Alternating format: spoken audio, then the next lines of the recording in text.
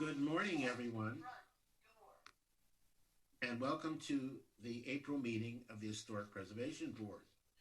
I have some very good news this morning that I'd like to share with you, which really reinforces what we do every month, every year, and I think is a great introduction to today's meeting. A couple from France in mid-March won the Pritzker Prize. For those of you who don't know what the Pritzker Prize is, it's probably the Academy Award of Architecture for probably the best architect of each year is crowned, as it were. And this year, it's the couple Jean-Philippe Vassal and Anne Locaton from France. And interestingly enough, unlike many architects that have been chosen for this prize in the past, their philosophy and practice is on upgrading or adding to existing housing, museums, public buildings, and it's very uplifting. Their motto is never demolish, never replace. Their adherence to making the existing better than has been is remarkable. Locaton says, transformation is the opportunity of doing more and better with what is already existing. The demolishing is a decision of easiness and short term. It is a waste of many things, a waste of energy, a waste of material, and a waste of history. Moreover, it has a very negative social impact. For us, it is an act of violence. I think that's so refreshing to hear, and I thought that'd be a good way to start off the meeting today and to move us forward in the future with thinking about what they have said as the leading architects in the world today. Thank you, Debbie. I didn't mean to take time, but I thought that was very important for all of us to hear. Good. Thank you, Mr. Chair. Welcome, everyone, to the April 13th meeting of the Historic Preservation Board. Before we get started with the agenda, I will hand it over to Jason Jacobson from the City Attorney's Office, and he will be reading the notice for the proceedings today. Thank you. Good morning, everybody, and thank you, Debbie. Today's meeting of the Historic Preservation Board has been scheduled in a hybrid format with a quorum of the board physically present and remaining board members, applicants, staff, and members of the public appearing virtually via Zoom. In order to participate in today's meeting, members of the public may dial 1-888-475-4499 and enter the webinar ID, which is 817-4834-7488#, or log into the Zoom app and enter the webinar ID, which again is 817-4834-7488. Any individual wishing to speak on an item must click the raise hand icon if they are using the Zoom application, or dial *9 if they are participating by telephone.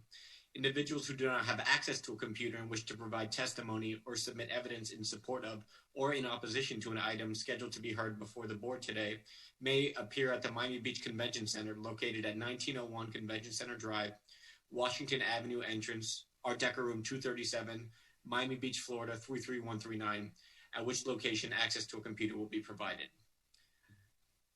On quasi-judicial applications on behalf of the chair and the board, I'll swear in each presenter or members of the public wishing to speak.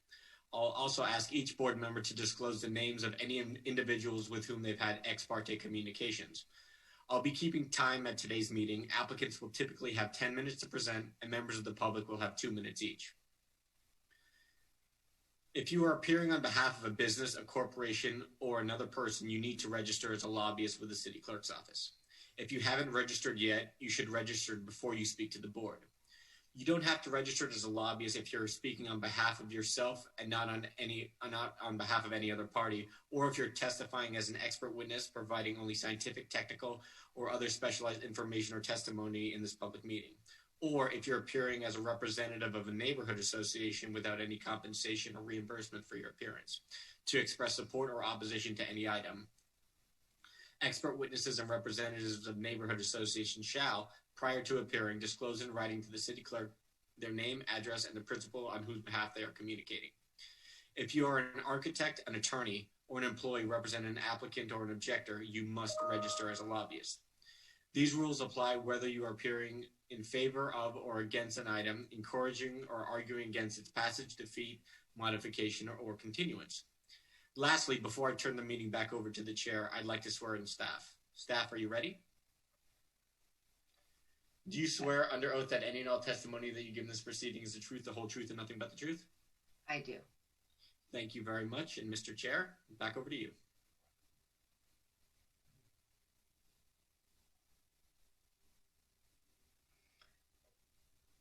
I don't see Mr. Finglass as a panelist at this time. I know Mr. Lopez, Vice Chair, is present with us. Oh, there's the chair. Hi, I'm sorry. That's okay. Turning you back, I'm having trouble with the computer this morning for some reason. Turning it back to Debbie for the first project. Okay, thank you, Mr. Chair. So this morning's agenda is very brief. We will have several discussion items at the end of the agenda, but the first item today would be the approval of the March 8th, 2021 minutes. Do we have a motion for that? I will move them. Okay, moved by Mr. Pascal. Do we have a second? I'll second that. Second by Mr. Lopez. All those in favor? Aye. Any opposed? Okay, I see none opposed, so that motion passes unanimously 7-0. Our next application today is a request for continuance. This is HPB file 20-0439, 739 2nd Street. This is an application requesting a variance for the minimum hotel unit size. I believe Mickey Marrero is at the meeting today, who will be addressing you, but staff has no objection to the request. We are continuing to work with the property owner and their representatives. They believe they may be able to actually withdraw this at a certain point, but I believe today they are requesting a continuance, and Mr. Marrero can confirm that. Thank you. Good morning. Thank you, Debbie, and good morning, board. Yes, we are, based on some comments from our neighbors and a meeting with staff, we do believe we definitely are going to modify this a little bit, and we may be able to withdraw it altogether, which would be great. In the meantime, I would ask for a continuance to the June meeting, just in case I am unable to get this thing resolved, and then I'll be back before you. But hopefully, we can fix it administratively. Thank you. Thanks, Mickey. So that would be board members to the June 15th meeting of the board. We would need a motion or discussion. Actually, let me see. We will need to take public comment, Mr. Chair, on this. Certainly. And at this point, I see Ernesto Medina. I believe he's here for another application, but Mr. Medina, do you have comments on 739 2nd Street? We are on behalf of Best Western Plus Atlantic Beach Resort. Yes, I would like to make a presentation to the board. We have provided all the exhibits, 7 exhibits. Mr. Medina, I just want to clarify, at this point in the meeting, we are discussing 739 2nd Street, which is a different application from the application you will be presenting later this morning. No, I'm not involved in that one. Okay, so we will call on you when your application is being presented. Thank you. Thank you. Okay, Mr. Chair, other than that, I do not see any other members of the public wishing to comment on this request. So I'll move to continue this to the June 15th meeting. Okay, motion by Mr. Pascal. Do we have a second? Second by Mr. Lopez. All those in favor? Aye. Any opposed? Seeing none, that motion passes and the application is continued to the June 15th, 2021 meeting. Thank you all. Enjoy the rest of your meeting. Bye-bye. Thank you. Thank you. Okay, moving to the next application, HPB file 20-0443. This is 1801 Collins Avenue. An application has been filed requesting a certificate of appropriateness for the partial demolition, renovation, and restoration of the existing building, including interior and exterior design modifications, the introduction of a rooftop retractable canopy system at the mezzanine level, modifications to the rear yard site plan, and variances from the required setbacks and from the open space required for the rear yard. I will note that that last variance request, which was an open space within the rear yard, that variance was determined by staff after further review of the application not to be required. So although the initial application was noticed with that variance, because that variance is not required for the plans that were submitted before you today, that variance is no longer being requested. When we did note that in our analysis. Most of you, I think, are familiar with this property. It's really a fascinating property that I often speak about when I do presentations to local universities and other preservation groups. It's a unique property because the original building, which is at the eastern portion of the site, was constructed in 1940, designed by Polovitsky and Russell. And what's, somewhat of a unique style for Miami Beach, it really has a lot of characteristics of the international style of architecture. Then in 1957, Morris Lapidus designed an 8-story attached addition located at the western portion of the site, connecting to the Polovitsky original building. So it's really kind of a fascinating study of how the city's historic districts have been layered over time, and how even changes that have occurred over time can become significant, even though they were modifying the original design. The applicant is currently requesting several modifications. They are requesting some modifications to the original public interior space. That is the lobby space at the ground level. They are also requesting a retractable canopy, which is at the roof of that mezzanine level. So it wouldn't be a traditional roof level that many people would think of at the top of the building, but this is an interstitial level along the south of the property where they have a dining terrace, and they are proposing to introduce a retractable canopy. Finally, they are also proposing some modifications to the rear yard. Staff has outlined the history and modifications that have been made over time. I also want to thank the applicant for submitting an extremely thorough and very well done historic resources report. We've done a lot of research on this property, and I know the applicant has as well. Within the original within the 2 lobby spaces. So there was the original 1940 lobby space that had been modified significantly over time. There are just a few remaining features, including a staircase and the hexagonal columns. The Morris Lapidus designed lobby, which is toward the west of the property, has very little historic documentation. We were able to find some original microfilm plans, but they don't, they don't speak to or delineate any significant features within that lobby area. So generally, staff does not have any real concerns with their proposed modifications within the lobby. We are recommending that the finishes proposed, including the cladding of the columns, be much more consistent with the original characteristics of the architectural styles that the lobby will be restoring. The other modification, and this is along the south side, deals with the south wall. This is perhaps the most significant modification the applicant is requesting.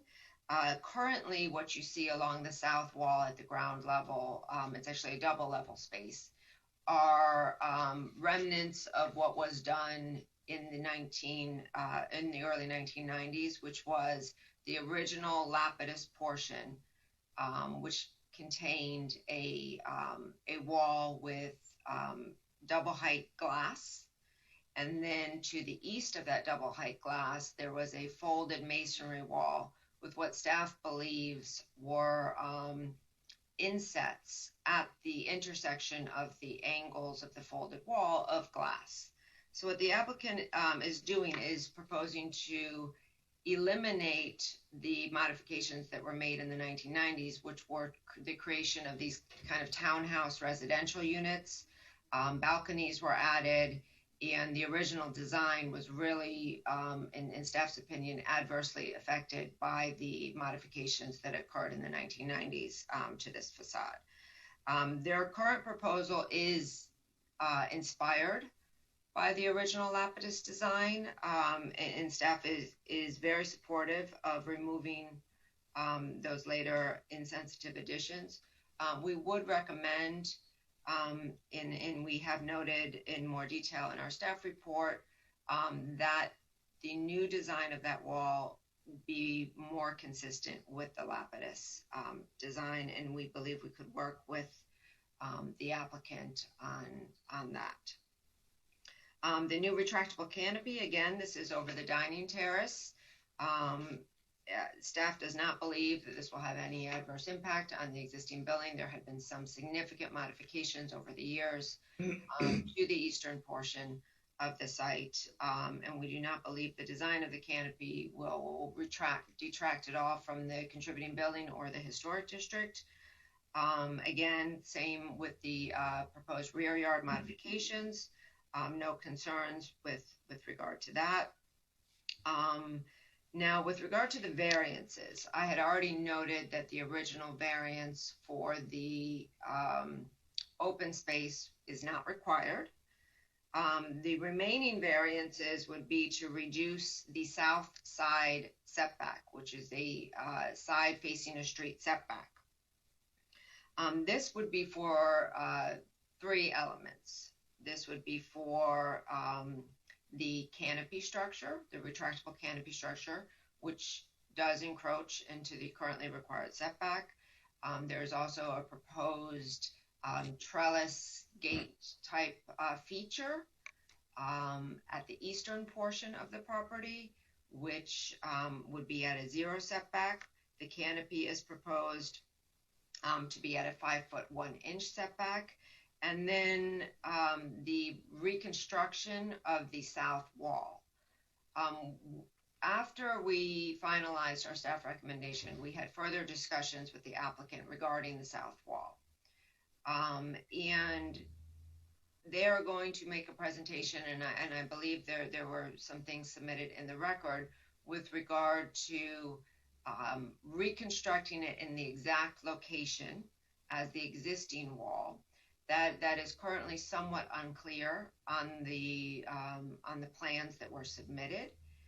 And if the board determines that the work proposed is consistent with the certificate of appropriateness review criteria, then the applicant may be able to withdraw the variance, because that would be considered an existing non-conforming setback and would meet the thresholds required in order to retain that setback. And the applicant has also proposed some conditions in the order with regard to maintaining the existing setback and not exceeding or increasing the nonconformity of that existing south wall. And I believe that is the totality of the request. Staff is generally supportive of the project. We are recommending approval subject to the conditions outlined in our draft order. I would also note that after the writing of this report, there did become a question with regard to a previous planning board order. The existing property does have a conditional use permit for the occupancy of their food and beverage. That conditional use permit was approved with a certain site plan and a certain areas identified for the food and beverage. This current plan would modify that. Since they're removing those residential units from the original lobby, the Lapidus lobby, that area will then increase or they could expand their food and beverage. Therefore, staff is recommending a condition in the Historic Preservation Board order, which the applicant has agreed to, that would require a modification to the existing conditional use permit prior to the approval of any building permit that would be applied for this project. And that is all I have. I believe Michael Larkin and his team are ready to present the project to you. Thank you, Deb. Mr. Chairman, I'm ready to proceed. Certainly, Michael. Thank Mr. you, sir. Larkin, is your team all ready to be sworn in? Yes, I think they've all been promoted over, but I can't see, so I just want to make sure that Mitchell Cohen, Steve Abdikoff, Ray Fernandez, and Matthew Lewis, have they been promoted over as participants? Because I really can't see. Yes, they have. Okay, then we're all ready, Jason. Great. And if everybody could unmute. Do you swear under oath that any and all testimony that you give in this proceeding is the truth, the whole truth, and nothing but the truth? I do. I do. I do. I do. Great. Thank you. You may proceed, and I'll start the timer once you begin talking. Thank you. So, Mr. Chairman, board members, and staff, Michael Larkin, representing the applicant. We're here today to present to you all the exciting renovation to the historic Shelburne Hotel. With me today from ownership is Mitchell Cohen and Ben Leahy. We have our project managers, Grace Dillon and Sandor Scher. We have our historic preservation consultant, Steve Abdikoff. We have our architect of record, Ray Fernandez, our landscape architect, Matthew Lewis, and my colleague, Nicholas Rodriguez. Could you please bring up the presentation, PJ? Okay, can you go to the next slide, please? So as you all can see from this aerial photograph, the property is a long rectangular oceanfront lot located on the north side of 18th Street in the Collins Park neighborhood. To the north of us is the Nautilus Hotel. To the south is the 18th Street Street Inn, and then the Raleigh assemblage. We have met with the Collins Park Neighborhood Association and earned a letter of support that we have submitted into the record here today. And I believe Ray Breslin will be a part of the public testimony offering support for our project. Next slide. As you can see, the zoning is RM3, which is entirely appropriate for an oceanfront hotel. On the left and on the right is an excerpt from the maps for our local historic district, noting that the Shelburne Hotel is a contributing structure. In large part it is. There are certain parts such as the townhomes in the lobby and the cabana structure in the northeast corner of our property that are non-contributing, but in large part the square footage within the property is contributing. Next slide. The original tower of the Shelburne was designed by Igor Polovinsky in 1940, consisting of a 14-story tower we see on the left-hand side towards the west end of the property. If you could note the abundant glazing in the lobby of the original Polovinsky tower. And then in 1957, as you can see on the right-hand side, Morris Lapidus designed an addition west of the original tower. The addition consists of 103 additional rooms and a large new lobby and entrance sequence, including the iconic porte cochere at the front entrance to the hotel. One distinctive feature of the Lapidus addition was the storefront glazing and accordion wall in the south facade. In the rendering you see here, you can see the shadow formed by the V-shaped panels that made up the accordion wall design. Next slide. But as you can see in the right-hand photograph, the pronounced angles that Lapidus wanted for the accordion wall were really not constructing like that. The angles were much more subtle, perhaps due to technical construction challenges at the time, or even cost, an early attempt at value engineering. As you can see in the image on the right, in the mid-70s, the Board of Adjustment approved a variance to permit AC chillers to be located adjacent to this facade. It was treated as a back-of-house area. It should be noted that AC chillers are no longer there today, so the variance order from 1975 has become moot. Next slide. Our first request of the board today is a COA for demolition and design to renovate the south facade, lobby, outdoor sky terrace, and pool deck. We're happy to be presenting this request to remove the non-original townhomes that were introduced in 1993 and therefore restoring the lobby to its original use configuration. In fact, when we met with MDPL last Friday, one of the members, I believe it was Jack Johnson, noted that the hallway leading from the westernmost portion of the lobby to the pool deck was narrow and confining based upon the addition of these townhomes. So we hope to rectify that mistake. In the pool deck area, we propose a new pool in place of the rather humble patio area that is cut off from the rest of the property with some high hedges. Next slide. This is a plan view of the mezzanine level, which is also non-original. It was built in conjunction with the townhomes. This will be demolished, allowing the lobby to be restored to its original double height space. To the east is the location of the Sky Terrace that is quite inhospitable in the South Florida sun and weather. So we have proposed a retractable awning to cover this space. And now, Mr. Chairman, I'd like to turn it over to our historic preservation consultant. His resume is in the record. He's an expert witness, and I'm going to let him do this portion of the presentation. Thank you, Michael. Next slide, please. Mr. Chair, members of the board and staff, it's a pleasure to speak before you today regarding the Shelburne. It's clearly an iconic example of a composition of two mid-century master architects, Igor Polovitsky and Morris Lapidus. The image that you're looking at right here is the original building designed by Polovitsky and Russell in the international style. I think it's interesting to note that Igor Polovitsky was only 29 years old when he designed this building. He was only 6 years out of college. I think that's pretty remarkable. I think he dealt with some challenges very effectively. He had a long, narrow lot with an axial emphasis. The primary axis was about the east and the west, fronting the ocean to the east and Collins Avenue to the west. To accommodate this situation of the site, he flipped the public areas to the east along the ocean and the surfaces to the west. That's an item that's significant. And also on the upper levels, he stepped the eastern facade back to accommodate ocean views from 11 to 13 guest rooms at each level. On the western level, he accommodated the automobile. It was really the first hotel building in Miami Beach to accommodate that. It was a prototype, in fact, for the post-World War II Miami Beach Resort because it was the first hotel oriented to the guests arriving by car. He also utilized glazing prominently, banded ribbon windows, and the emphasis of the lobby was important. It's a contributing space that still exists. There are details that include the original double height volume of space, the octagonal mahogany columns, and the curved stair to the mezzanine.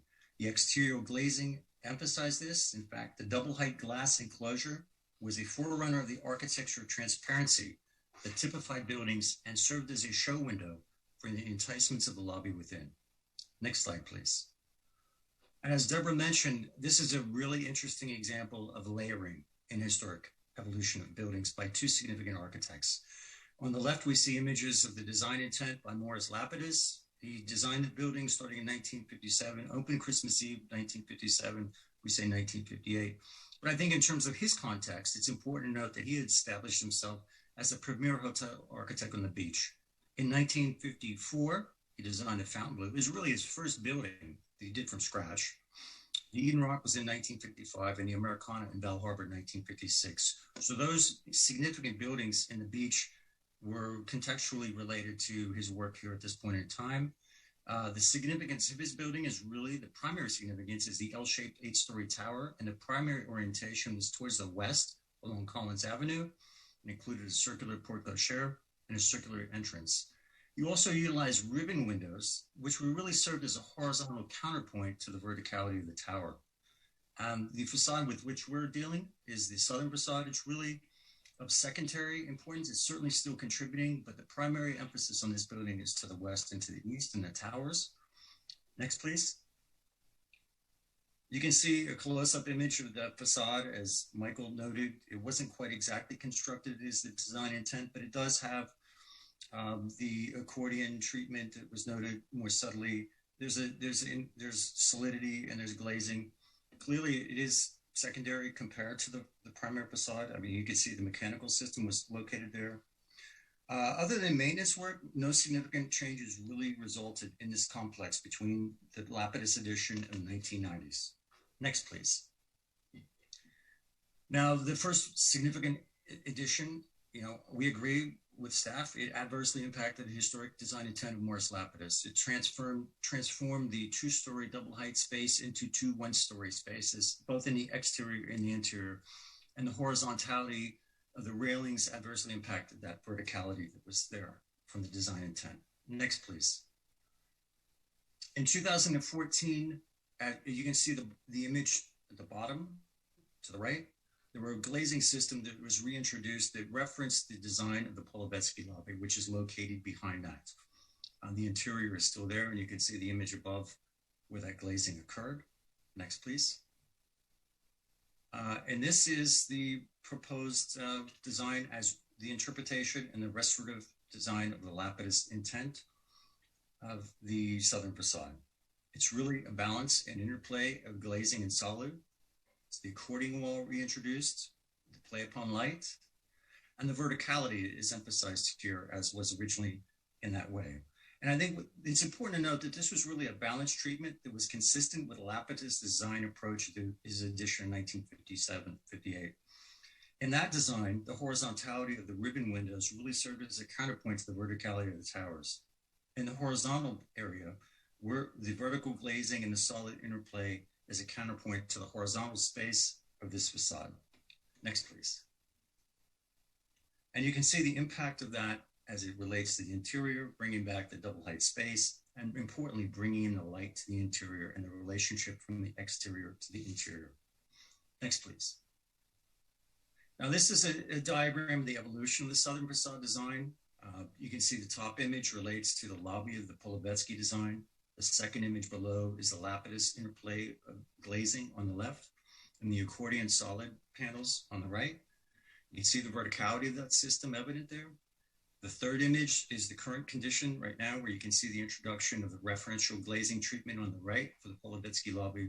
However, the adverse effect upon the horizontal railings and the double 2 stories that have been integrated there takes away from the verticality. You can see the design intent that we are proposing at the bottom, which incorporates the Lapidus language. It's consistent with it, reintroduction of the vertical spacing, the double height space, the accordion, the interplay between solid and glazing. Next, please. You can see this in a context, the detail in the lower left in the context of the above, and I think this really makes the point of what we're talking about here. The counterpoint, as Lapidus used the horizontal ribbon windows, even Polovetsky did in his building as well. The verticality of the horizontal feature is a treatment that's consistent with the Lapidus approach of how he approached his design in 1957. Next, please. Next, please. Once again, clearly, what we're looking at on the left is non-contributing. What we're looking on the right is restorative to the design intent of Lapidus. Next, please. And I'm going to conclude with this image here. This really shows the layering of the master architects, the Polovetsky design on the left, the Lapidus edition, the concept design intent in the center, and the reintroduction and the restoration of the design intent of the southern facade, as I've articulated on the right-hand side. So to conclude, in my expert opinion, the design is in accordance with the Secretary of the Interior Standards for Rehabilitation, which are incorporated into the Historic Preservation Ordinance. More specifically, criteria number 4, most properties change over time. Those changes that have required historic significance in their own right shall be retained and preserved. Significantly, the Polovetsky and Lapidus fabric is retained and has been interpreted per standard number 9. New additions, exterior alterations, or related new construction shall not destroy historic materials that characterize the property. The new work shall be differentiated from the old and shall be compatible with the massing, size, scale, and architectural features to protect the historic integrity of the property and its environment. This design meets these criteria and is in accordance with the Secretary of the Interior Standards and the Historic Preservation Ordinance, in our expert opinion. Thank you. Thank you, Steve. Next slide, please. Mr. Chair, the 10 minutes has elapsed. So, Mr. Chairman, could I respectfully request an additional 10 minutes? I think we could wrap it up in that time frame.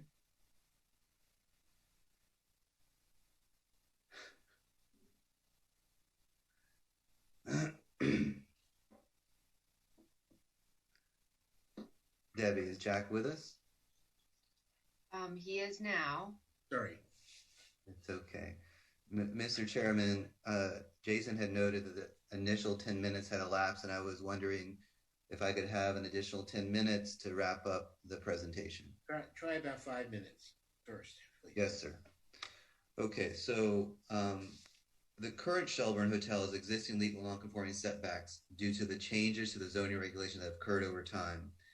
Initially, we believed that the proposed renovation of the south facade required a variance to permit it to follow the existing non-conforming setback of 5'1", which is the blue line indicated on this slide, where 8'2" is required nowadays, and that's the red line on this slide, with our wall in between the blue and the red line.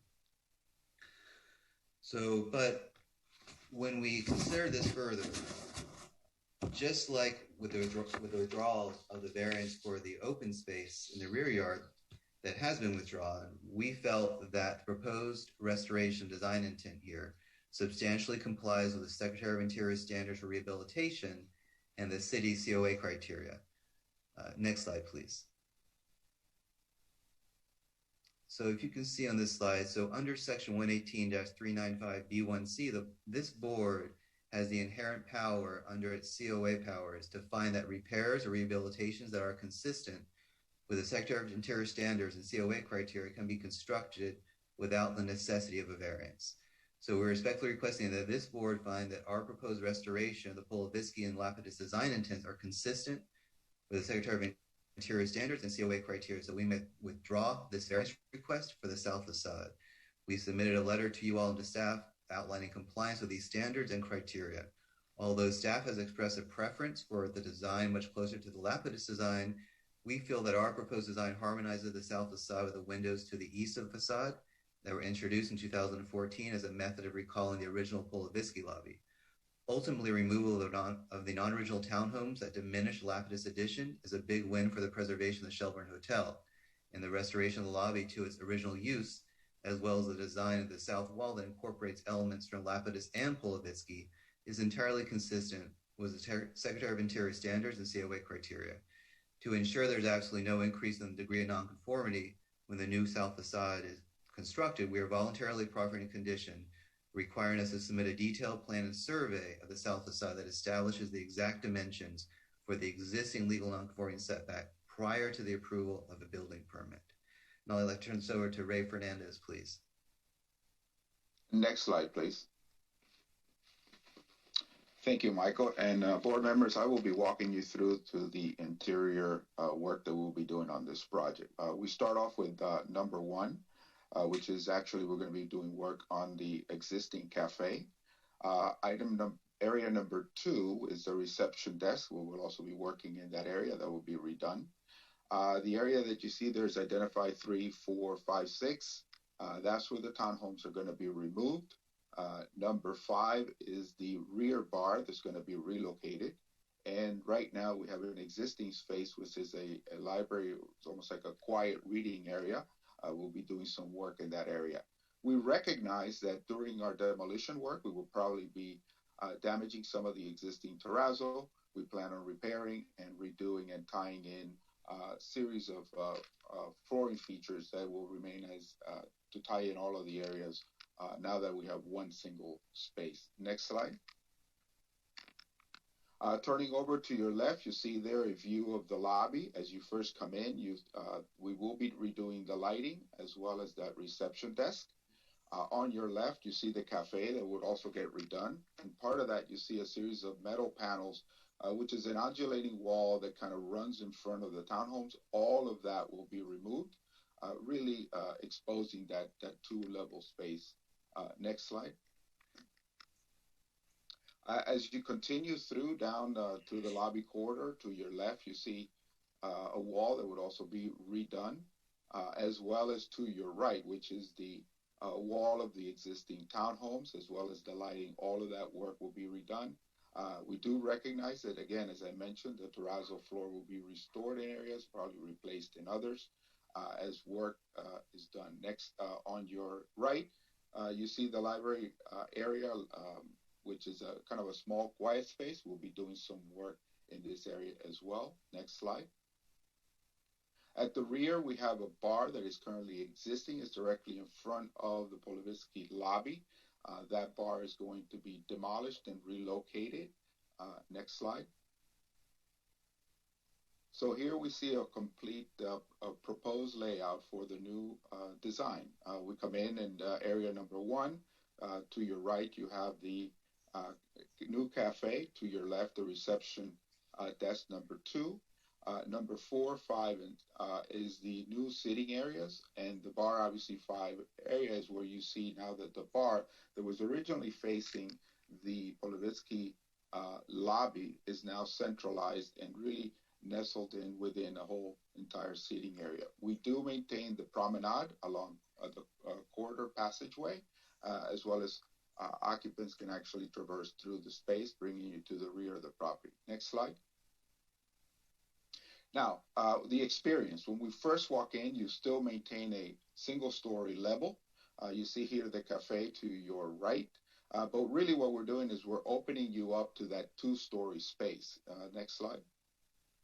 And in that 2-story space, we're now, the redoing of the accordion wall, bringing in more light, opening up with these vertical windows. We now tie in that entire 2-story space from front to back of the entry lobby and the Polovitsky lobby. And obviously we have a sitting area in the front. You see the bar in the middle, and towards the rear, another sitting area. Next slide.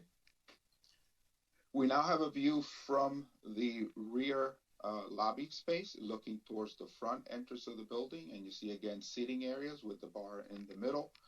We do obviously going to be redoing all of the flooring in this area and the ceiling spaces and the walls areas.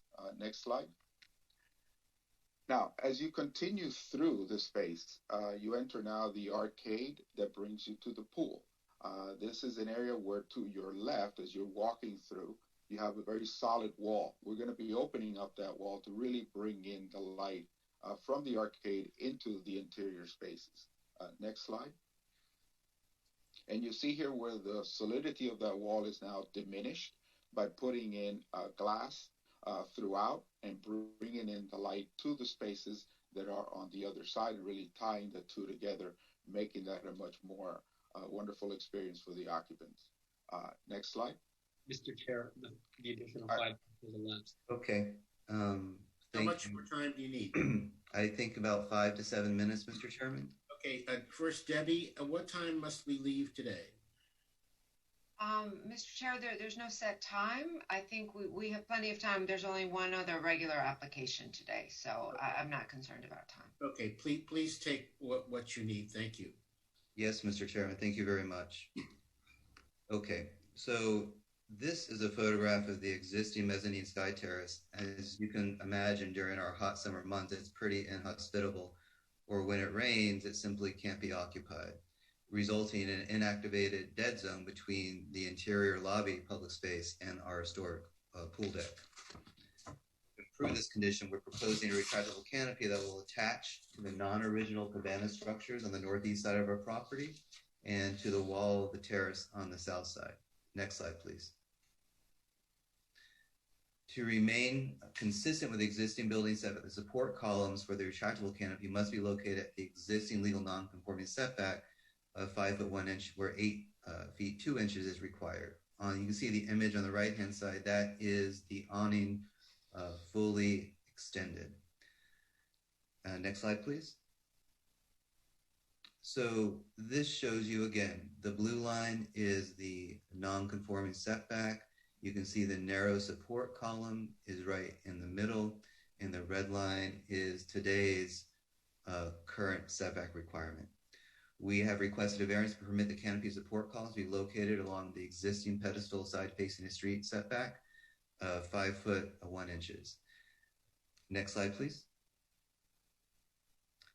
This gives you an idea of what the elevation looks like now with the cabanas and with a mezzanine terrace. Next slide. This shows you with our reinterpreted wall for the south facade on the left, and on the right-hand side, you see that the structure will support the canopy. Next slide. Here is a rendering of the mezzanine terrace. As you can see, our patrons can escape from the heat of the sun and come up here and relax and enjoy, or when it rains, it can be fully extended. When it's great weather out, of course, it'll be fully retracted. Next slide. This is the view from 18th Street. On the left-hand side is the existing view. On the right-hand side, you can see hints of the retractable canopy. What Matt Lewis has been clever in doing, though, as you can see, most of the cars along the street on the north side are parked parallel, but for some reason they began to park at a 45-degree angle as 18th Street ends. We're asking that we'll ask the city to have all parallel parking there so we can introduce more trees. This was already something we were doing, but Jack Johnson from NDPL also suggested we increase more of a landscape buffer there with trees, and we are happy to oblige and to do that. Next slide. So this is one of the best cases in preservation law. Here, this is the Corcoran Art Museum that is a stone's throw from the White House, built in the Beaux Arts style. And the Corcoran owned a vacant parcel immediately adjacent to it, and they were, in some financial duress, and they are looking to redevelop that. And so they wanted to put an office building there to create some additional revenues. An adjacent office building owner, this United Union, said, no, we don't really want the competition here, and so they fought it. And so the DC Appellate Court is like the baby Supreme Court. You have brilliant jurists on that court, and you all can certainly read the holding from there. But to paraphrase, that appellate court found that the design of the proposed office building, to the extent it triggered variances to be consistent and compatible with the existing historic building, formed the basis of the hardship, which permitted this DC Board of Adjustment to grant the variances. So this DC Appellate Court upheld the grant of the variance for the reasons set forth in this slide. Next slide, please. I'm going to turn it over now to Matthew Lewis. Hi, everyone. I know I need to keep this short and sweet. So here are some existing photographs of the arrival of the existing pool and the existing pool terrace out beyond. I think when you look at the middle photo, it really shows how the middle and the right photo really shows how the site is segregated with its views and with its use of space throughout the site.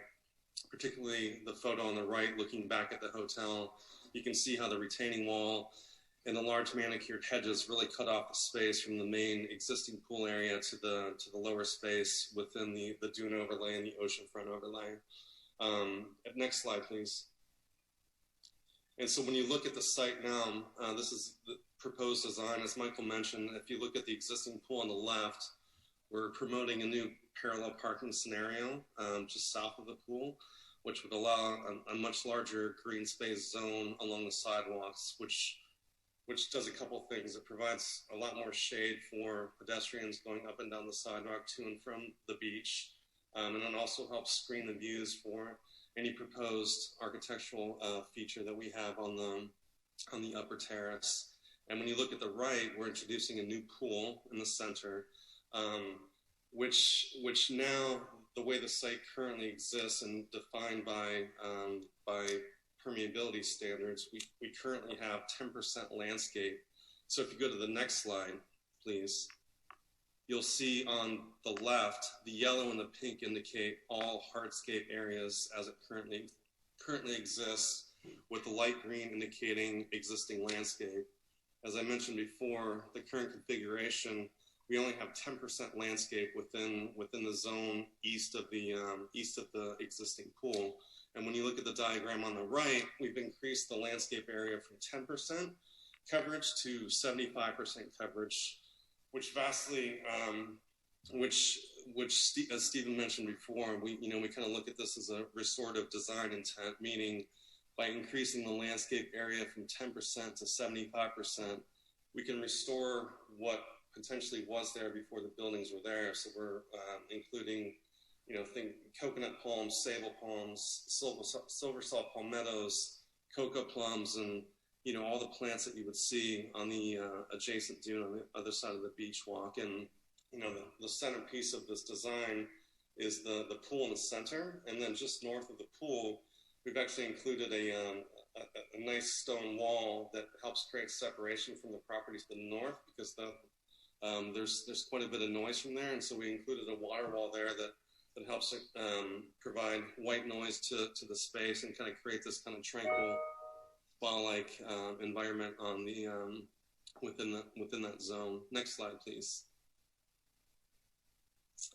Here again, it's a little bit more clear, the overall master plan. You see the existing pool on the left with the historic diving board.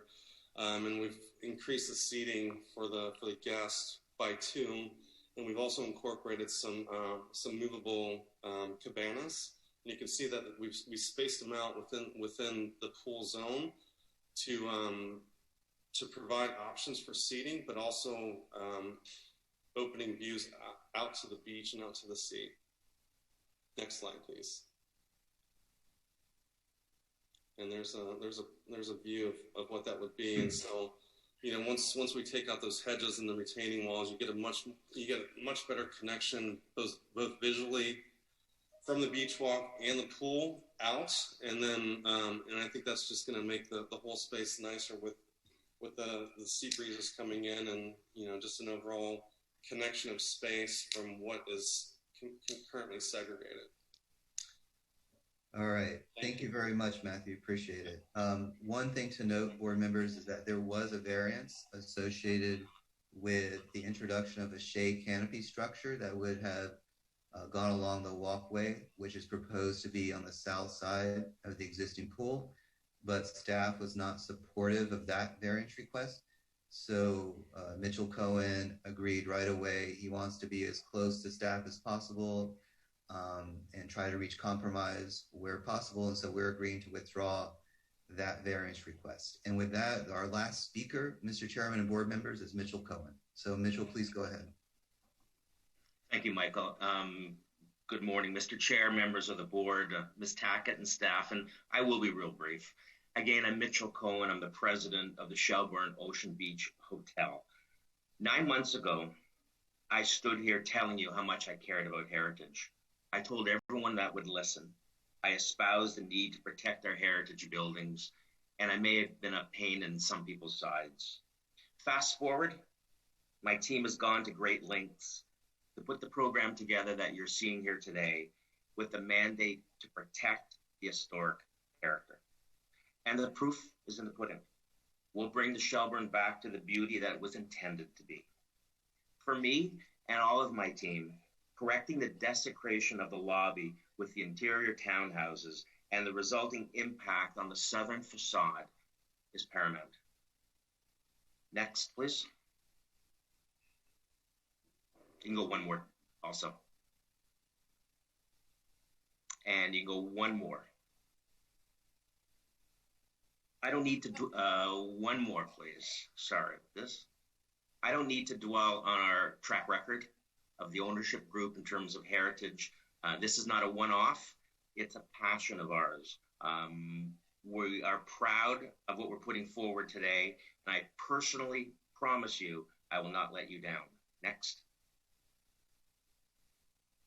Again, 9 months ago, I told you about how much I cared for heritage, for Polovitsky, Lapidus, for the Shelburne, and for South Beach.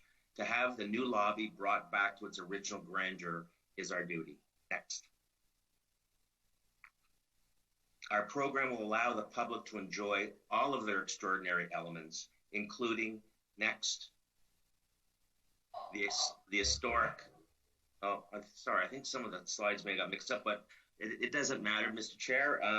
We'll allow the public to enjoy the extraordinary elements, including the sky deck and the equally marvelous diving platform.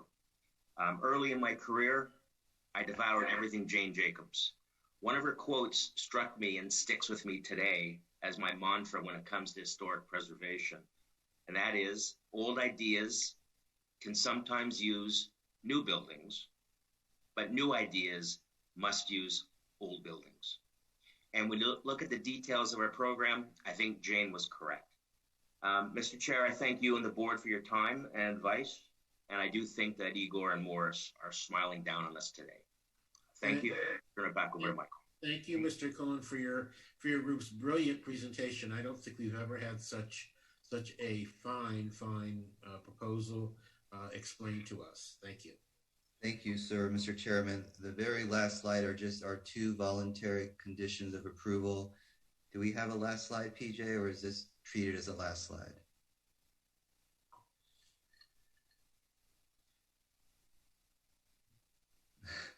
That is the last slide. Okay.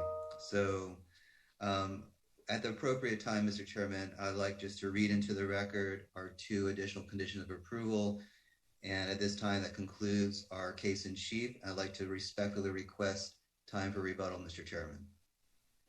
Thank you, Michael. You certainly shall have it. Debbie? And Mr. Finglas, before we go to public comment, would the board announce now if they've had any ex parte communications or disclosures? I have with the group that just spoke.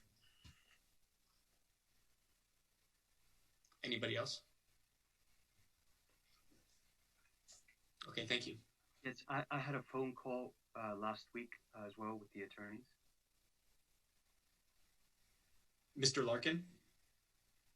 It was me.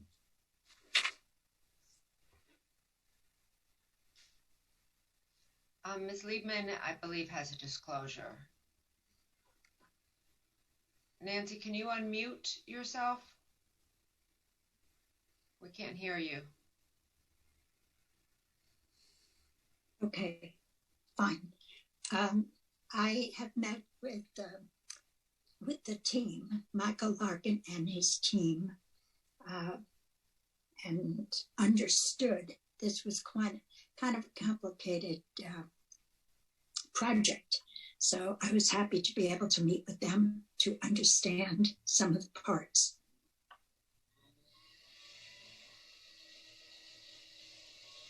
Thank you very much. Mr. Chair, I don't see anybody else, so I will turn it back over to you. Okay. I just want to add. Sorry, we received some emails as well, right? And those are already on the record. Correct. There were some emails that were placed in the public comment. We also received and had transmitted to the board a letter from the Collins Park Neighborhood Association. I believe you received that from Mr. Breslin earlier this week. Okay, can we move on to public comment, Debbie? Yes, thank you, Mr. Chair. Our first speaker is the law offices of Kent Harrison Robbins. Good morning. I had a motion for continuance, and I raised my hand, and I was advised that the city attorney is giving me a few moments to present that outside of my presentation. Is that correct?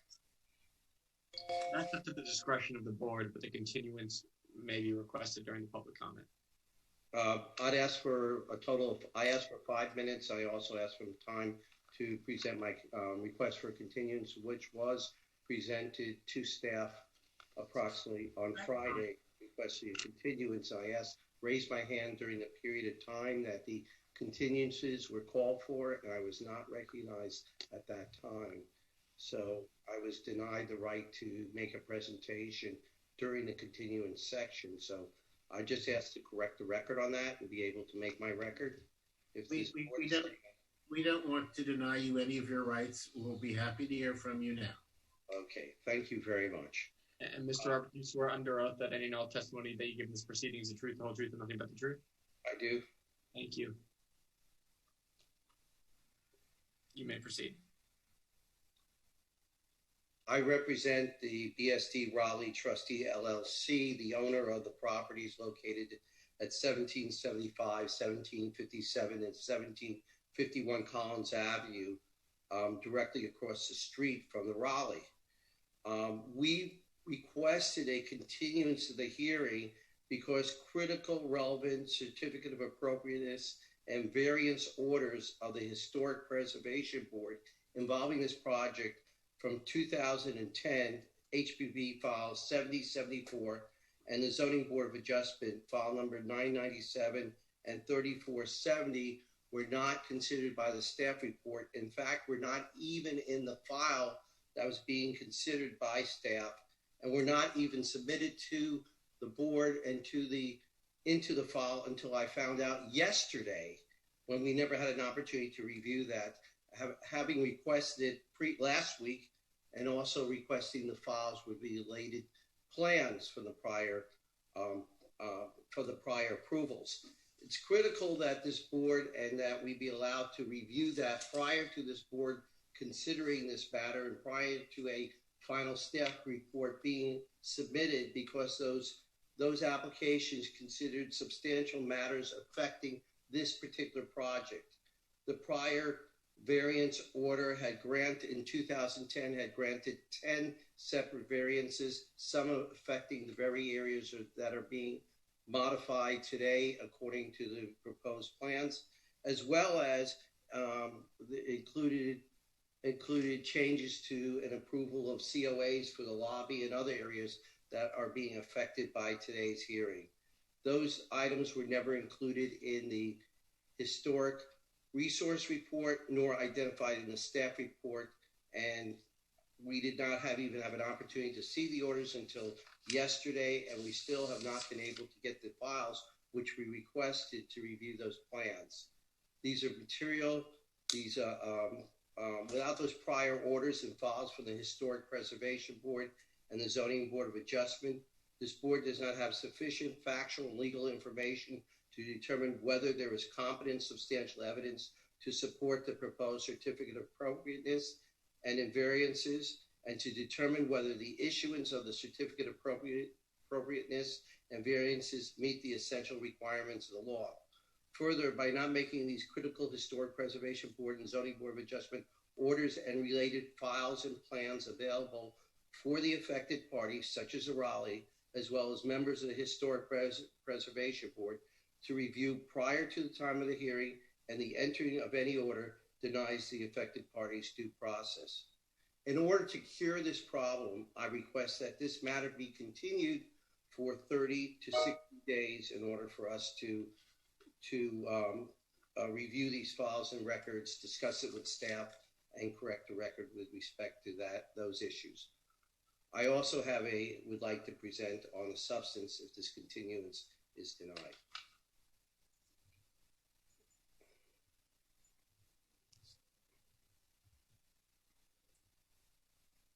Are you done?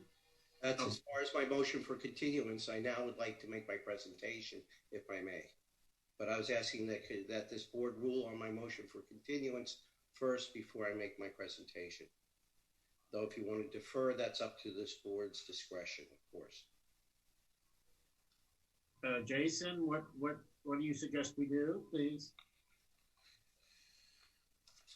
Mr. Chair, my suggestion is we hear the entire presentation, and at that time you can ultimately make the decision whether to grant the continuance and discuss his opposition to the application all at once.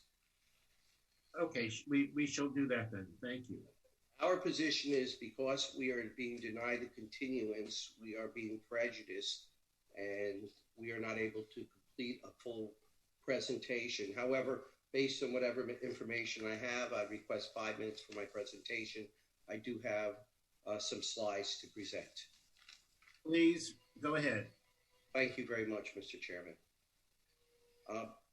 As I said before, I represent the Raleigh, which, as you know, next slide, please. As you know, the Raleigh is part of a trinity of buildings that are going to be grandly and meticulously restored and rehabilitated to provide for a grand Murray-Dixon trinity of buildings. I'm sure you all remember those presentations earlier a few months ago, and we look forward to rehabilitating our buildings and be a star in our community. However, we are concerned about the potential adverse effect that the Shelbourne may have in its restoration plans. We are very concerned that under 118-564A2, the Historic Resources Report is to contain all data and historic documentation regarding the building site or feature. However, that Historic Preservation Report did not fully address the historic treatment of the southern facade of the lobby. And the staff report at page 9 admits that the, quote, south wall of the lobby featured double height glass and along the western end, and vertical masonry folded panels extended to the east. And in that report, it says there is no definitive evidence has been located to support what is being proposed. That's your own staff report. At page 10 of the staff report, the staff acknowledges that they located microfilm for the southern elevation, but that microfilm was not introduced into the record. The historic resource report again misses this critical evidence for the proper restoration of this critical part of the southern elevation. So what are we talking about? Can we go to slide number 4? Next slide, please. Slide number 4, and I think it was discussed briefly. No, back, please, back, please. Slide, oh, thank you. As it was discussed before this board, no, please go back forward to slide 4. Thank you, that's where we'd like to stay. As discussed by the before this board, there were these very interesting elevations that were created by Morris Lapidus in his addition.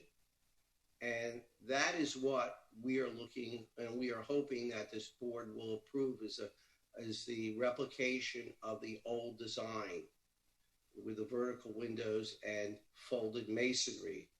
As stated in staff, what's being presented, there's no evidence to support it.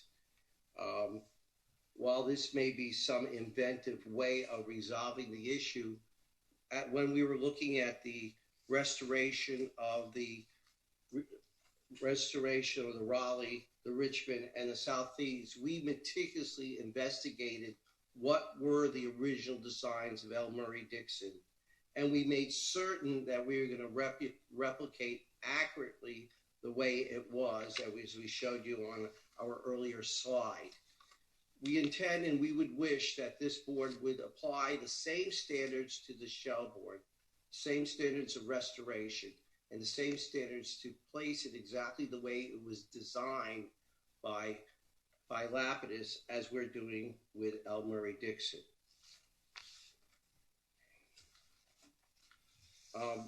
We believe that the historic preservation report, which is a required part of the submission, does not meet 118-564A2 and should be required to be revised to incorporate the history of the facility, including the Historic Preservation Board approved lobby and other changes that were made according to the HPB report that was recently submitted.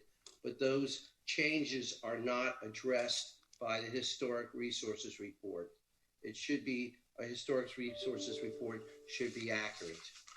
Finally, I note that there is going to be substantial changes in the structural elements of the building, especially on the south elevation, especially where those townhouses are going to be removed and the lobby restored. Under 118-562B7, the applicant is required to provide structural evaluations and corrective action reports. Those structural evaluations and structural reports required under 118-562B7 have not been submitted, and that submission is a fatal flaw in this application.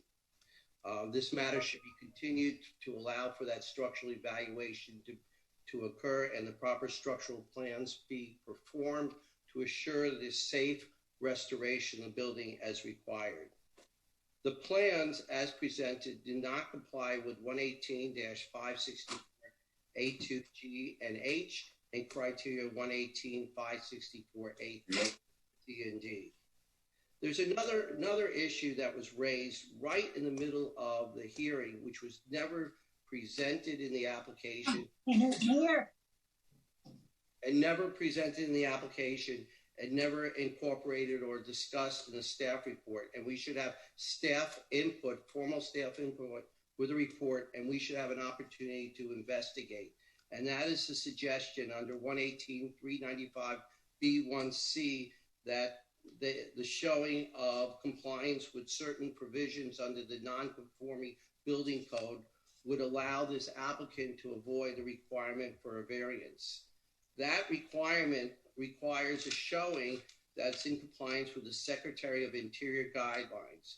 We have not had an opportunity to prepare and introduce expert testimony as to whether 118.395 has been complied with, because this is a last-minute change.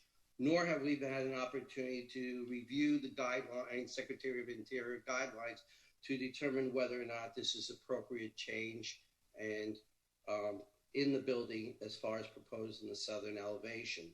This sudden and at the hearing change in the application and the request should not be permitted to be done at the last minute.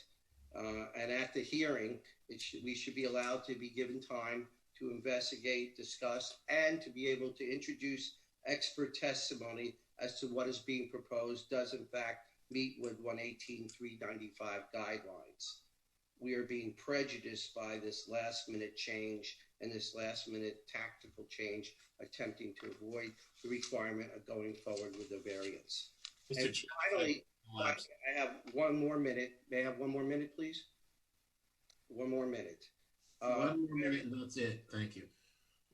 Thank you. The variance is, the practical difficulty standard is not supported by city ordinances and is not the law.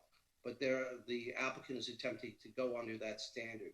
It is not recognized by our city ordinances. It must comply with 118.353D criteria. Those 7 criteria must be complied with, each and every one. There is no competent substantial evidence to show that they comply to each of the standards. None have been introduced into the record. And for those reasons, I ask you to deny the variance and at the very least continue the entire application in order for us to then address the issues I raised today. Thank you. Thank you, Mr. Robbins. Debbie, it's time for on rebuttal, please. Thank you, Mr. Chair. Yes, we do have an additional member of the public wishing to speak. Mr. Larkin, I know your hand is up. Would you like to finish with public comment before your rebuttal, or would you like to make your rebuttal now? I would like to have the entire public testimony before I begin. Thank you. Our next speaker is Daniel Seraldo.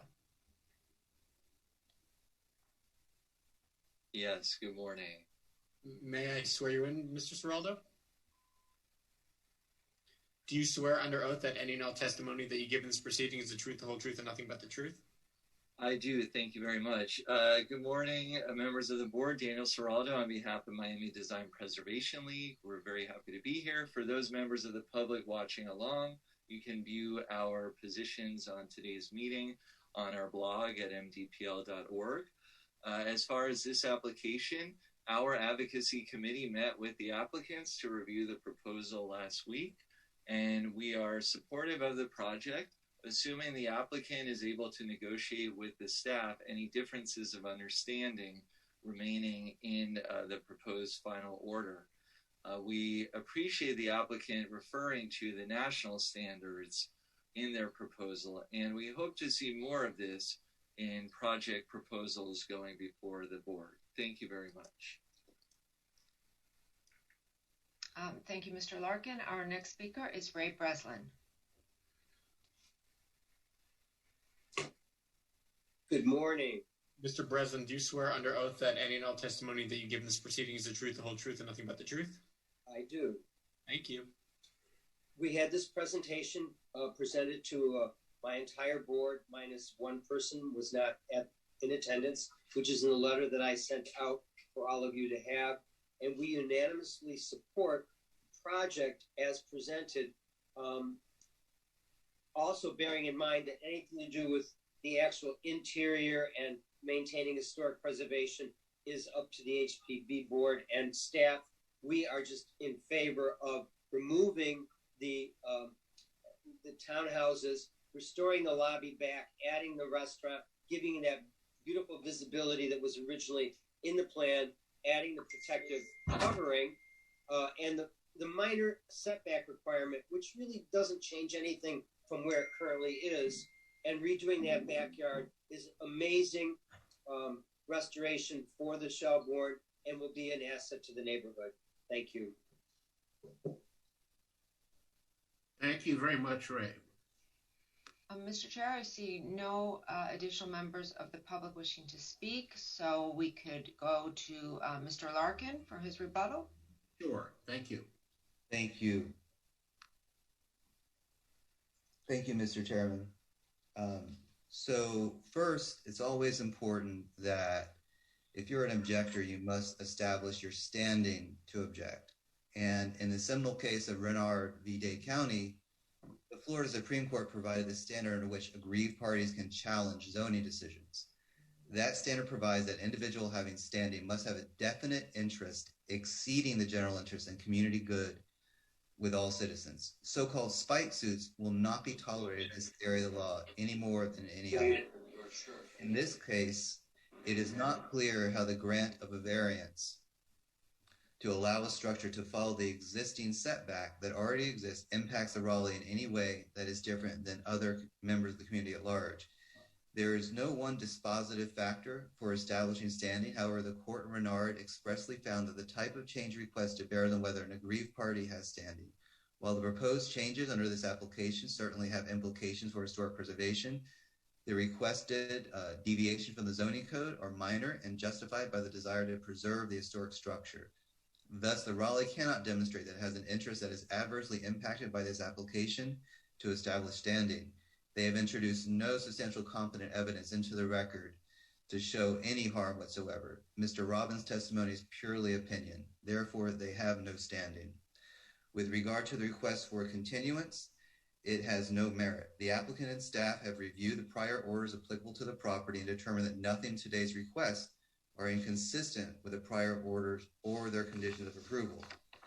The attorney for the Raleigh in his letter inexplicably argued that our requests are inconsistent with the prior orders, despite also claiming that he has not had the opportunity to review these orders, and thus the Raleigh's due process rights are somehow affected.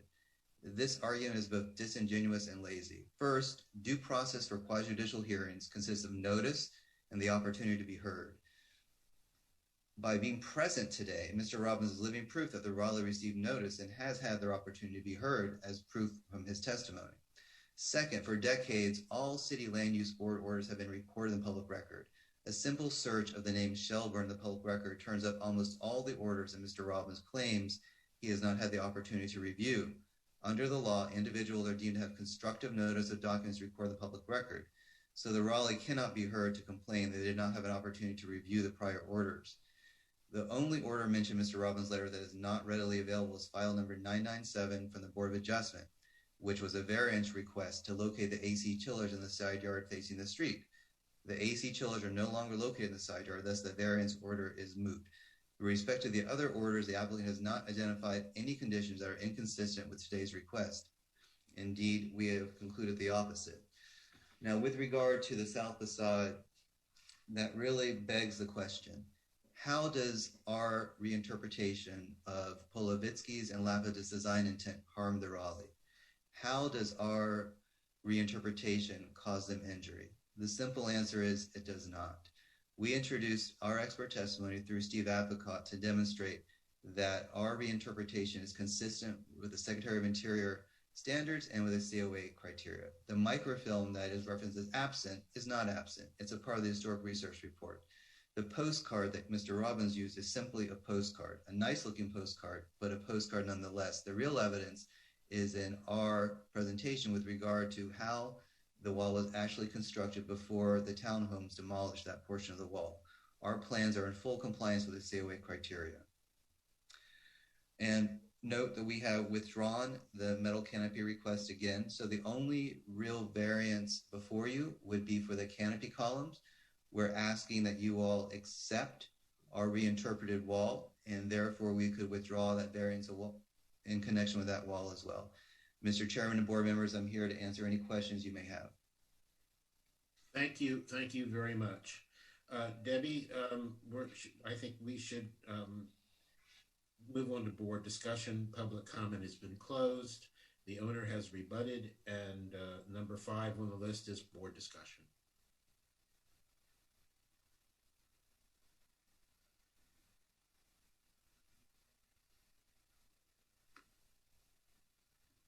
Did you hear me, Debbie? Yes, that is correct. It is board discussion. The board may want to discuss the request by Mr. Robbins for the continuance first, and then go into further discussion. Let's discuss that. Who would like to go first? Nancy? You're still on mute, Nancy. You need to unmute. Okay. Well, I find this an impossible mess that's being laid upon the wonderful new design for this building. I don't understand. It's like the last time I heard about the Raleigh, I thought we had everything sewed up. Everything was fine. Nobody was complaining about anything. The next door neighbor, who happens to be the owner of the current project, he was complaining about the shadows from the Raleigh. And that's where it ended. And all of a sudden has appeared Ken Harrison Robbins, who has all of these minor kinds of programs that he's trying to, I guess, if I had to think of it logically, it's to try to get this project off track. My first question is, I don't think that Ken Harrison Robbins was involved with the Raleigh. He seems to be calling it his orders and his whatever. I think it's a confusing thing, and rather than me sitting here just to complain about all of it, and I think it's so unheard of that we have this kind of activity going on, trying to do something that I can't even understand. I guess the only question I had when I listened to Robbins was, what happened to this 2010 project that had all of these things considered, that now we're supposed to look back and see where they are? I don't understand how this is pertinent to the information, the professional information that we got from Michael Larkin and his team, the wonderful changes that are going to turn this hotel into, instead of a dark shadow, and I've been in there many times, it was a dark shadow. It was a beautiful building, but the way it was put together kind of shut out all the light and the air. And I think the opening of all of this and the changes that do not seem like these terrible things that have to be reviewed, that are going to be, that have not been considered, I think that's just a hoax. I'd like to see this project move forward. It is probably the most thought out project that we have seen in a long time, and I applaud it, and I hope we move it forward. Thank you. Thank you very much. I'd like my question answered. What happened to the 2010? Can we hear about that? It seems to be pointing. Their owner rebuttal has been, we finished that area, and that would open up for discussion back and forth, which we really don't have. This could last for days. Mr. Chair, I could probably answer Ms. Lieben's question. I'm sure. Yeah, so I'm familiar with the 2010 Historic Preservation Board approval. That project was completed. That project, the order of the board at that time does not need to be modified in order to have a separate application submitted and approved by this board. There's no conditions in that previous order that would be in conflict with what is being requested today. There were modifications to the entry to the western portion of the hotel, the portico chair, some modifications to the public interior spaces, some modifications on the southwest side, and they also proposed improvements to the basement at the time. But there's nothing that's in conflict with the previously approved project, which was constructed, and that's what we see today, and what's before you today. So there was no need to modify a previous order of the board because there is nothing in conflict with what they're proposing currently. Thank you, Debbie, for that very good clarification. I greatly appreciate it. Kirk? So, I mean, with regard to that topic, I mean, again, to piggyback on what Nancy said to some extent, I think with the Raleigh, with this project, context, compatibility, I mean, I can remember us considering that very strongly, and specifically with regard to the Raleigh structure, I think we cited the Shelbourne quite a lot, and our intent to try to maintain the historical compatibility. As I recall, even on the question of the height, we pretty much matched the height on the existing Polovitsky building at the Shelbourne. So, I mean, I'm familiar with the 2010 renovations. I saw them happening. I don't see the conflict here myself. Thank you, Kirk. Max? Thanks. I don't think I have anything to add really on that continuance question, if that's the scope of just what we're talking about now. Yeah. If city staff and city attorney's offices advice is that we have the information that we need before us to make a decision, I'm fine. Thanks. Thank you. Barry?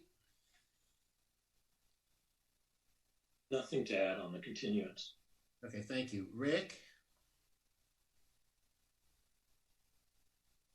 Nothing here. Okay. Laura? Nothing to add. Okay. I'm last but not least. I see no reason on earth to delay this project, which will be a fabulous addition to Collins Avenue and to the future of the Shelbourne. I think we should move forward post haste and not delay it in any way. So, would someone like to please make a motion? What?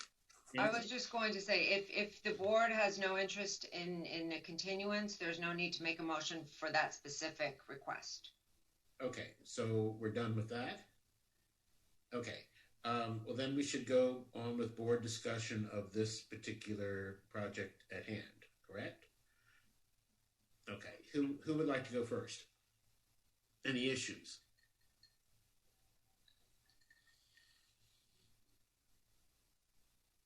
I'll go. Okay, Barry. I'm very much in favor of the project. I appreciate the connection on along 18th. I appreciate the paying homage to what had been there, getting rid of those townhouses, the increased landscape area. My only concern with the approach is the awning, and I have no issue with the setback of the awning, but it just doesn't seem that well thought out of how this horizontal awning structure seems to connect to these gable ends that are on the cabana structures. It just seems to cut it off, unless I'm reading that wrong, and certainly that's a possibility. Someone could explain that to me, but it just seems that maybe, you know, I see that not as much thought was paid to that detail, and that maybe those cabana structures roofs should have been altered, maybe as simply as some sort of banded parapet. But that was my only sort of negative comment to it. Overall, I think it's a wonderful addition on the building. I would also like that the south side elevation, that it would maintain that contrasting vertical band, that vertical element of color that goes up to the Shelbourne sign that's shown on the historic research on page 12, figure 19. And that's all I've got. I don't know how the other people feel about that connection of the awning. I just don't think a lot of thought was put there. And if I'm reading that wrong, please, you know, for the architects who aren't here, somebody to explain this to me. Would someone from the team like to address that, please? Yes, sir. Is Ray available? I am. First of all, let me clarify that the intent of that particular structure is that is doing multiple things. I think on its basic initial introduction, it's really almost like a garden trellis. The idea is that this is a structure that's going to remain open at most of the time. It's not going to be covered. So when one looks at it, you're going to essentially see almost like a garden trellis that is providing you some minor level of shade for those individuals that want to sort of get out of the hot Florida sun, but still have some feeling of openness. That structure then is able to modify itself by having a retractable awning system that works on a horizontal plane. That awning system then pulls across. It will now prevent rain from falling on you if it is raining. It also is a translucent material that will still allow natural light to filter into the space. In addition to that, when you look at the perimeter trim of the actual trellis, you'll see that there was a heavier framing element that kind of went around it. And that is that you have retractable vinyl, let's call them shelter or protection. So blowing rain is not going to come into the space when you pull the canopy over when that comes across. May I just ask you a question? I'm sorry, because I just want that clarification. I don't mean to cut you off, but no. Am I to understand that when the awning is retracted, I am or I am not going to see some horizontal line across those cabanas? When the awning is retracted, you will see almost like a garden trellis above you. It would obviously, the idea is to soften it up. There's going to be landscaping introduced. There's going to be lighting. So it's really going to be almost like if you were outside in a garden covered by a partial structure that is a trellis.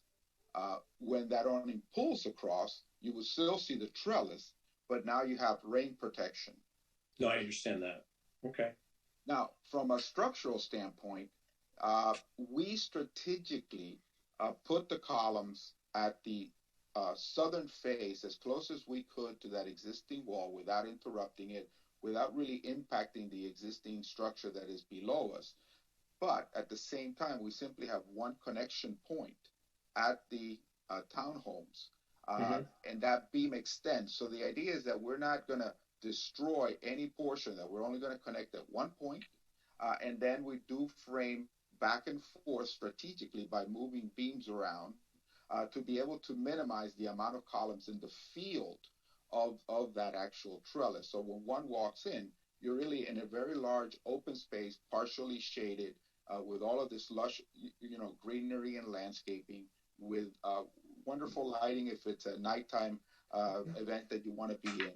So all of that was taken into account, as well as when inclement weather occurs, the immediate shutdown of that, still allowing you views to the outside, but being totally protected.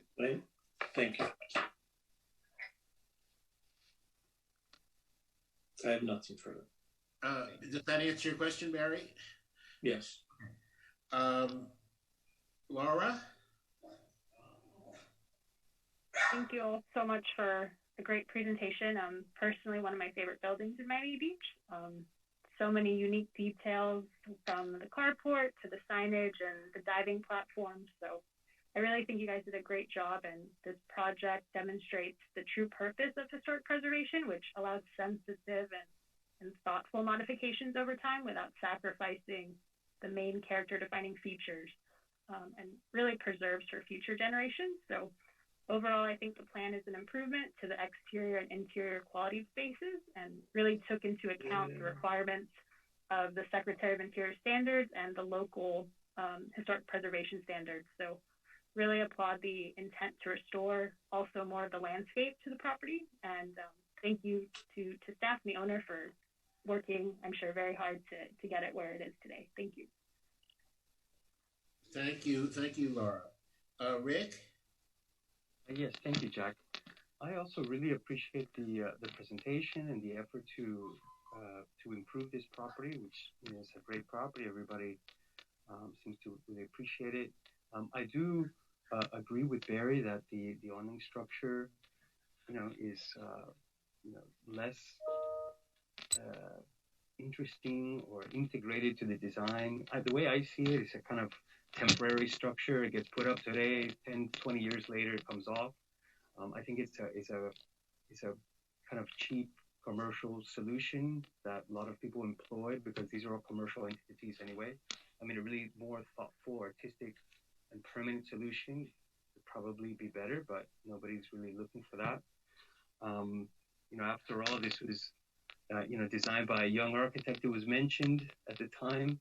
And, here we are 80 years later, still trying to deal with a roof terrace that was, not properly thought through. So I think we should temper some of our language when we talk about these architects and this architecture. While I really appreciate Mitchell Cohen's participation and activity and everything that he has going on here, to refer to the alterations to these buildings as sacrilegious, I think is going a bit too far. I wouldn't go as far as to deify any of these architects. And to that end, I think Kent Harrison's presentation, when he referred to L. Murray Dixon's trinity of buildings, is personally offensive. I don't think he's here anymore, but I wish he were. Otherwise, maybe someone could let him know I said that. I would dial back the language. As to the south wall, I do think the original design is better than what we're looking at today. I mean, I'm perfectly happy to approve what's been proposed here, but the muddling of two types of windows, I don't think does much to harmonize.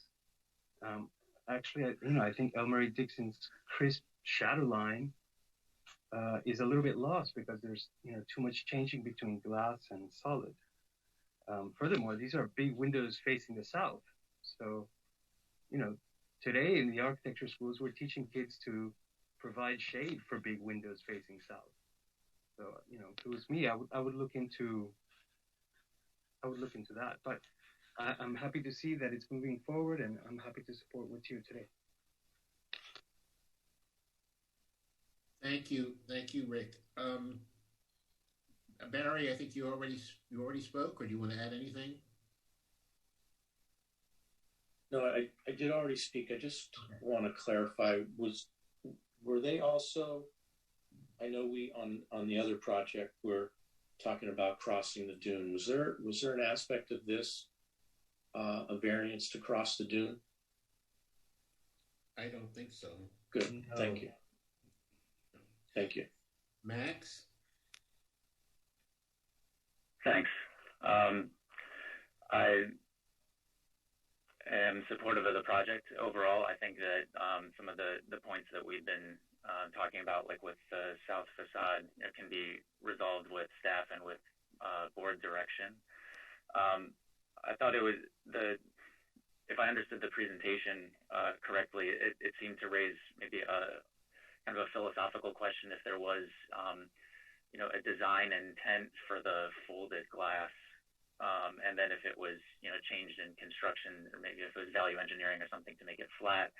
Kind of an interesting question of, do you go with the design intent or do you go with what was built from the preservation viewpoint on this? I don't feel that I can weigh too much into that, but I think that the greater minds on the board and with staff can resolve, what the appropriate solution is there. I don't find either to be offensive. Barry and Rick kind of clued me into something that I did overlook with the trellis and the canopy before, and the rendering that was on, I think it's page 74 of the plans that we received. It looks like the horizontal on the trellis is actually cutting in front of some windows on the cabanas. So if that's something that can be, addressed with, if it's a height thing, or if, if there are changes to design in the trellis, could look into that and resolve if there's any sort of conflict there, with the windows. But shade is important for that area, so I understand that. And we didn't talk much, so far with the discussion about the landscape. I appreciate the removal of the artificial turf. I think that's a good thing, and there's a lot of constraints, with the site in terms of the available space, kind of very narrow stretches along it, not a lot of room for shade trees. But given that the draft order includes a provision, the final landscape plan is going to be going back for staff approval. If you could use that opportunity for a look that, consistent with the programming of the space, if there's a way to find ways, if it's along 18th Street or if it's in the East Yard, to introduce, canopy trees where feasible instead of palms, that would be worthwhile. But I understand it has to be, there are other constraints on it, but overall supportive, and those are my comments. Thank you. Okay, thank you. Kirk? So I think there's a lot of really nice components of this presentation, particularly in trying to bring better cohesion to a building that's undergone a lot of different alterations. And, the interior has a choppy feel. And I think that a lot of these improvements, I think, are going to go a long way. I've got a couple of comments. I want to say, generally, I really agreed with staff's comments on this one. There's a couple of questions I wanted to bring up. And first of all, from the plans and from the report, the area of the existing corridor in the lobby, the terrazzo that's being removed, it wasn't clear to me when that, in all of these renovations, when that was initially installed. The terrazzo section that's being removed and not replaced. 2014, but Kirk, let me get Ray, because Ray, that question came up recently and Ray gave a really thorough response. Ray, are you around? I am. Regarding the terrazzo, we know that when we demolished the townhomes, some of that existing terrazzo that was there is going to probably be damaged. We also, what we were trying to do is, obviously, as you first come in, there's the diagonal pattern. We're going to hold on to that.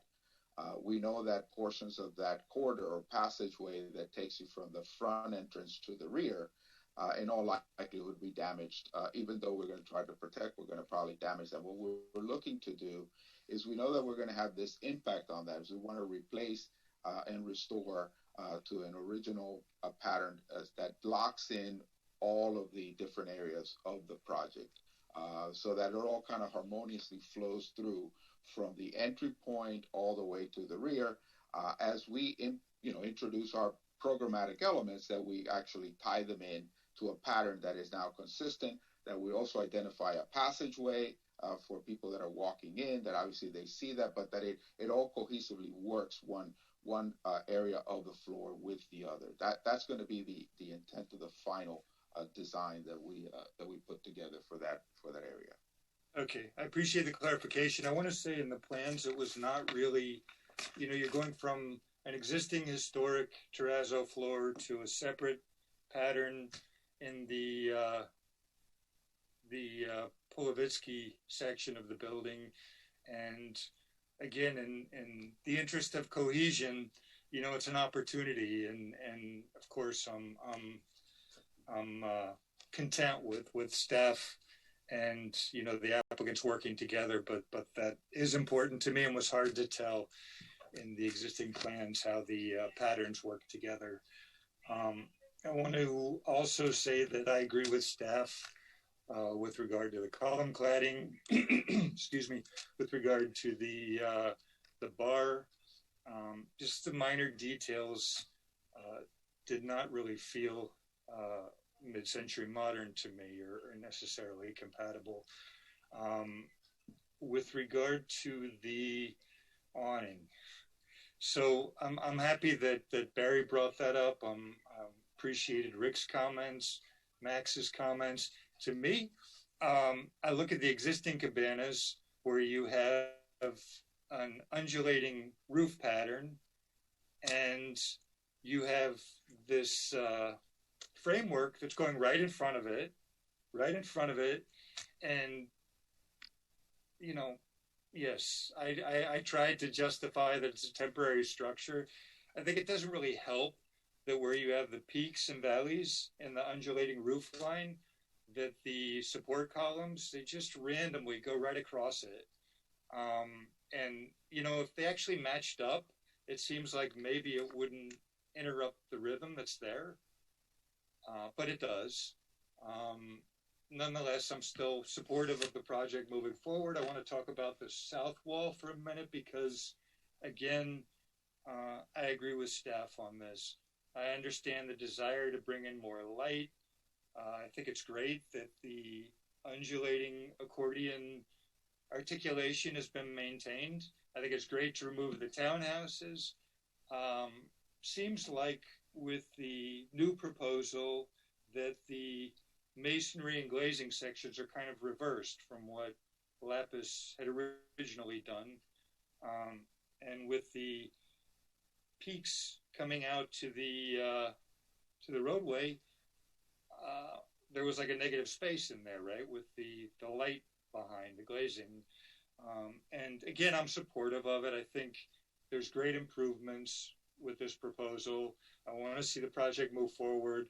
At the same time, I agree with staff that it'd be nice if it could align a little more with the original Lapidus design.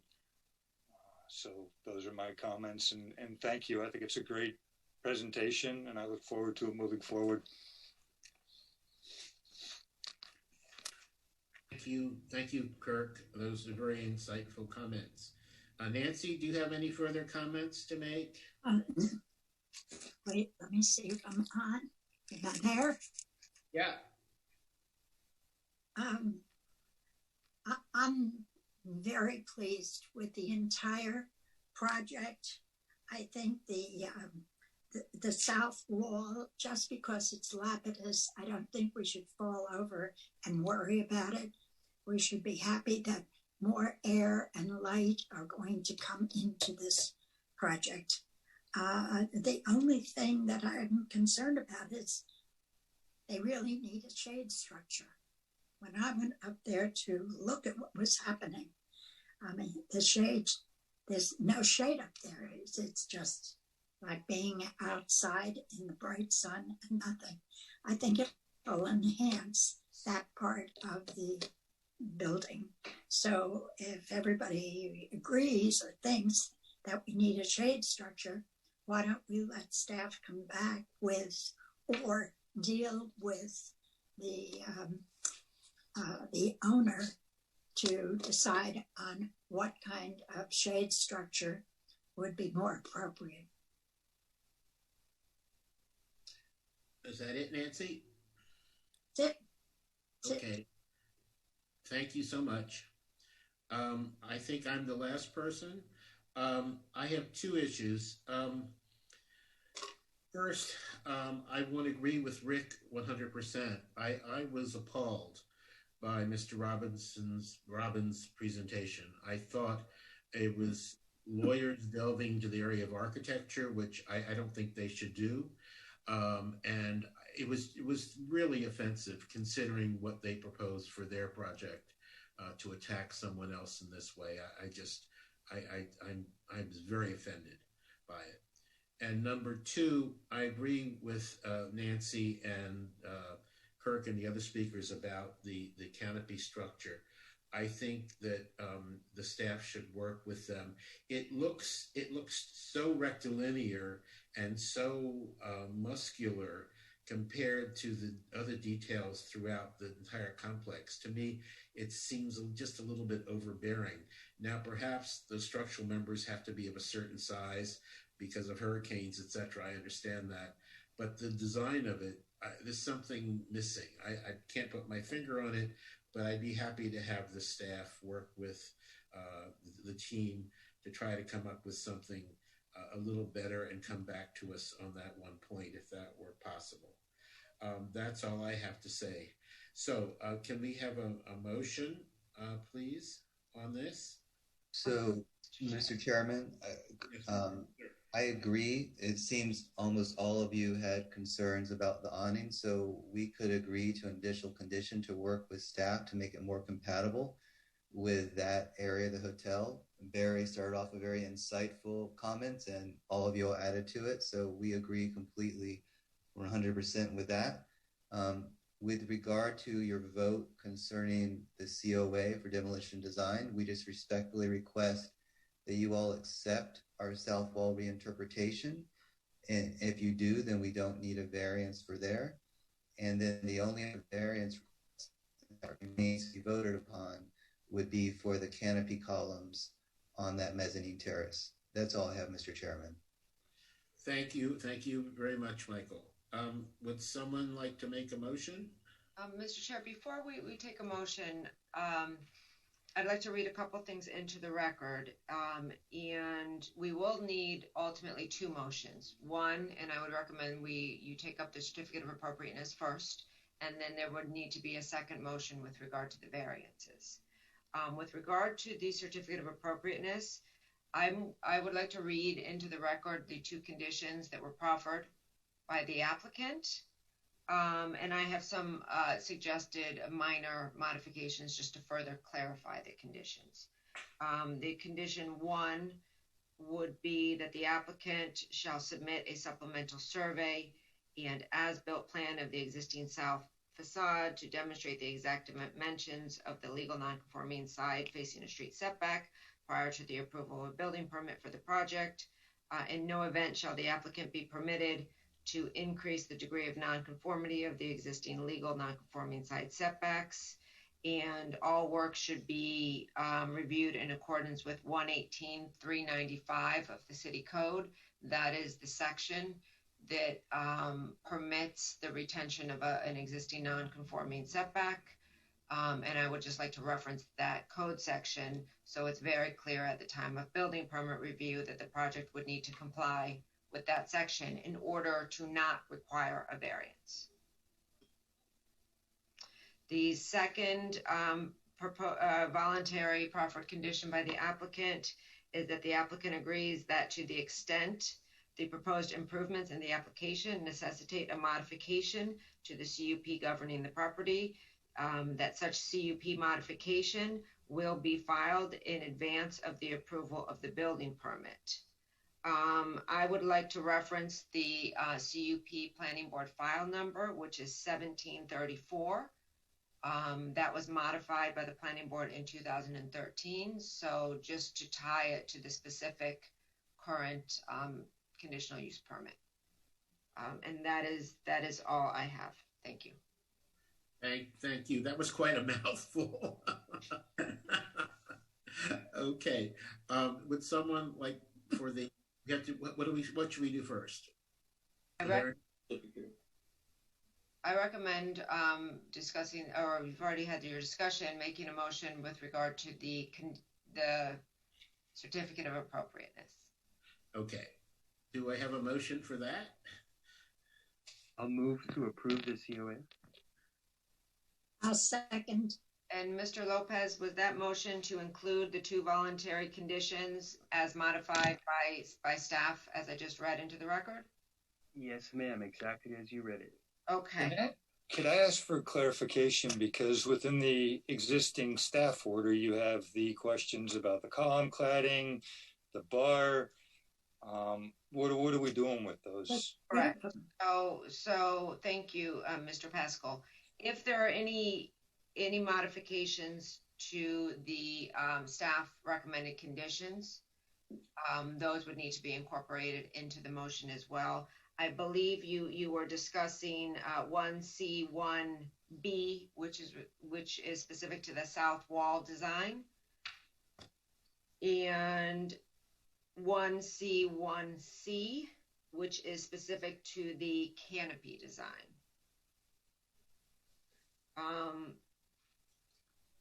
And 1C1A, right? That's the column cladding. Correct. I didn't hear any significant discussion on that one, except for your comments that we're agreeing with staff. So I'm not sure if that one is in question. No, Debbie, we completely accept all your critique of the lobby, and we'll do a better job there. So we agree with that condition. The only one that would need clarification would be the one immediately following that, because if the board accepts our reinterpretation, then that should be there in place of the language that is now in B. Correct. And thank you, Mr. Larkin. And then the other condition that the board had, some board members had expressed concern with would be C1C.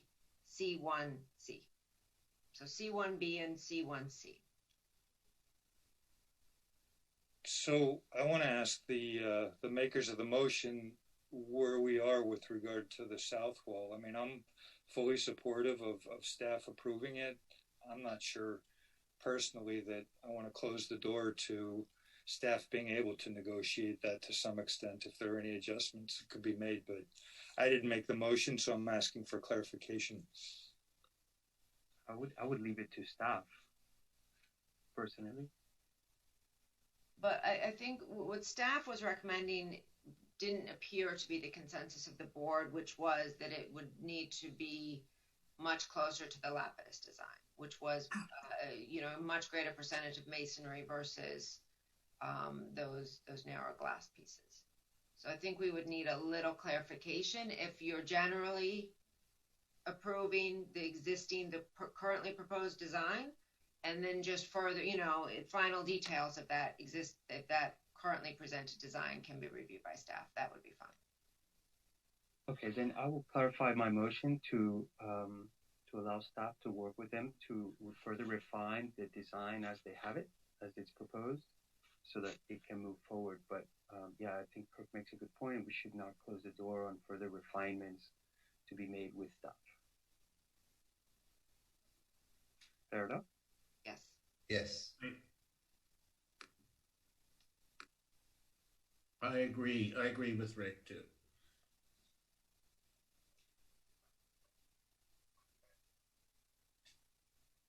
And then as for the canopy, again, there's going to be another round between the applicant and staff, which I think this sounded like a number of the board members were in favor of. Yes.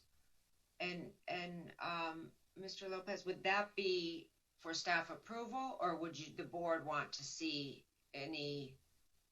Is the board looking to see the refined design of the canopy for the board review, or would you be making the motion to have staff review and approve any refinements? I'm comfortable letting staff review it. Maybe we should put that question to the others. Anybody else? I'm fine with staff reviewing it. Me too. I am as well. Okay, and so we will just add a sentence that the design shall be further refined and that all of the final details shall be provided, and staff will review and approve it with the direction of this board. I think Kirk had used a word. I don't know if it was to better integrate it to the existing structure, as you know, something that we would hope could come about as a result of that effort. That's very clear, to have it better integrated into the Cabana building structure. Very good.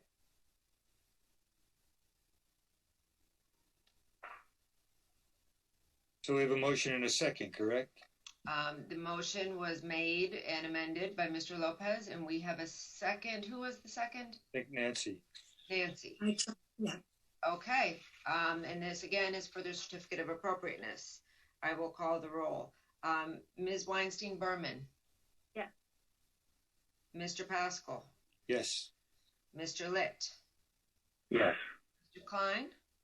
Yes. Ms. Liebman. Yes. Mr. Lopez. Yes. Mr. Finglass. Yes. Okay, that motion is approved unanimously for the certificate of appropriateness as modified by the board.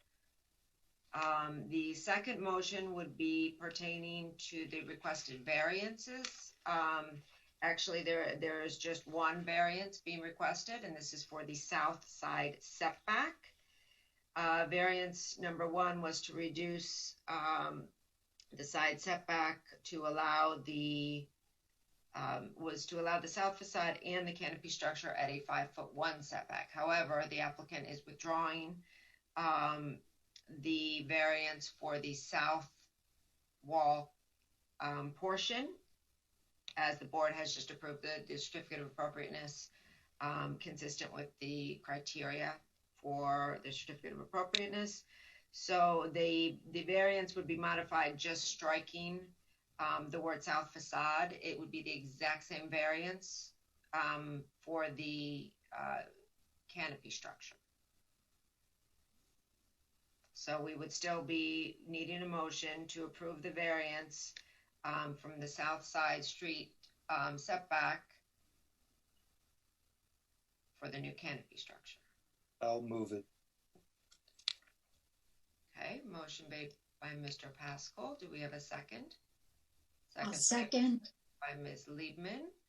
And I will call the roll. Mr. Litt.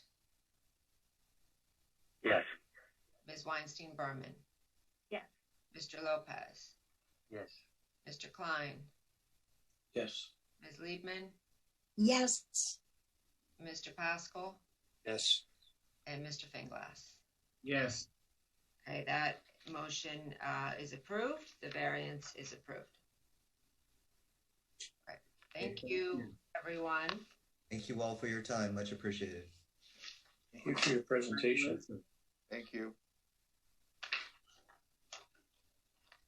Okay, Mr. Chair, we can move on to the second application of the day, and this is HPB 20-0447, 4101 Collins Avenue.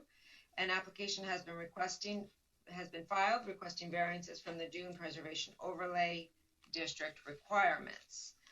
Specifically, the applicant is requesting two variances. The first variance is to exceed the maximum number of dune crossings permitted. The applicant is proposing 2 dune crossings on the submitted plans, and it exceeds what's allowed by the Dune Preservation Overlay District, which would be a maximum of 1 crossing per every 300 linear feet of frontage. So staff has analyzed the property and could not find any specific practical difficulty or hardship as to why the applicant could not consolidate the pathways within the property, and they may be required to have segregated pathways from the property due to life safety. However, they could be consolidated into one dune crossing. We do believe that there is plenty of lot area for that and unencumbered space within their rear yard. So we did not find that that particular variance request satisfied the review criteria, and we were recommending denial of that. The second variance is associated with the materials requested, which includes a concrete and paver system. The materials for walkways within the dune overlay for walkways or decks are limited to wood. So any deviation from a wood material that is not either landscape or natural sand would require a variance. Again, the applicant did submit an explanation. They are concerned about safety and durability of a wood material. Staff does not believe that that satisfies the hardship or practical difficulty criteria. We believe with proper maintenance, the wood material can be safe and effective for this area. That is all I have. We are recommending denial of the variance. I see Ernesto Medina, who I believe is here to speak on this and present the board with the proposed plans. Thank you, Debbie. You're welcome. Here? Yes. Were you in before? Present. Yes. Do you swear under oath that any and all testimony that you give in this proceeding is the truth, the whole truth, and nothing but the truth? I do. Thank you. You may proceed, and I will begin with the timer once you begin talking. Thank you, Mr. Chairman, distinguished members of the board. This project involves a construction of a ramp leading from the pool deck area down to ground level, and then a connection from the ramp to the new city recreational corridor. The proposed connection would be constructed with the identical interlocking pavers that exist in the new recreational corridor, so that aesthetically is compatible with the existing city recreational corridor, which you may know there was the existing wooden corridor which since has been demolished, and the city is constructing a corridor, north-south corridor, constructed of interlocking pavers.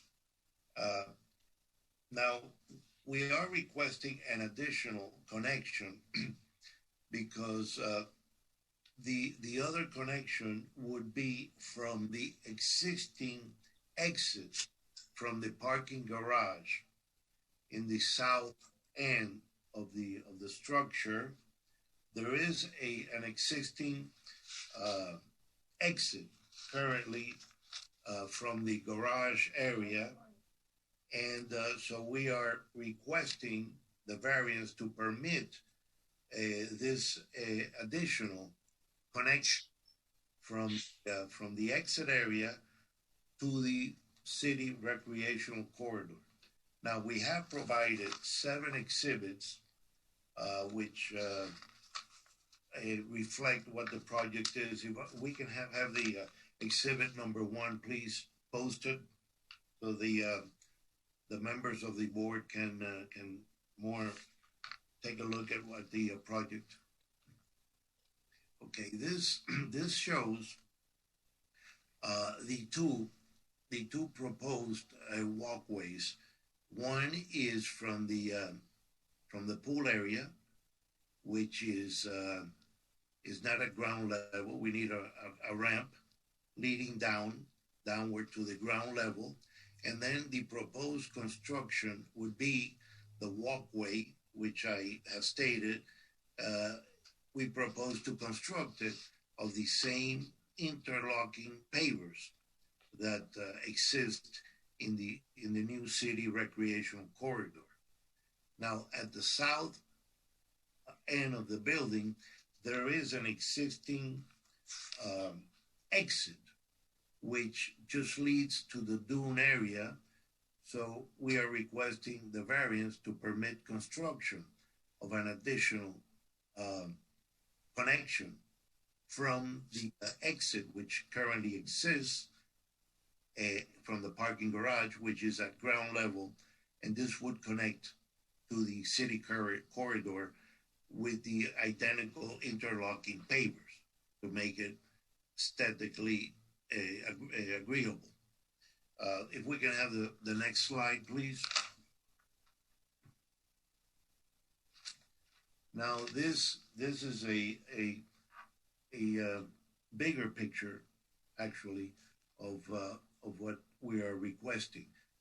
We are requesting the variance of the construction down from the elevated pool area down to the ground level, and it shows the proposed construction, which currently the permission is to do it in wood for the reasons delineated, which Debbie stated. I think it's a more permanent structure, and aesthetically it is compatible because to the city corridor. So that those are the advantages of actually permitting the variance to be constructed with the concrete and the interlocking pavers. And you can see down at the south end, that would be an additional connection from the existing exit, which is at the parking garage on the south end of the structure. We can have the next slide, please. Okay, this is an aerial picture of the current location of the existing hotel, and that shows pretty much the aerial location of the structure. Next slide, please. Okay, this is the current view of the area. You can see that the wooden corridor has been demolished, and this shows the new city corridor with the interlocking pavers. And so we propose from the picture number 1 that you see, that was formerly connecting directly to the wooden corridor, we propose a ramp, a downward ramp, ADA compliant, leading down to ground level, and then the proposed variance to permit the connection, which we would request that it be permitted to be constructed with the identical interlocking pavers as the new city corridor. Next slide, please.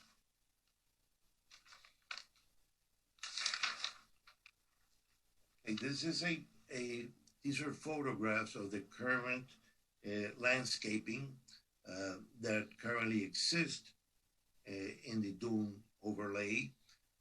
We propose maintaining, obviously, all the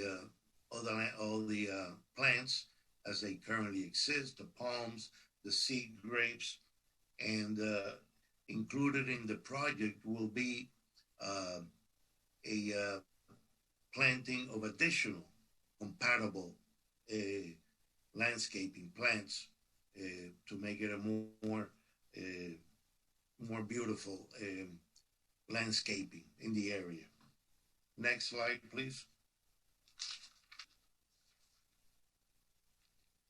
Okay, in this slide, you can see that it would be the second exit that you can see in picture number 1, that is the existing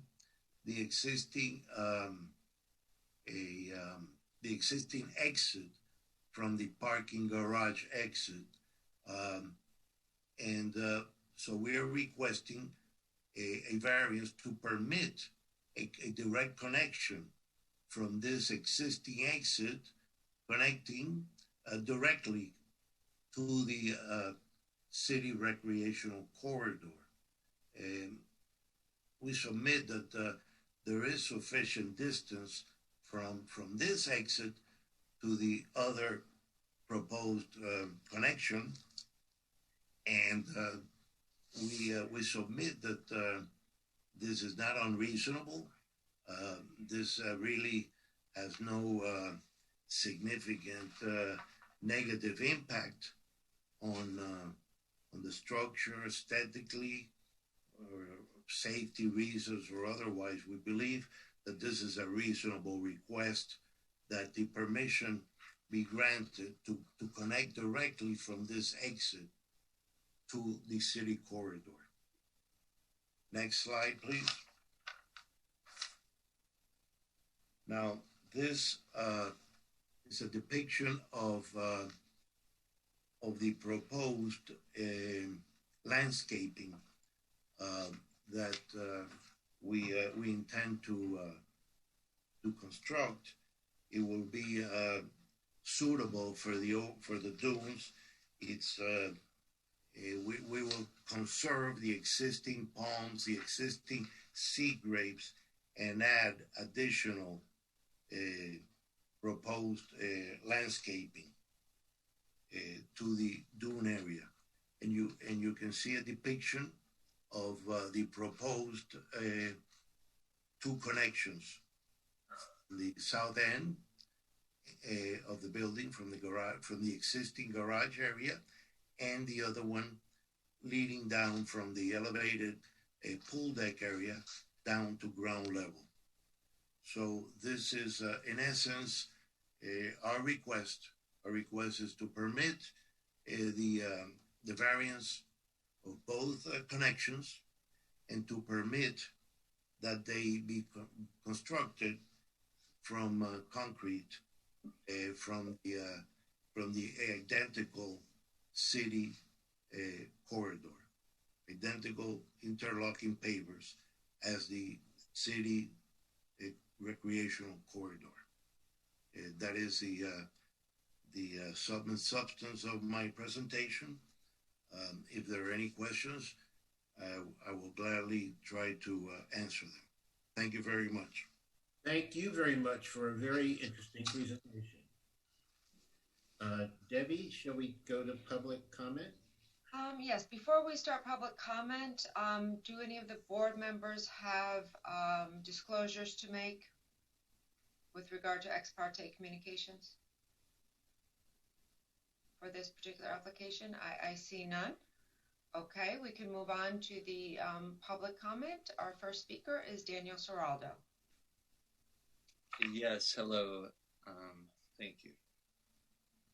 Daniel, do you swear under oath that any testimony that you give in this proceeding is the truth, the whole truth, and nothing but the truth? Yes, I do. Thank you. Daniel Seraldo on behalf of Miami Design Preservation League.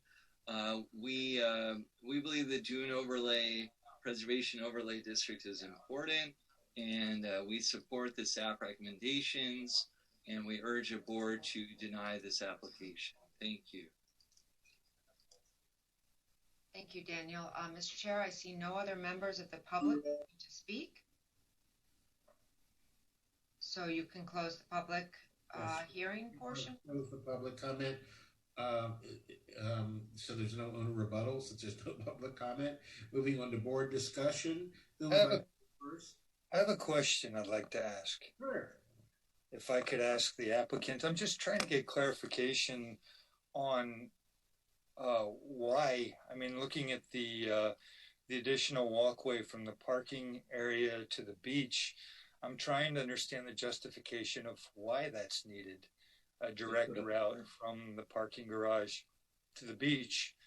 I don't know if the owner wants to or the applicant would like to clarify why that's a hardship not having that access from the parking garage to the beach. Well, as it currently exists, it is just an exit that would lead right into the dune. I mean, if there was going to be any exit from the garage area, as it currently exists, it's just an opening that leads to nowhere, and it's just an egress that exists in the building. It's actually a fire egress as it exists now, and so our proposal would be to have it connected to the city corridor, because it makes more sense to have a connection and just not have an opening that leads to nowhere. And so I believe that that is a reasonable request. It actually adds aesthetically to the whole project. You have a direct connection from the existing fire egress right down to the new existing corridor, and we intend to have the identical materials that Thanks, Mr. Medina. I think I'm trying to get clarification again, because generally in either a hotel structure or a condo, generally one goes to the garage, goes into the lobby, and then out to the pool and out to the beach. And I'm trying to understand who those individuals would be that go from a parking garage to the beach. Would they not be, I mean, this is functioning as a hotel, correct? Yes. So generally, would one not be parking going into the hotel and then out to the beach? Again, I'm just trying to get clarification on why someone would go into a parking garage and directly to the beach. Okay. As a matter of habit. Right. It is not that the function is not proposed so that people that go directly from the parking garage to the beach. This is an existing fire egress. It currently exists as that for that purpose, but the purpose is not to have people going from the parking garage to the beach. It's just an accessibility in case of necessity. I mean, it's not something that it's a fire egress which exists in case people have to evacuate the building on an emergency, evacuate from the parking area on an emergency basis. But the purpose is not to have people, exiting the garage area and go directly from this walkway down to the beach area, to the connecting egress. Understood. Thank you. Thanks for your presentation. I'd like to ask a question that sort of, I think, maybe clarifies, adds on to what Kirk was asking. And I'm wondering from the applicant, are they self-imposing their need to egress to the beach walk, the recreational corridor, by putting a 5-foot high fence along the recreational corridor? If they didn't have that, their exit would be just the way it is now. They exit onto a stoop. If they put up that fence, is the fire department going to say, how do we get these people? It's no longer really just an area of refuge. And one other aspect is, couldn't they just turn south and exit their property without having to egress to the recreational corridor, which I don't think I'm not a proponent of, but I feel it's self-imposed by their 5-foot fence. Excuse me, but what fence are you referring to? You're putting a new fence, right? New in the whole 5-foot. area. Yes. Right. So if I'm egressing from your parking lot, and it has to be an accessible egress, right? Where am I going? How's the fire department going to get me? How am I getting away from your property? Well, because you know the fence has a gate. I mean, you get. I mean, without your variance, your fence seems to require me to get me out of there. It seems self-imposed. I'm sorry, but I don't understand your question. I mean, the fence has to be constructed, I mean, for security purposes. But the fence have a gate, and people can leave the area, even though there is a fence,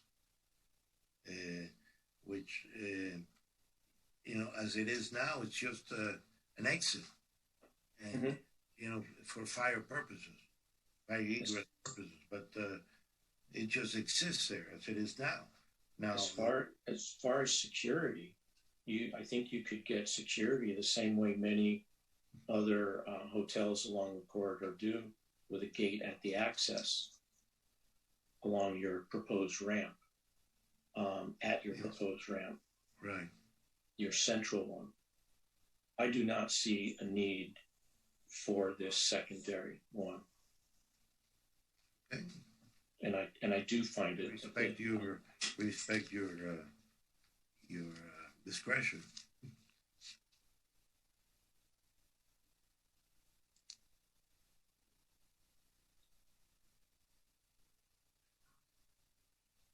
Is there anything else? I think we got disconnected.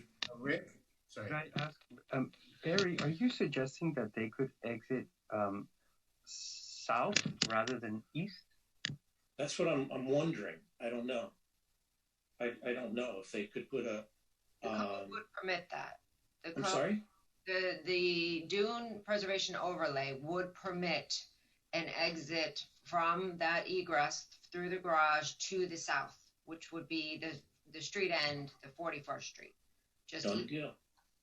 So that would be permitted without the variance. Mm-hmm. And I felt. I'm sorry, from the existing steps straight south, is that right? I think they could go a little. I mean, they could do that with a walkway, just going toward the south. That would not be crossing over to the promenade, which would be the beach walk, the easternmost portion of the beach walk. So if they needed to egress out, they could have on their side yard an exit, a pathway exit. And it's done. I wonder, Mr. Medina, would that accomplish what you're looking to do?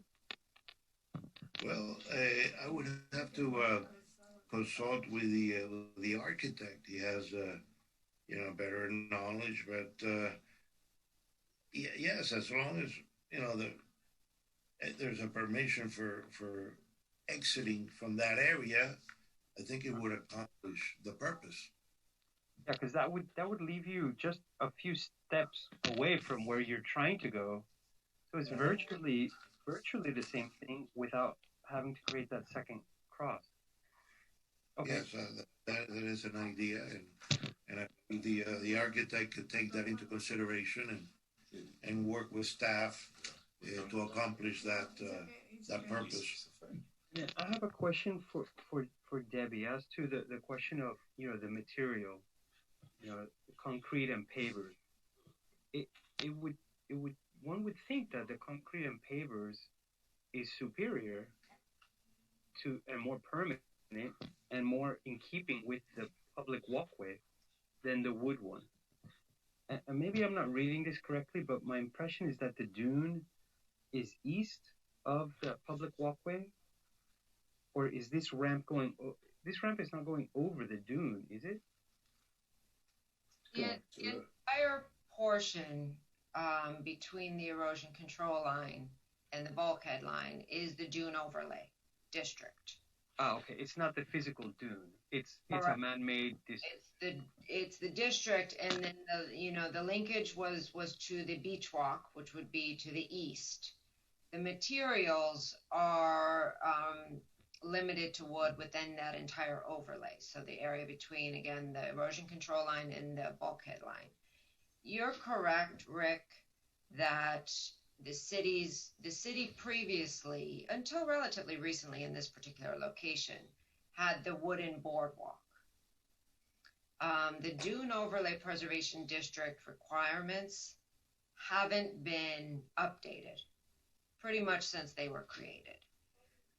So they are requiring wood. The original intention was to preserve the natural environment of the Dune Preservation Overlay, which is very important. But at the time the regulations were written, we didn't contemplate a paver system beach walk. Staff does not have any aesthetic concerns with regard to the paver system that is currently being requested. Our challenge was to, in determining whether or not there was an actual hardship for the change of the material.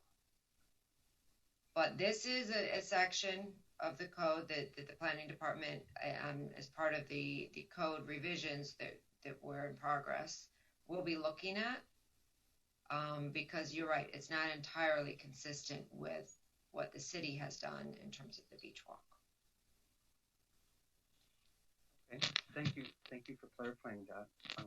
For what it's worth, I'm okay with it as it's proposed, and it sounds like that walkway to the south would eliminate the second concern if the applicant was open to that. So that's where I'm at.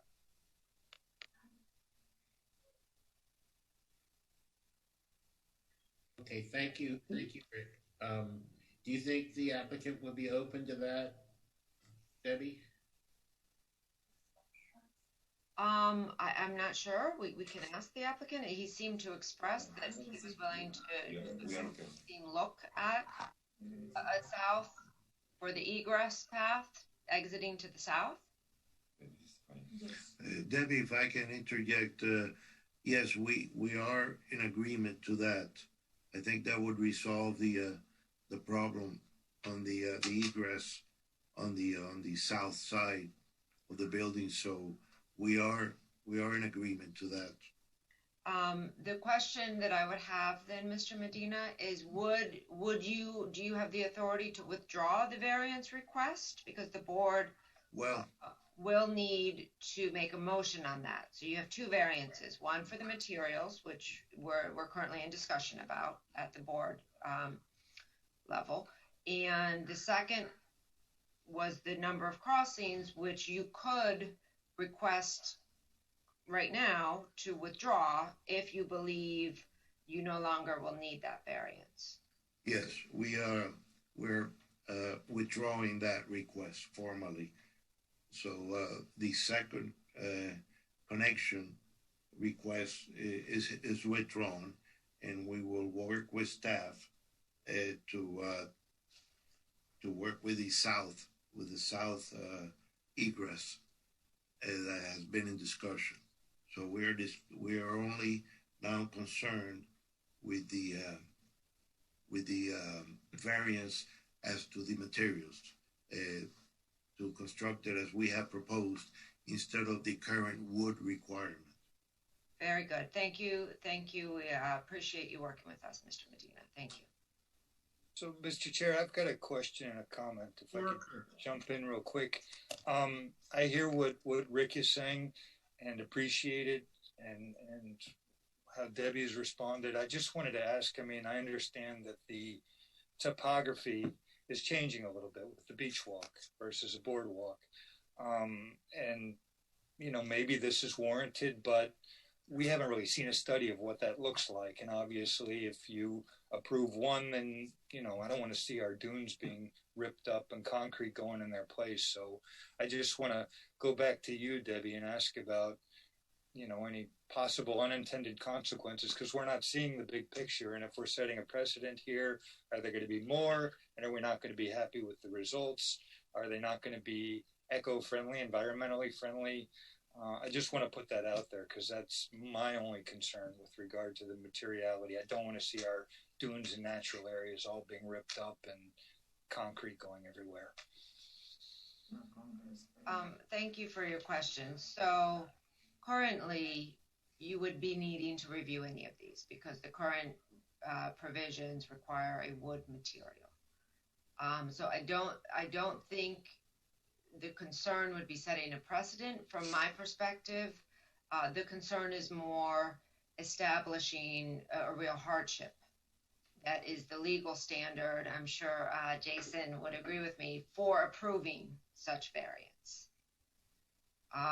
In this case, the pavers are consistent with the beach walk, but that is not allocated for within the dune preservation overlay currently. There's the other concern of a concrete elevated structure that is, a little bit different from the just the paver set in sand. So this is, somewhat unique where it's not just a walkway set in, paver set in sand, but it's an actual concrete structure as well. Mr. Klein, I think you have another question. Yeah, I did. Going back to the boardwalk when it was constructed, and I think there were two problems with the boardwalk. Is one that it created shelters and voids underneath the raised boardwalk for cats and people and so forth. I think also, and I could be completely wrong, but I seem to, and maybe Debbie would know better on this, I seem to have something in my memory that boardwalk was originally proposed to be constructed out of 2x material, 2x decking that was Ipe, and that what was installed was pressure treated decking. And because that cupped and warped, the city then went and put 1x Ipe over. But of course, the 1x Ipe couldn't withstand the cupping and deformations of the pressure treated, so it was never a good system. I think, and I don't know, Debbie, if you have any recollection of that, if it was supposed to be Ipe when it was originally built. And, I mean, that's how I remember it. And I don't have any memory of that, so I defer to you. Okay. So then, but I do have concern with cutting through the dune with a 8x12 raised concrete beam versus a lighter structure. And there are, I agree with staff that maintenance and stainless steel connectors can make this a very elegant path to get to the recreational corridor. So that was all. Just to clarify, this is not cutting through the dune. If we look at the survey, the dune is east of the beach walk, which, because that was the first thing I was concerned about. We don't want to be chopping through the dune any more than, we absolutely need to. But as I previously asked and Debbie clarified, this is west of the dune. And so therefore it's not directly impacting the dune, it's just impacting a zone, and I forget what the zone is called. Overlay. Right. Yeah, I understood that it's not the actual dune, that the dune is beachside. It's a visual connection between the dune, the recreational corridor, and the properties. Jump in with a thought on that too. That was a question that I had as well. Like, are we cutting through the dune? But even if it's not the what we think of as the dune itself, I think the purpose of the overlay is to protect the dune. So the more that we interfere with it, the more risk you introduce to the function of the dune. And just another thought, when we're thinking about the materials here, I would raise the question if permanence is the objective here versus having something that, even if there's a maintenance consideration on it, that's a little bit lighter touch for a sensitive area.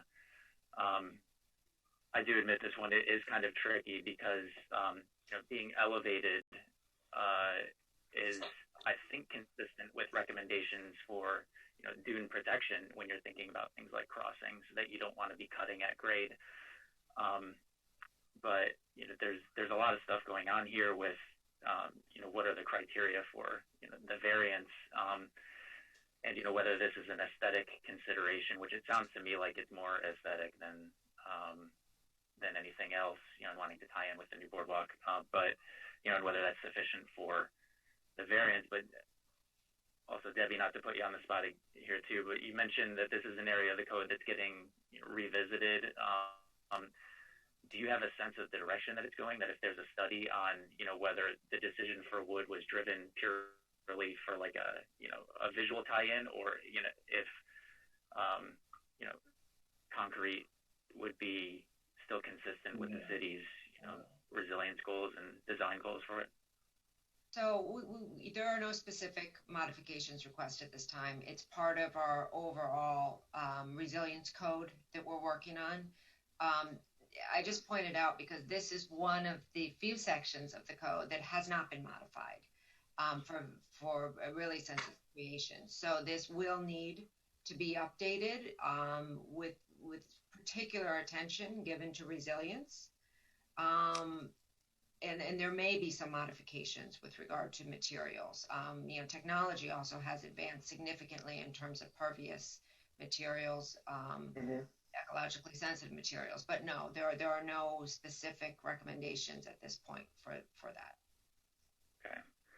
My view on this is we should take the most protective path forward, for the dune overlay, and the casualty of this could be that in the future, maybe you are at some later date allowed to, have a concrete crossing and there's some aesthetic, interruption here. But I don't think that's the primary concern. I think the preserving a sensitive area is where I would direct the focus. Thanks. Thank you, Max. Does anyone else have a comment on this so we can move forward? If I could just comment real quick. Again, looking at the landscape plan, which I think is fantastic. It's really dune habitat, what's being planted there. It's sea lavender, which is wonderful. Endangered native plants, I think, is wonderful. And again, I'm concerned with setting a precedent. I think if you look at changing the materiality, then we should look at the impacts, not we necessarily. The city should be looking at the impacts across the board of what that does. And the last thing I just want to mention on the record, this building, I love this Carlos Schopel building.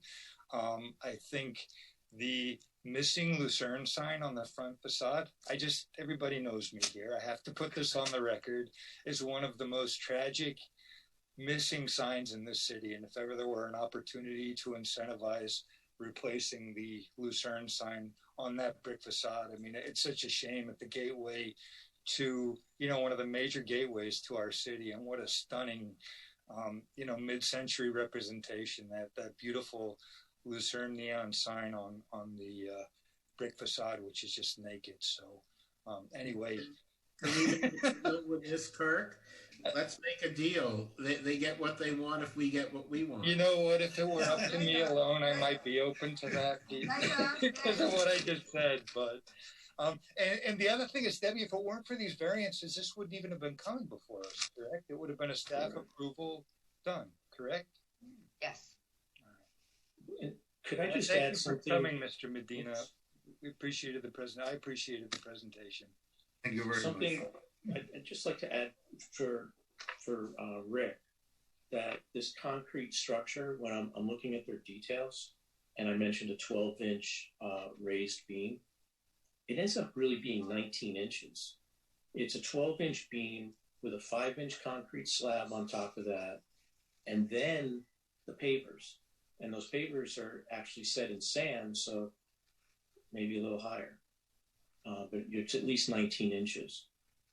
So I see this as a really big bulky structure to get from a short distance. Thank you, Barry. Anyone else?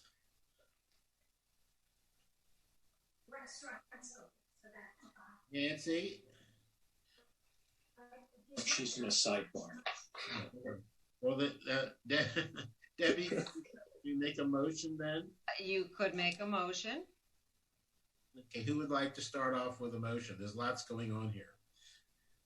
And I'll make it because I was. Remember, the variance request for the number of crossings has been withdrawn, so that does not need a motion. I would make a motion to deny the variance to build their ramp with the materials that are allowed, with the limited materials that are allowed. Okay, we have a motion. Do I have a second? Second. Second. I think I'll give it to the chair. I think Mr. Finglass made the second first. I'm going to call the roll. Ms. Weinstein Berman. Yes. Mr. Pascal. Yes. Mr. Lopez. No. Mr. Litt. Yes. Ms. Liebman. Yes. Mr. Klein. Yes. Mr. Finglass. I missed something. This is to deny it? Correct. Oh, yes. So your vote is yes? Yes. Mr. Finglass? Okay, so that motion passes. The variance has been denied. Thank you. Thank you for your time, Mr. Medina. You're welcome. Thank you for your time also and for your eagerness to discuss this matter. Okay, board members, we are done with the regular agenda items. We do have several discussion items that are pending discussion. The first discussion item, and this had been previously discussed and continued to today's meeting, is with regard to the process for a potential survey of single-family homes within the city. Mr. Chair, I believe this was an item that you had initially requested. I did forward the board members a recommendation by Board Member Klein prior to this meeting. That is also that should also be available on the agenda. Okay. Thank you, Debbie. I stand with. Well, I've discussed this at great length with MDPL and Daniel Serraldo, and I agree with their position, number 5 on the list of their positions that they've sent to us for this meeting. I agree with it, and we are continuing to work on this project, which is, I think, rodent scope a little bit from what we had originally intended. I looked at Barry's comments, and I agree with them. I have them right here, wholeheartedly. And I don't necessarily agree that there should be a rush to demolition because of our modest survey proposal. Right. I could see how some developer may interpret it that way. We are going to be very sensitive about how we broach the subject when we get our survey done and give it to, I guess, to the HPB and to the city. I don't know if Daniel, are you here? Yes, I am. Thank you. If you'd like to add anything, I personally think this should be continued to the May meeting other than our immediate comments now.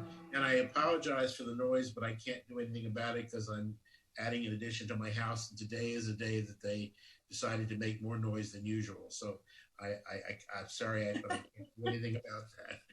Okay. Okay, Daniel? Yeah, no, I thank you. I just wanted to say that, yes, MDPL is going to be working on an initial survey. And because I know there was a question about budget, and so we're happy to start that off. And also did want to mention that Palm Beach recently just did a resurvey, and it was very beautifully done of their single-family home, which they started surveying back in the 1970s, so we're a little bit behind. but we will definitely look to Palm Beach and Coral Gables and other places that do a really good job in single family preservation, and hopefully we'll be able to help the city by providing some initial survey information in the next month or two. Thank you. Thank you very much, Daniel. I think that pretty well sums up what I had to say. One thing I left out, though, the incentive packages. Barry is quite brilliant with these suggestions, and of course, they will be included in any brochure to kind of incentivize people to listen to what we have to say. The more we can show benefit to individual homeowners, I think the more it will lessen criticism, which would otherwise exist. If it's something's in it for the property owner, I think it's easier to make them listen. So we will be asking the city to include these incentives in any proposal that's coming forth, hopefully by the end of this year. Does anybody have anything to add to I have one thing? Barry? Yeah, following my, we ended that meeting and I just kind of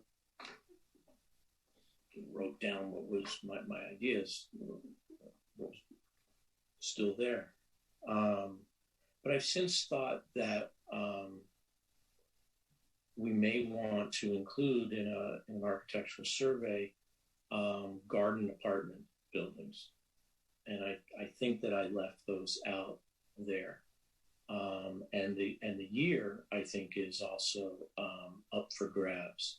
I think I said 1942 because I was thinking that was the existing threshold, but I think we should probably be extending that. But especially in North Beach, garden apartments are going to be vulnerable, and if they're lost, well, there's I don't know what we can do about that, but I would just like documentation. That's my goal, is to document what we have. Yeah, along with that, that's a good point. I would like to ask Debbie about this date. I don't know where the date 1942 or whatever, where it came from. The National Department of Interior uses the 50-year benchmark, which is a moving target, which would include many more of our MIMO and more recent historic architectural designs in any survey. And I find, because my house, for instance, is 1951 by a very famous local architect, I am in the process of certifying it if I can ever finish the addition. And it would fall outside of this 1942 date, wherever that date came from. I've never understood it because it seems to be based on nothing but a figure pulled out of the air. I don't know if Debbie can allude to where that date came from, but it would be nice to know for MDPO, I'm sure, and for me to move forward with this survey to know where that came from and if it's kind of set in stone or it was just a guideline. Sure, I can maybe explain a little bit for anyone from the public who's watching as well. So that the 1942, which is the construction prior to 1942, is not applicable to the local historic districts or to the Historic Preservation Ordinance.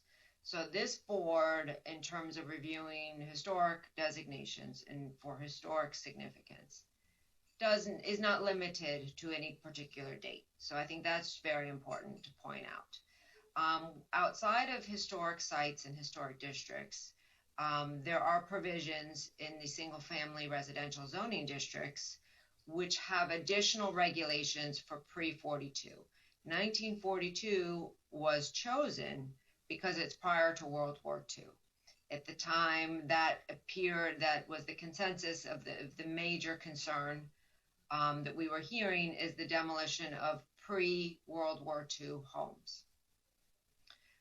So that's where that date is. Now, that the single-family zoning districts do allow that to be increased to 1965 for the incentives. So any property owner who wishes to retain an architecturally significant house that was built prior to 1965 may also apply to take advantage of the incentives that are allocated for pre-1942.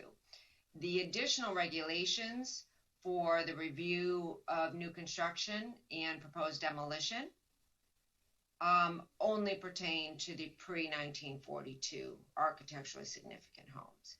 But the incentives were extended for any property that was, 1965 was the cutoff date due to the fact that that is primarily the cutoff date for what we believe are significant post-war modern resources in the city. Very good explanation. Now I understand it. It's long overdue. Thank you. You're welcome. So with that, I think if no one else has any comments or questions, we will. Jack, I would add one thing, if I may, Rick, which sure. is just because this is an area that we have done some work in at the University of Miami School of Architecture. Center for Urban and Community Design has engaged in the past with places like the city of Coral Gables to assist in surveying historic single-family homes. I've spoken with Daniel Serralda about it. There is a cost associated with putting students to work, but just putting it out there that the school does have, students, both undergraduates and graduates, who could add to the manpower, associated with capturing, sidewalk surveys for a large number of properties. That's very valuable, and I guarantee you we will take you up on your most kind offer. Thank you. Thank you, and thank you, Debbie. I think we should move on. Can I just jump in one Sure. thought on this too? Yeah. On the topic of the incentives, I think, just looking at Barry's information, a great list here, especially the thinking toward raising buildings and seawall costs. That's going to be an important part of it. The one that gave me pause though was the incentive for exceeding lot coverage. I think that's one we might want to think about if there's a cumulative impact. For stormwater management, kind of on a property by property basis, maybe not such a big deal, but when you think about the number of homes that could be a factor. I know height is always our favorite topic, but if we're getting at how can you add more, an incentive for more buildable area or for additions, if there might be something we can work with there, instead of just thinking about the lot coverage. Agreed. Thank you. Anyone else? Okay, Debbie, thank you. Moving on to the next issue. Assuming that you will, we will take this off the agenda for next month, and you will let us know in advance of when you would like it to be discussed again. Hopefully in June. Okay, just keep us posted. Okay. We can advise the public when it's coming back. Mr. Chair, I just saw there was a member of the public who did wish to speak on this previous discussion item. Would you like to hear public comment? Sure. Mr. Burkow.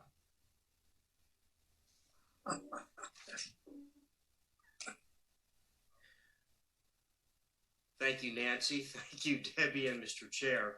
Jeff Burkow, 590 Lakeview Drive, and I live in a 1938 home on the waterfront. Just a word of caution, because this effort seems to be proceeding without regard to the reality of sea level rise. Okay. As you all know, your development board orders all contain sea level rise and resiliency criteria. Among those criteria are a requirement that existing buildings shall be elevated to base flood elevation plus City of Miami Beach freeboard. According to the city's resiliency website, any substantial improvement triggers the 50% rule, and that means if your house is in a flood zone and is improved to an amount greater than 50% of its building market value, the lowest floor has to be raised to meet the current elevation requirement. In Miami Beach, that means 1 to 5 feet higher than base flood elevation. Virtually all of the homes that you are looking at surveying were built below current BFE. Many, if not all, were built with beach sand and have significant spalling problems. Any substantial renovation triggers the 50% rule, requiring these homes to be raised 3 to 5 feet or more. Because of their structural problems, many of these homes cannot withstand the impact of being raised several feet. Property owners should not have to choose between the uncertainty of raising a home with severe spalling problems several feet and building a new home that complies with the city's resiliency criteria, including a ground floor that is 1 to 5 feet higher than BFE. Thank you. Thank you, Mr. Burkow. You always put a damper on our preservation efforts. Nancy, do you have something to add? No, not actually. Just I'm enjoying listening to this because I've heard it 500 times. Right. You don't need to hear it 501 times. Oh, okay. So 501 times I've heard it.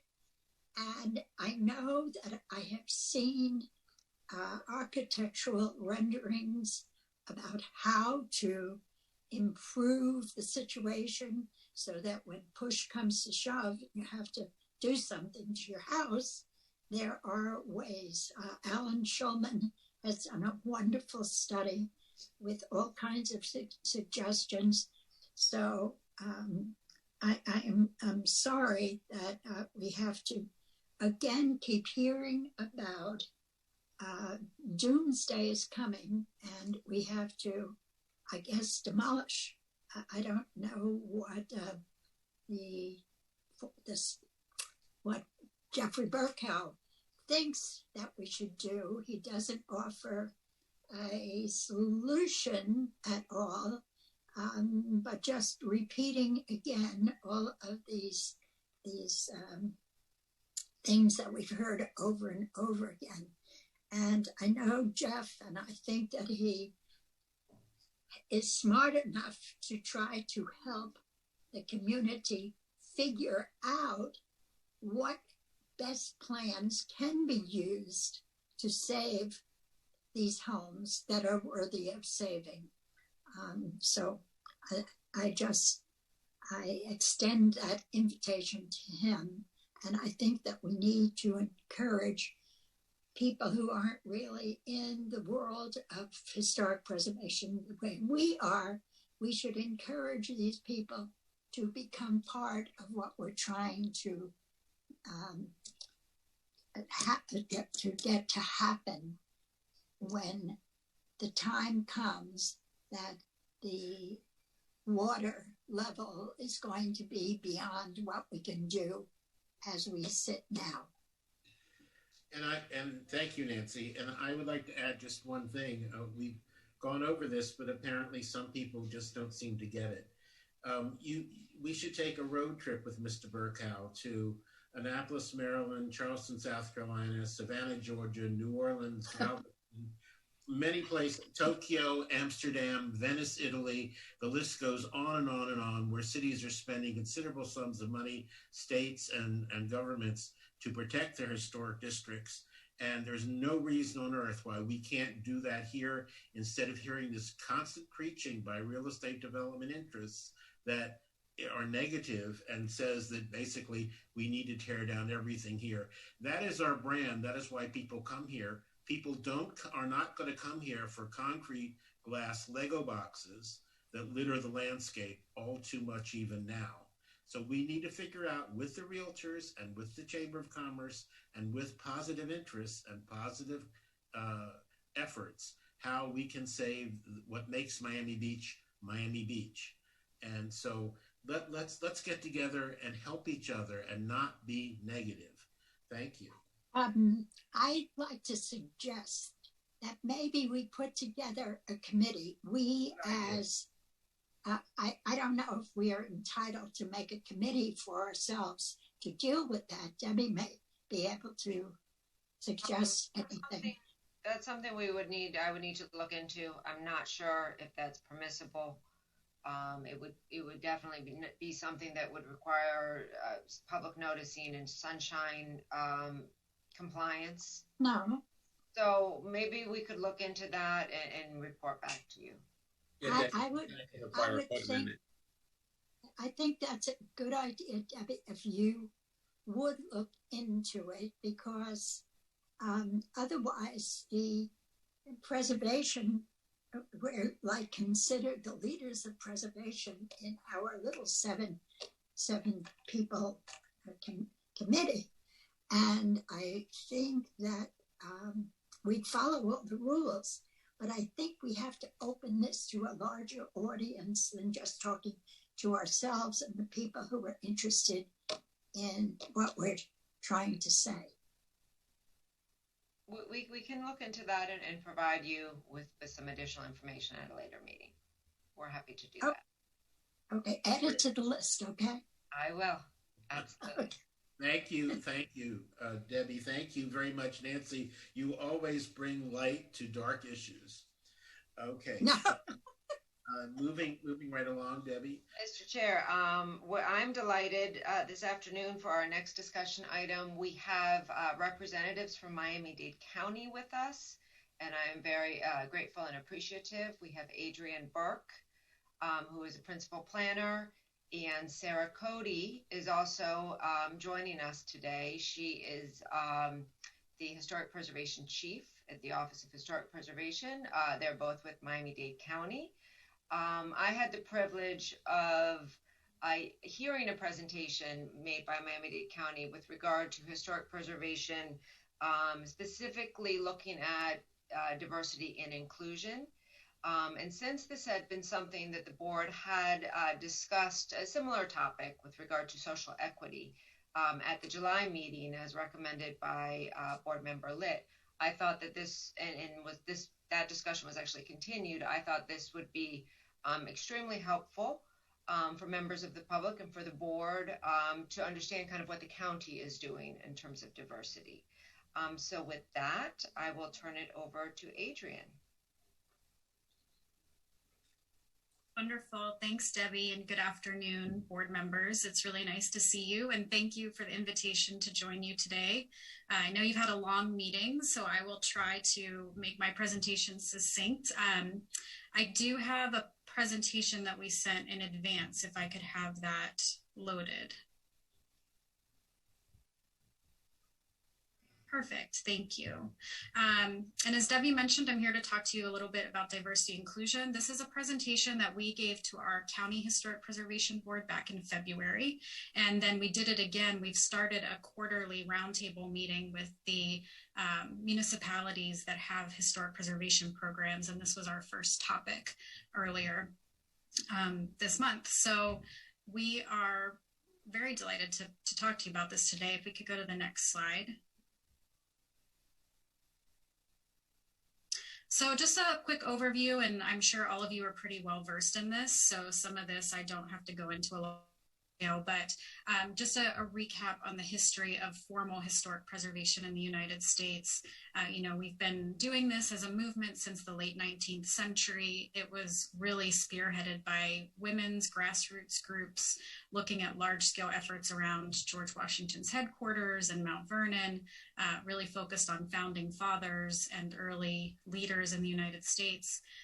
You can kind of see there in the timeline, things progressed into the early 20th century. The first preservation ordinance was in Charleston in 1931, led to the Habs survey happening, National Trust for Historic Preservation established in 1949, and then the big one that we all know about, which recently had its 50th anniversary, is the National Historic Preservation Act, and that was the legislation that really laid the groundwork for preservation as we know it today in the United States with the National Register, certified local governments, etc.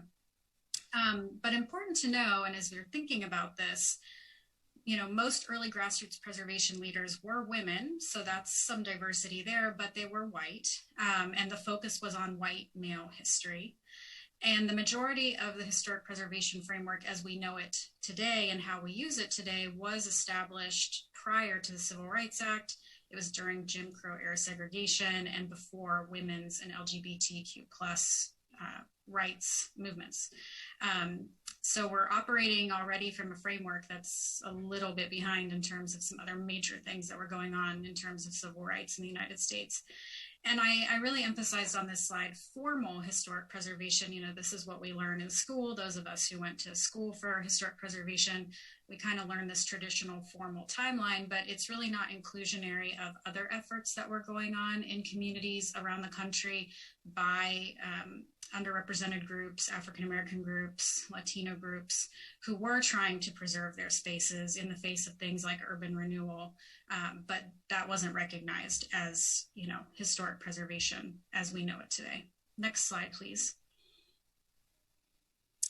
So these are just some important statistics to think about as we're framing this conversation. So of the almost 100,000 sites on the National Register, only 8% of those focus on women or racial and ethnic minorities. Only 2% of that 8% are African-American sites. The National Park Service, who of course is our federal leader in preservation, less than 6% of their employees are Black. African-Americans comprise less than 4% of archaeologists, et cetera. You can see very small percentages in terms of architecture, professional preservationists.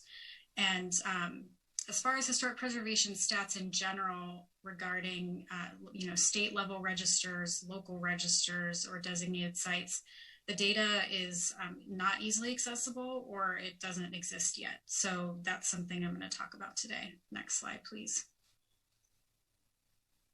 And this was for our board in particular because we do have an archaeology program. I just wanted to make sure that they're aware of very similar issues in archaeology. You know, only 4 to 5% of archaeologists are non-white, and it's really, you know, the big issue here is it's a majority white profession that in most cases is looking at a lot of work around non-white cultures, particularly indigenous cultures. Next slide, please. So here is where I'll start with the data. I mentioned that, you know, it's either not accessible easily or there's a lack of data. So this is our Florida data, and this was not easily accessible. I had to request this information from the state and do these calculations myself. It was not something that they had already done, but I shared it with them, so now it's done for them, which is great. So of our 1,844 National Register sites in Florida, you can see that the data generally reflects the national trends. You know, only 4% of our sites are related to African American or Black history, 4% related to ethnic heritage, which is the National Register terminology, less than 2% related to women, and none that we're aware of related to LGBTQ plus history. Of our master site files in Florida, we have over 200,000, less than 2% or less than 1% across the board. So our documented history for underrepresented groups is really deficient. Native American is a little better represented as indigenous people because of archaeology and recording of archaeological sites. But again, the master site file is our source for documentation. So we're not even doing a good job of identifying sites associated with underrepresented groups. Next slide, please. So bringing it down to the local level, and I was inspired to do this presentation by another presentation I saw in Alexandria, Virginia, that did something similar. And they, you know, looked at kind of the big picture and then brought it down to the local level and looked at the local demographics. So by 2019 estimates, you can see almost 70% of our demographics identify as Hispanic or Latino, 17% African-American, just over half women, and almost 7% LGBTQ+. We have, you know, 128 languages spoken in the area. Of course, we're a very diverse community. Next slide, please. Looking at our school district population too, which, you know, in terms of, I think in preservation, there's always a discussion about making sure we are sharing our history for future generations. So thinking of how well we're telling the story of our history for our younger people. Almost half of the students in the public schools are female, 16% self-identifies LGBTQ+, and then you can see the ethnic composition. The majority of our students are Hispanic or Black in the school system, as of the most recent data I could find from a few years ago. Next slide, please. So the same thing I did for the state, I did with our Miami-Dade County historic sites. And the caveat here is I only looked at our county designated sites. So I didn't look at any of your sites in Miami Beach or Coral Gables or the other municipalities that have their own programs. Just looking at the county data, I tried to do the same thing. You can see we have 188 designated sites broken down into districts, archaeological sites, and individual sites. I did make a couple of assumptions, primarily related to history that's not well documented. So, for example, the Gould's Historic District. We know, and it's mentioned briefly in the designation report, that there were African-American people living there. That is part of the story, but that's not well fleshed out, and it's not a big part of the designation. But I still counted that because we know there's a history there. But more research is needed. So you'll see, if you go to the next slide, please. So the top bar there is the demographics. So doing what I did for the Florida data, you can see we have 24.5% of our sites are related to indigenous culture, and that is because we have an archaeology program. 11%, almost 12% are connected to African-American history. That's where my assumptions skew the number a little higher, because of those 22 designations, the reports don't talk much about the African-American history. It's either referenced very briefly, or we know there's a history, but it's not really even referenced. So those are examples of areas where we need to explore some more around already designated sites. Given our demographics of almost 70% Latino, Latinx, we have 2 designated sites that address that history, which is, that one kind of has been blowing up everyone's mind when we look at that data. Similarly for Caribbean, very little very little designated sites. Women, same thing. I made a lot of assumptions for this category, especially related to sites down in South Dade, where we know there were women associated with the schools or with some of the establishment of the pioneer families, but it's just not well fleshed out. We have nothing related to LGBTQ+ history and nothing related to Asian culture. And while I was at it, this is not so much related to this presentation, but I was just interested in terms of categories. You know, in preservation, we really emphasize architecture. So not surprisingly, most of our sites are designated because of architecture or history.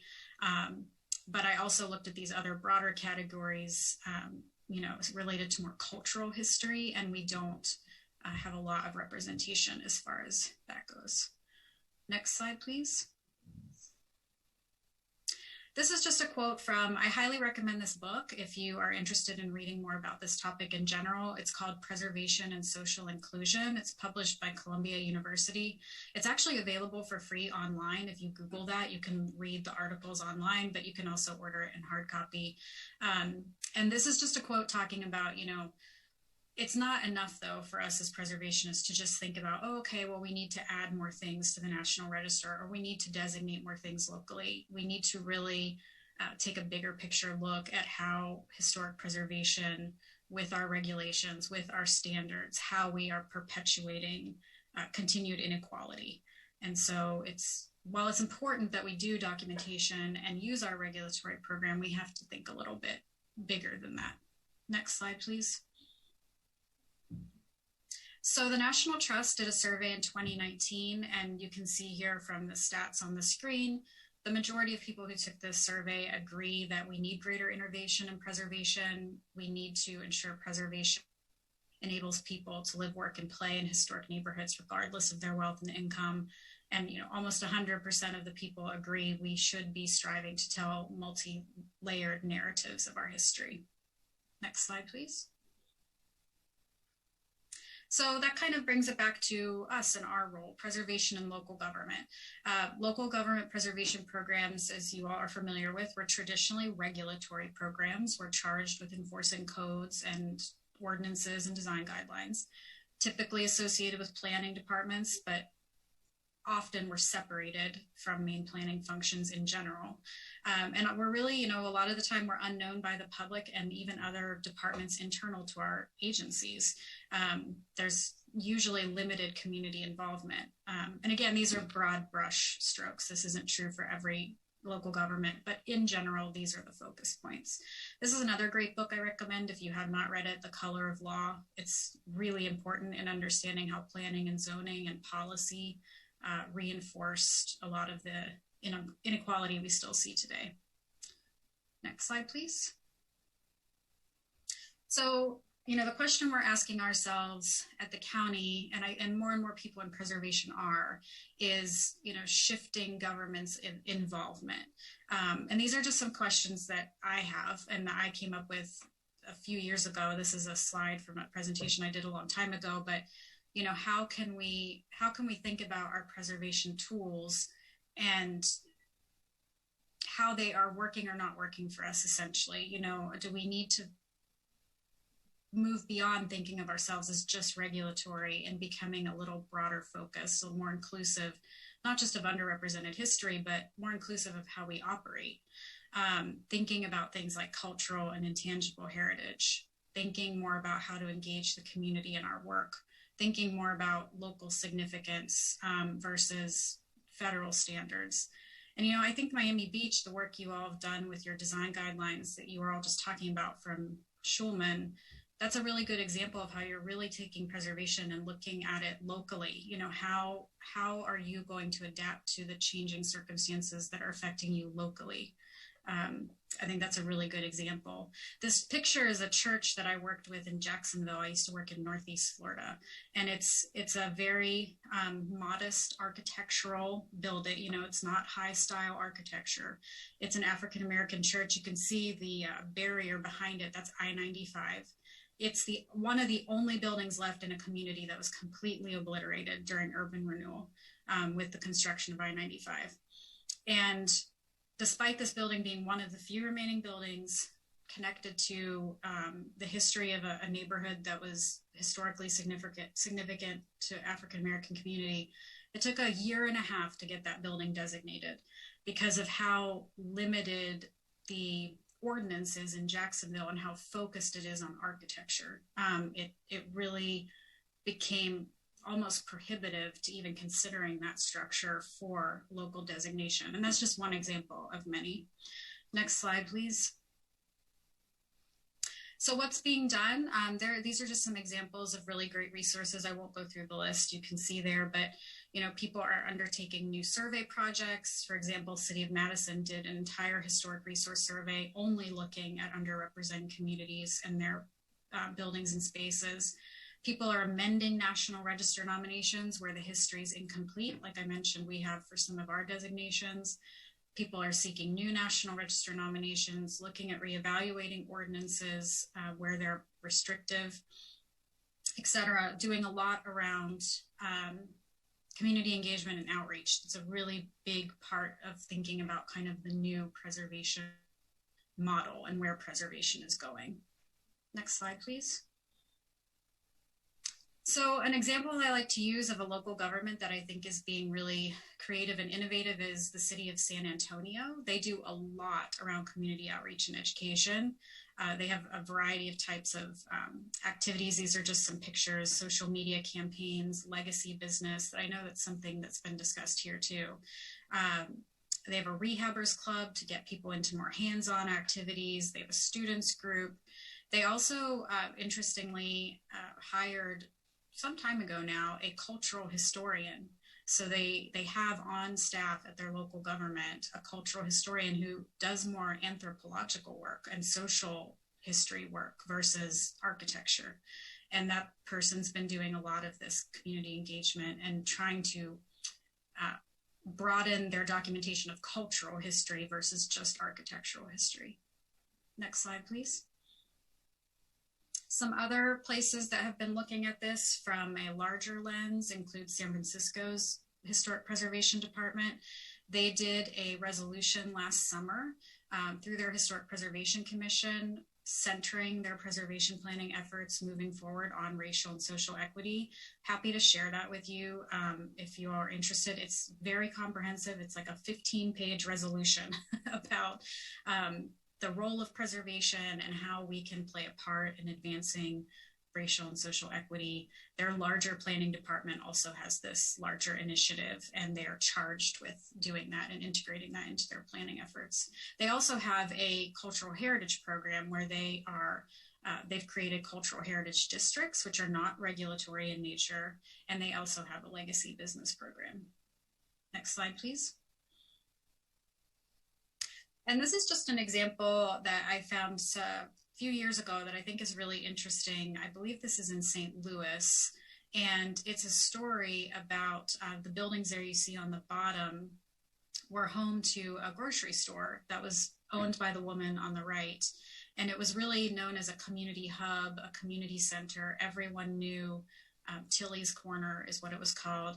And it was very significant to the community culturally. Obviously, those buildings are in serious disrepair. They were further damaged by a storm and had to be demolished. But the city designated that site as historic after the buildings were gone. And they have been working with the community and a nonprofit that was established to reimagine how that community, how that corner is utilized in the community and how they can continue the legacy of that site, even though the architecture is no longer there. Next slide, please. So what can we do now? And this is winding down. You know, just like I mentioned, we're at the county thinking about how we're broadening our concept of preservation beyond the building. We're looking to identify more diverse sites for potential listing and looking at doing more community engagement and outreach to help us find those stories. Hopefully, we'll be able to evaluate and update existing designations at some point to tell the fuller history of those sites, prioritizing future survey work in areas that have not been well represented. Again, outreach engagement, we would like to work with the county to ensure we have diverse board membership as well as staff, continue working with partners in the community like Dade Heritage Trust, and continue ongoing education for staff and board members around these issues. The other thing in the box here on the right, we are lucky in the county that our ordinance is quite broad already, and this is something that I think makes us unique in comparison to a lot of regulatory programs. We can designate sites already based on cultural, social, political, economic, scientific, religious history. It does not have to be just architecture, and we have examples of where the county's done this already. So we have some flexibility in our ordinance already, which is a good opportunity for us. And again, and we have archaeology, which is also helpful for documenting and protecting indigenous culture. So next slide, please. I think that is it. Yes, so that's us. Really appreciate your time today and having us come present to you. We shared this presentation with the other municipalities in the hopes that it got other folks thinking too about this issue and how your local programs can start to bring some of this to your work too. So again, really appreciate the opportunity. If you have any questions, I'm happy to answer them, but otherwise, thank you for your time. Thank you, Adrienne. Do any of the board members have questions, or would you like to discuss anything with the representatives? Mr. Lopez. Yeah, thank you for that great presentation. Really, really appreciate it. I just thought I would add that, looking at our broader community, I know that we have the physical boundaries of the city, the county, different municipalities, but at the University of Miami, we've been looking to our regional partners in the Bahamas, in Cuba, and the value of preservation as it relates to local communities. And we often point to the example of, stateside examples like Miami Beach and others that have found economic opportunity for local communities through preservation.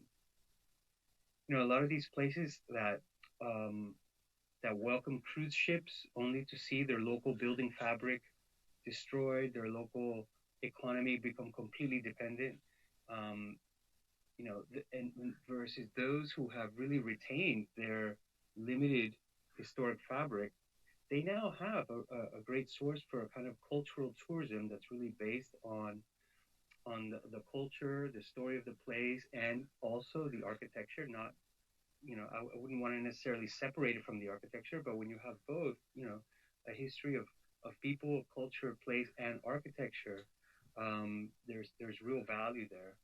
And so I just wonder if there might be opportunities to, for Miami-Dade County, in the same way you're reaching inward to its municipalities within Miami-Dade County, to also, broaden and go outside and perhaps welcome the stories of the Bahamas, for example, which are intertwined with our own local history, and Cuba, of course, and other places as well. And, that's a really great point. Thank you. If I could offer to be of any assistance through the University of Miami, I'd be happy to follow up with you. Yeah, thank you. That's a great idea. I love that.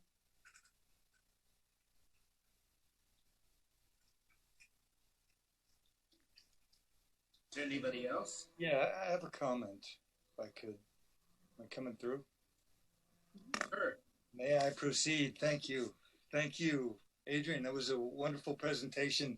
I just wanted to accentuate the point that, for instance, in North Beach, there's a little bit of a narrative, not with regard to, a diverse history, but specifically with the North Beach local historic districts.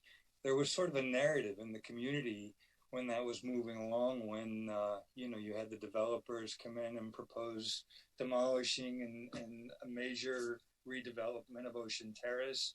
And at the time we had the North Beach National Register districts, but I just want to mention that the community response, because you went from the Ocean Terrace redevelopment plan to the FAR referendum, and the public engagement in that effort was absolutely very much about maintaining the economic and cultural diversity in North Beach. I think for many of the locals, recognizing what had already happened in South Beach and how the demographics had changed. And I just wanted to reference that. And I think the community, living there at the time and participating in that, I thought it was fantastic that, the community really came out in numbers to try to protect the economic and cultural diversity of, one of the areas of Miami Beach, I think, that is most economically diverse. And I think the questions moving forward, because, we do have those local historic districts now, which to some extent, I think a lot of what the community was striving for was to maintain the identity of the neighborhood, to not have wholesale displacement and gentrification. So now you're left with the questions of, we have these local historic districts. How do we incrementally, how do we do preservation and still incrementally protect the neighborhoods, where you're not doing mass scale redevelopment in those areas to protect that economic and cultural diversity, as well as the architectural heritage, I think, which was the driver of the community even being able to have that fight. But how do you move forward? How do you maintain buildings and maintain healthy neighborhoods and invest in neighborhoods like those areas without having to rely on mass redevelopment and displacement, and particularly in the face of sea level rise and resiliency issues? I think those are important questions that we face as a community, and particularly I would mention in those local historic districts.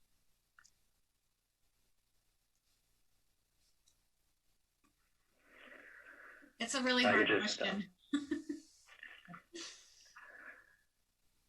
Slightly piling on, thanks again, Adrian, for bringing this presentation. Also the analysis that you were doing. I think there's some actionable intelligence in there too that we can use to step outside of these dominant assumptions about what constitutes a preservation-worthy place. really chewing on, the broadening the concept of historic preservation beyond the building. It feels a bit of a time like the way, the regulatory framework. It's it's about the buildings themselves. And it's a program by architects for architects, and I love architects. But it's there's more to history. That I think that there's that we can use what you presented as a framework and guide some investigations into historically significant places, spaces, or the people behind those that have been kind of overlooked from a dominant assumption about what constitutes preservation. Another thing that I don't think we can answer today, but your presentation got me thinking maybe something the board can take up as we continue to wrestle with this is how can historic preservation address the void of the places that were lost, that weren't protected, that they're not with us today, but that had an impact on the culture and the development of a place, and maybe that's more of like the anthropological side that you mentioned from that San Antonio example, that there's kind of a cultural study with it, and just maybe more as an anecdote, but just thinking about an analogous case that I'm familiar with from working in New York, that there's kind of like in thinking about like community gardens that occupy like these vacant spots that are used by the community, that developers and elected officials might think of them as vacant, unused, because there's no building on them, but they're serving open space needs for communities and might not have formal spaces like that. And it sort of takes this, similar to historic preservation, it takes some sort of, a push from the community to save those spots. So I don't know if that is a place in here, but your presentation got me thinking about that too. And if that's, somewhere at the intersection of, Historic Preservation Board and, Parks and Open Space, and climate and resilience, these things tend to go together in these conversations. Thank you. Thanks.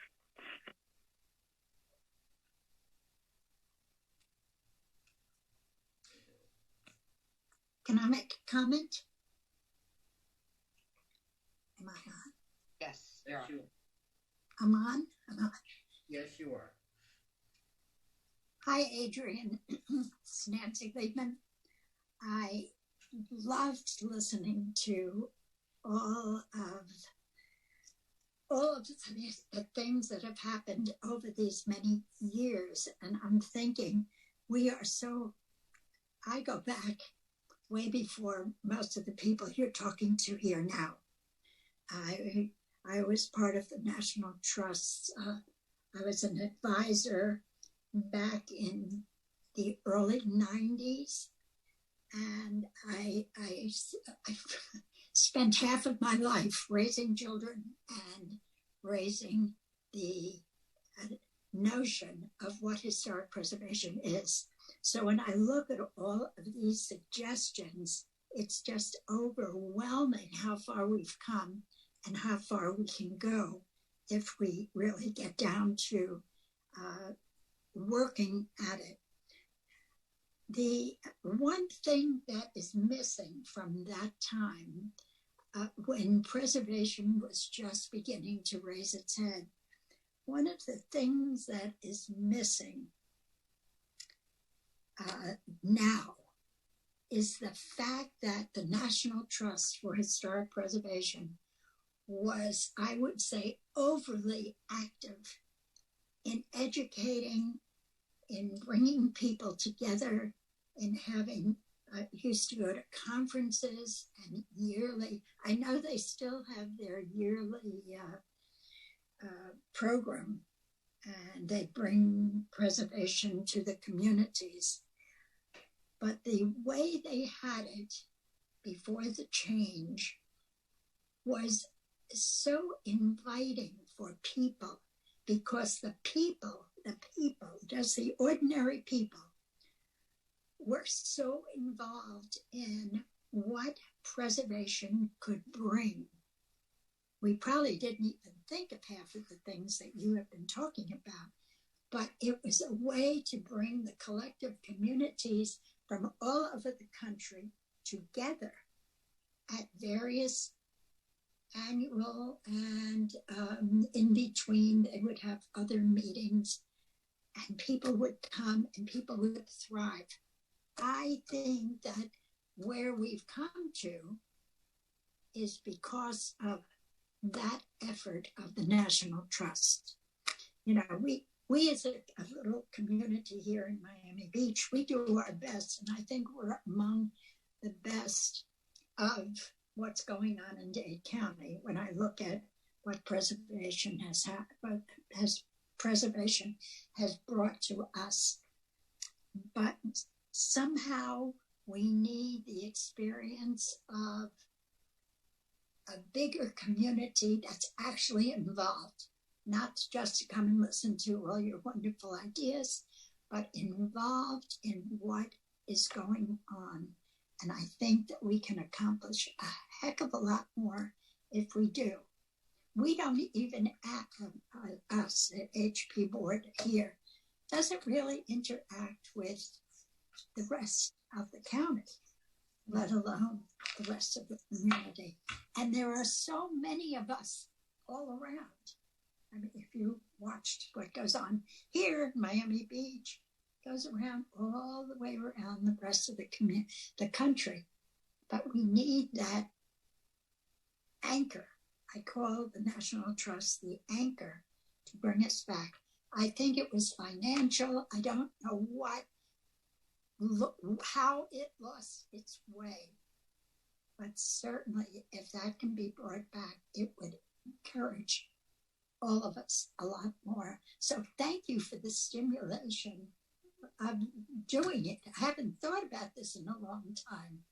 I thought it's time for me to retire, but I don't when I hear all of this again and again. Thank you. Thank you. And yeah, I mean, that's really interesting about the National Trust. And, you know, I've given this presentation a few times now, and I hope it doesn't come across that I'm not saying architecture is not important and the places are not important. They are. It's just, you know, we can do more with preservation than just that. Yes, and so I think it's really important. And, you know, the National Trust was a real leader in this effort with the Main Street program. The Main Street program looked beyond just preservation. It used preservation as a foundation for economic opportunity, social events and culture. So yeah, they've been a leader in that, and hopefully they will be again. If you were here just before, while we were still talking, I assume you were here. Yes. At least the end of that. And we had a complaint from one of our local lawyers. And yet, I think he's bright, he's around, he's doing, to bring in people like that who aren't just listed as part of the preservation people, who they think that we're all a bunch of pains, but they are there. So when you started with your presentation, it was like you came right off that event that happened in our meeting before you, about a person who has the knowledge and the wherewithal that he could be part of this solution, but he only comes. I hear him maybe once a year. He'll come and complain the same about the waters rising and whatever else is happening. But he has enough background to help us do something more important, to educate people. So thank you for coming. Maybe you'll have a rerun. We'll have another run at this. Thank you, Nancy. I'd like to make a comment if I could. Yeah, Kurt. I just want to mention, you know, in the time that I've been in Miami Beach for, I guess, a little over 21 years, you know, some of the success stories I've seen in my neighborhood a lot, like one of them is the CDC structures, I think they're called, right, Debbie?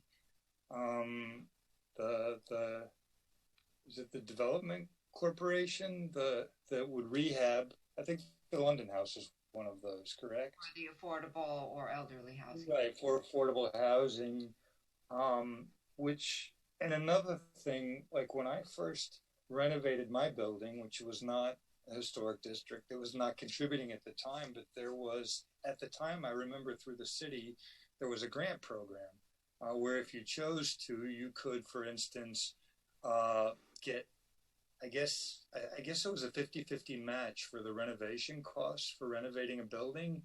And in exchange for that, I believe, I didn't participate in the program, but I believe in exchange you had to commit to renting that structure to, either, for affordable housing. I'm not sure what the qualifications are, but that would be another question of mine that I'd throw in is, are there opportunities to encourage those sort of preservation opportunities where they work in tandem with supporting diverse communities at the same time?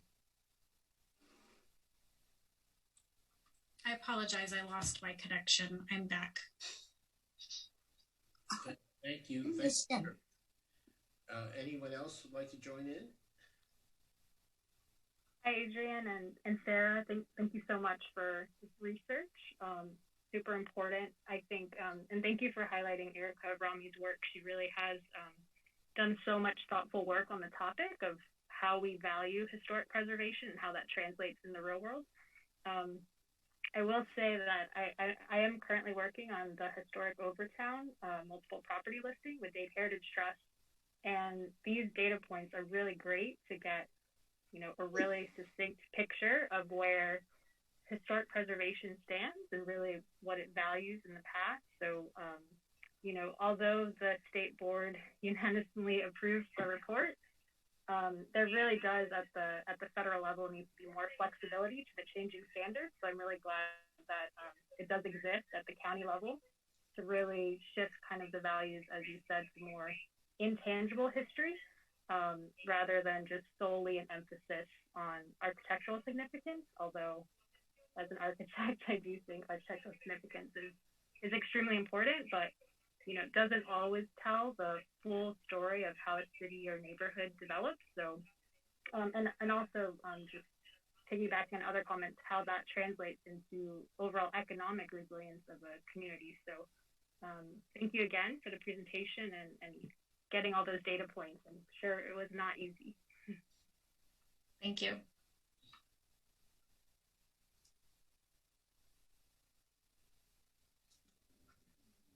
Anyone else? I think Sarah Cody from the county would like to say a few words. She's the Historic Preservation Chief for the county. Hi, good afternoon. I'm Sarah Cody. I'm the Historic Preservation Chief for Miami-Dade County. And first, thank you guys for inviting us to come make this presentation. I'm really thrilled to be having this conversation with y'all, and I'm really thrilled at the dialogue that y'all are thinking just right on the spot about this. It's really encouraging. I just wanted to make a couple comments in response to a couple of the board member comments. Hi, Nancy. It's always lovely to see you. Don't ever retire. Thank you. I'm just joking. But you had made a comment about, that kind of cooperation and outreach and just dialogue with other agencies doing the same thing would be helpful, and that sometimes it's kind of limited. And that is true. And like Adrian talked about in the presentation that, for instance, the county office, we're really focusing a lot of efforts right now on outreach. And we're doing outreach not just to our existing historic districts or potential designations, we're also doing outreach to all of the municipal preservation programs in the county. So we have the county program, and then there's 10 cities that have their own program. So actually last month we launched what we've called the Miami-Dade HP Roundtable. And it's a quarterly meeting of all of the preservation staff throughout the county. And the purpose of it is so we can talk to each other. Hey, what issues are you dealing with? What are your challenges? What are the big topics coming up in your city? Hey, here's what we're dealing with. Let's brainstorm path forwards and how to get to the goal we want to get to. So, and Debbie participated in our inaugural meeting. The first meeting we had, actually, Adrian gave this presentation. So we're trying to spread the message really far throughout the county. And we're really encouraged about the possibilities that you just getting all the staff together could bring to all the various boards. And, Mr. Pascal, I know you were bringing up kind of historic preservation and its relevance and opportunities in other kind of subject areas, which is also something we really look at carefully at the county. We looked at a lot of resilience initiatives. And then specific, you were talking about affordable housing. Last year, the county established the Dade Heritage Trust Historic Preservation Revolving Fund for affordable housing. We gave Dade Heritage Trust $1 million. With that money, they purchased it's either 1920s or 1930s fourplex in Little Havana, which they are getting designated by the city of Miami, and they are rehabbing the building, and they are in an agreement with the county over this and in a contract with our public housing department. 100% of the units are going to be offered at affordable. There's zero displacement to the current residents.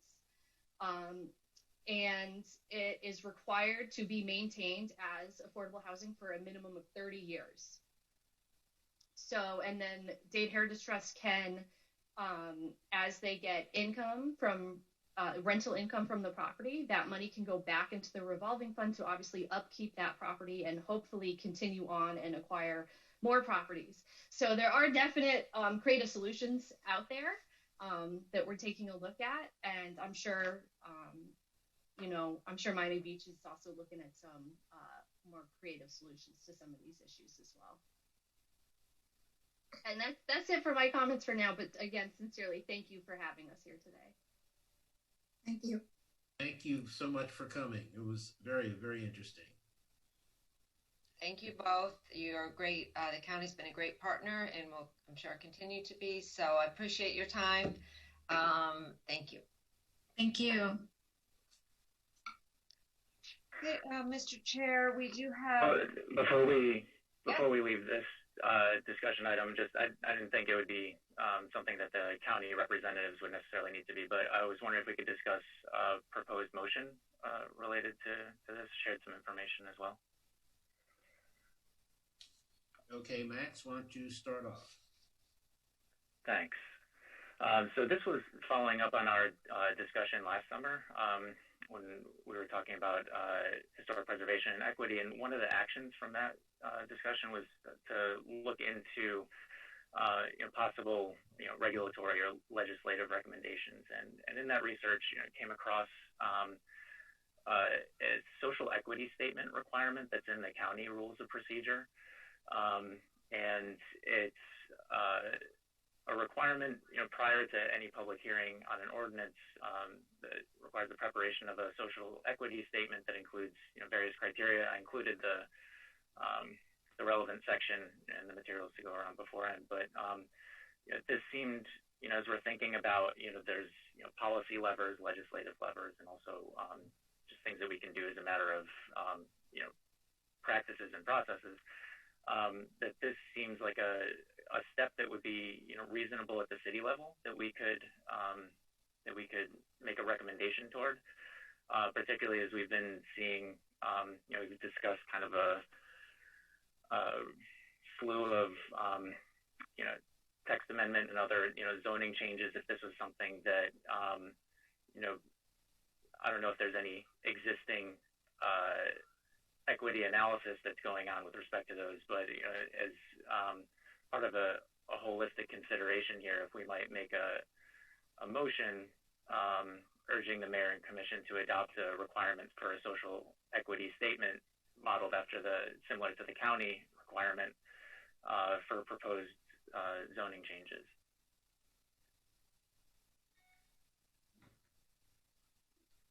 Okay. I'm interested in other board member input, feedback to what we think would make this effective and move it forward. Okay, who would like to comment?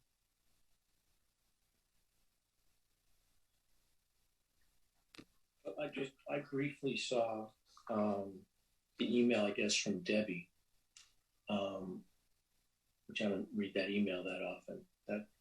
So I don't think I'm up to that. I could try to breeze through it real quick. But it sounds it's in the good direction.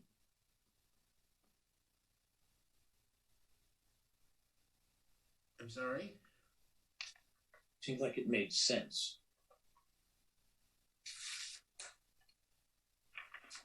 Okay. Sounds promising.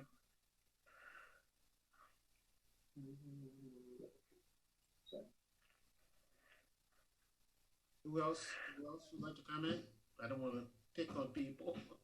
There should also be a hard copy in your package of the statement by Mr. Litt, and he is in the document. He has a proposed motion that was transmitted to all of the board members.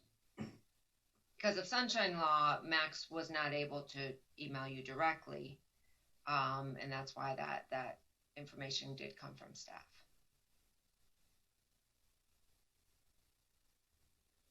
So perhaps what I could do, I'll like to make the motion. We'll see. I think that, especially in light of the presentation that we just heard, there's an opportunity to take some concrete steps for, integrating the objectives of historic preservation and equity and inclusion. I don't think that the equity statement requirement would be itself, sufficient to, as like a last step, but it's a step that we could take, that has a reasonable precedent elsewhere, in the county as a whole, something that we could do here. So I'll take a shot at the motion, unless Nancy, sorry. I wanted to ask, can you elaborate a little more on equity requirement, what you're talking about? I didn't get Debbie's, whatever Debbie sent, I don't know. It's the first time I'm hearing about this, but what are you comparing? Yeah, it's very short. I can actually just read. The first part of it, I couldn't get the equity part. Equity and what?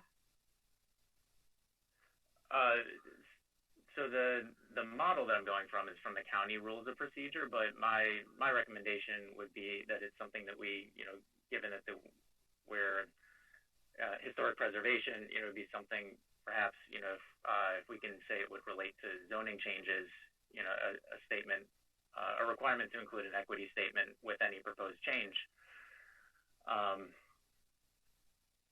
And I can just read, it's very short. So the requirement is from the county example, prior to the public hearing on any ordinance, the mayor shall prepare a written social equity statement, identifying the possible non-monetary benefits and burdens of the policy to be implemented by the proposed ordinance, and describing how those benefits and burdens would affect the community, for example, geographically, demographically, by income levels, etc.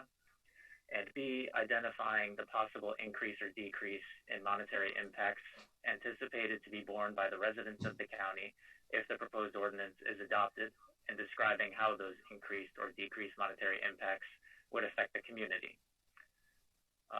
No public hearing on any ordinance shall be held if the social equity statement is not submitted with the ordinance as part of the agenda. And then there are a few exceptions that it doesn't apply, for budget or emergency measures. So when I heard the word zoning, it kind of gave me a little uh-oh. Every time you start mentioning zoning, not you, but every time zoning comes into it, somehow preservation gets locked behind it. So how do you interpret the zone? How are you connecting? I don't see your connections, that's all. Nancy, maybe I can kind of explain what the Max just kind of read through. So a text amendment to change the enemy of preservation is the change setbacks.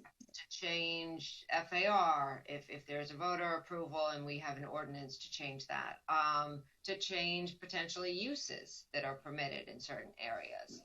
Currently, that goes through as an ordinance reviewed by the planning board. Now, some of them, the Historic Preservation Board has an advisory recommendation.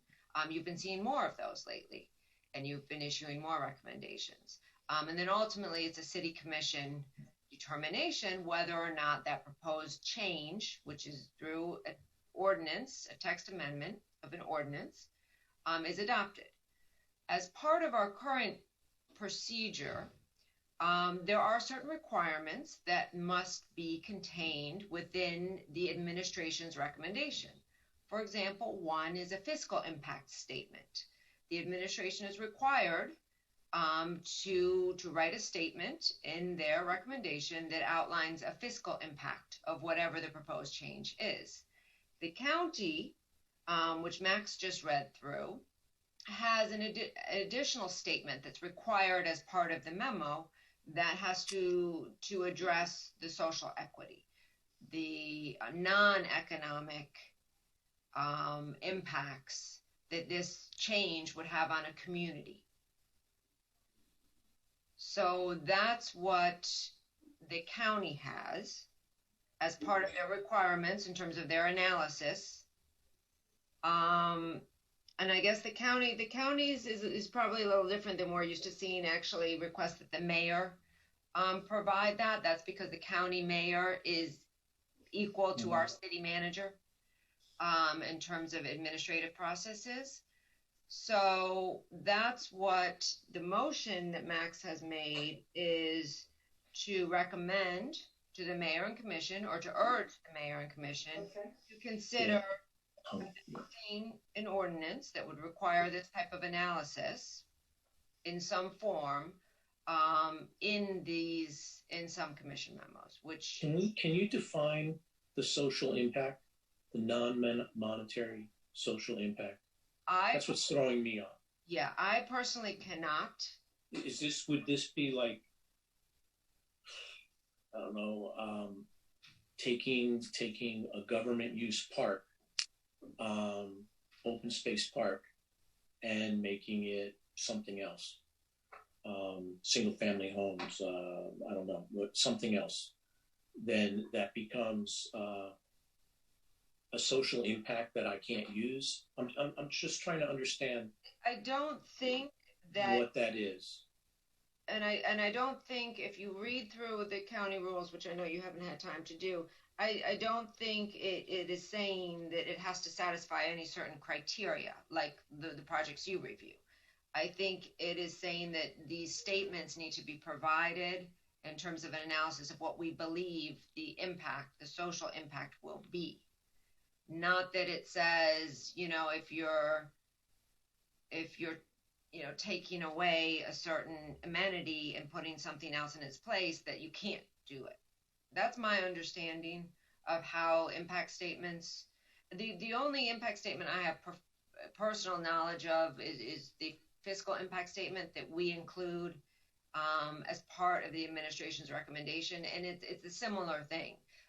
Just because a change will have a fiscal impact doesn't mean that that change cannot be adopted by the commission. Or because it has no fiscal impact doesn't necessarily mean it will be adopted. I think it's more of an informational component.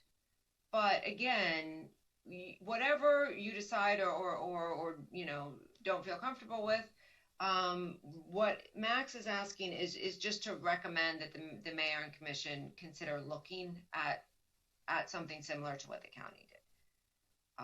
And it's understandable if the board members aren't familiar with this, if you would like more time, or any of the above, what your thoughts are on this. Okay, Debbie, I would like to have an input here.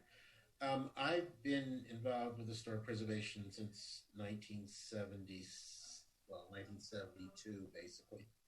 And I pride myself for all these years in looking at all angles of a particular project, for if you're going to use a project as an example, which this appears to be placing judgment on certain county or local activities, which include projects, as to being inclusive and making sure that every type of minority, whether it be ethnic, religious, cultural, whatever you might suggest, be considered and included, and in many cases gone after because they were underrepresented in surveys, architectural surveys, for instance, or cultural surveys, or they weren't specifically spelled out in architectural histories or histories of particular properties.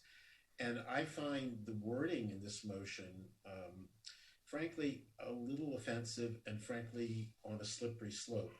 Because in today's world, social equity has many, many meanings to many, many different people. And I frankly don't like many of them. And I think without more definitions of exactly what this means to historic preservation, we are an historic preservation board. We're not a social equality board.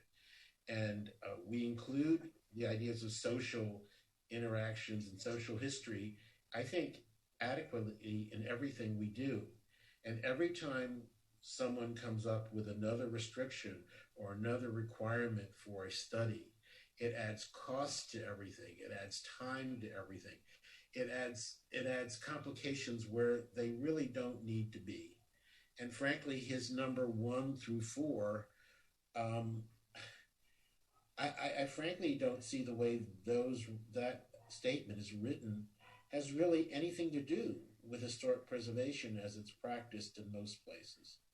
And I just look at it as a barrier to making us have adequate outreach to all different people and things that we do on a normal basis. It's when you have a new requirement that you must do something, or else, quote, there'll be a penalty if you don't, or something won't be approved if you can't prove it. I think to me, it just adds needless complication to something that we have successfully done for a very long time in Miami Beach and in places where I've been previously, in Annapolis and DC, especially in DC. And I don't know. I just don't know why this is needed here. I just don't like the word social equity because of some of the nuances it may have that may be unintended for us.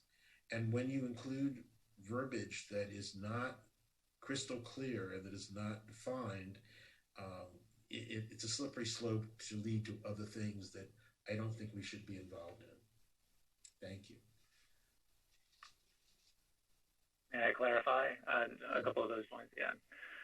So the target for this is it's not really directed at board operations. This would be so if there's a text amendment or another example of a change, something that would be coming before the board, that it would be something that's relevant to our analysis that would facilitate that. And as you're saying, if that's already part of the way the board is used to doing business, to me, it would seem to enhance our ability to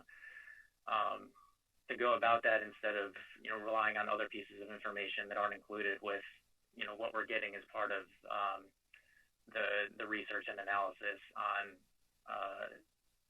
the proposed ordinance. In terms of the definition of social equity, I don't know what to really say to that, other than I'm not really sure what the downside is, or what impact we're foreseeing from that. An example that comes to mind in this is the dominant model that I think we've been seeing for historic preservation projects is that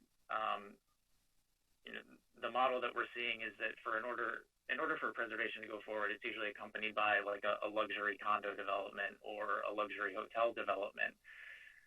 And I'm wondering if that's consistent, from our preservation ideals. We have a lot of discussion about, what that means, for compatibility and things like that. But there's also an equity dimension too, that I think it would strengthen, the analysis that we're able to do by considering that. And see, yeah, I don't know if that example helps. Yeah. The word equity is baffling me. I mean, if we're going to give equity to all these people who come and want to build towers, and they have a text amendment behind them, I mean, that's what triggers my mind. But I may be totally off base, but just listening to the language, I mean, maybe you're not talking about that. Matt, that's not what I was talking about. Yeah.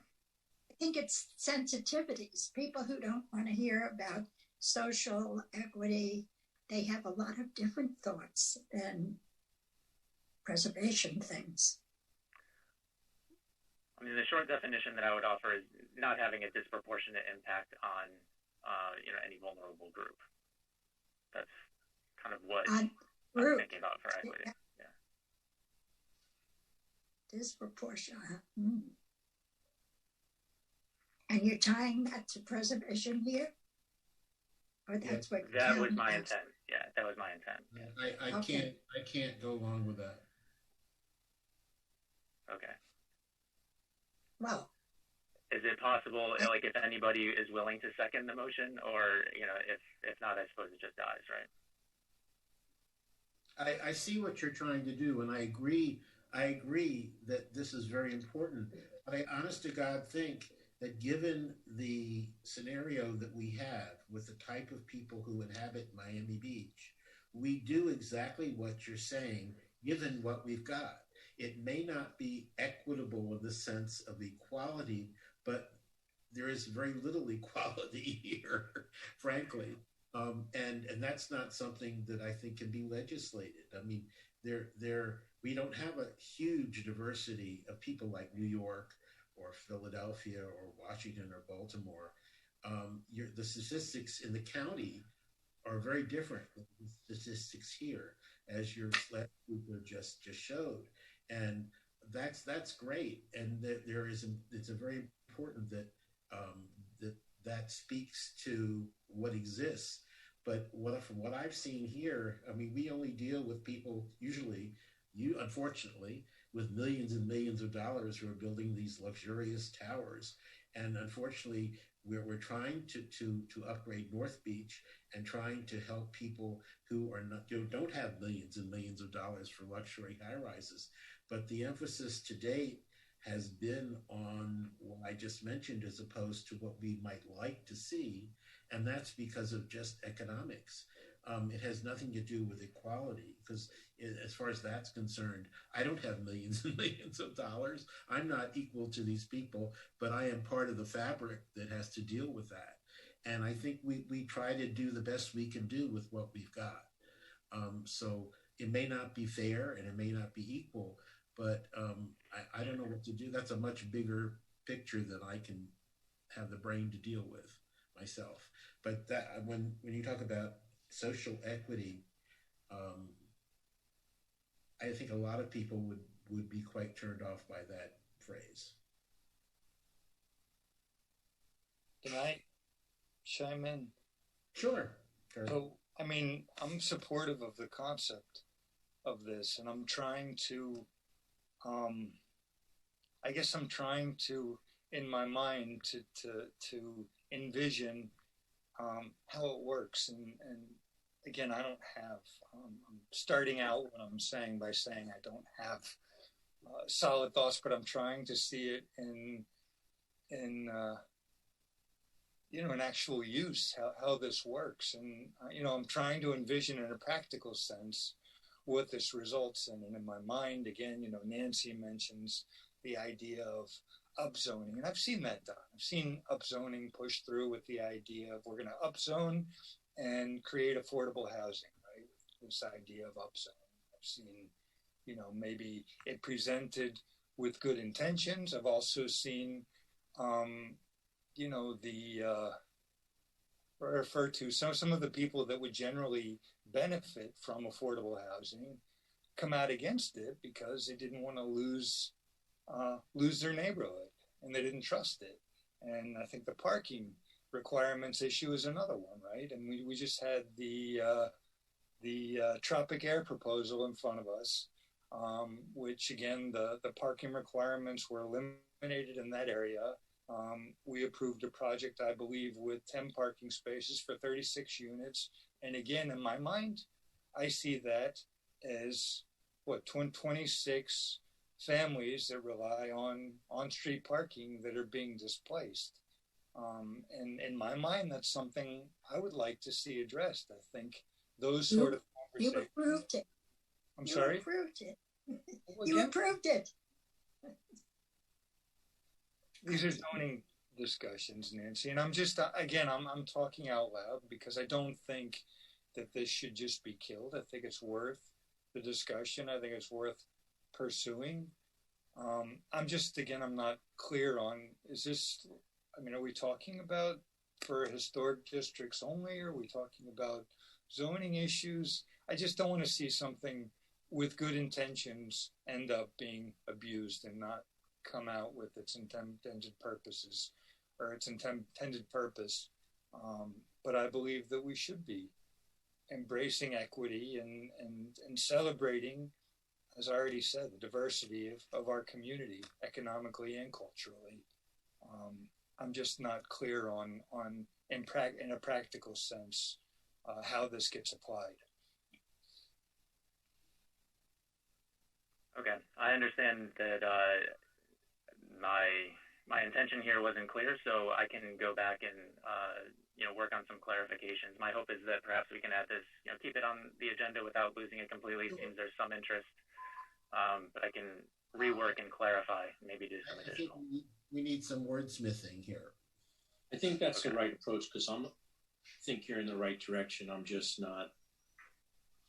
I just don't know enough about it. Okay. Thank you to the board for your time today on this. Are we supposed to be dealing with this parking requirements thing? Okay, we have 3 more discussion items.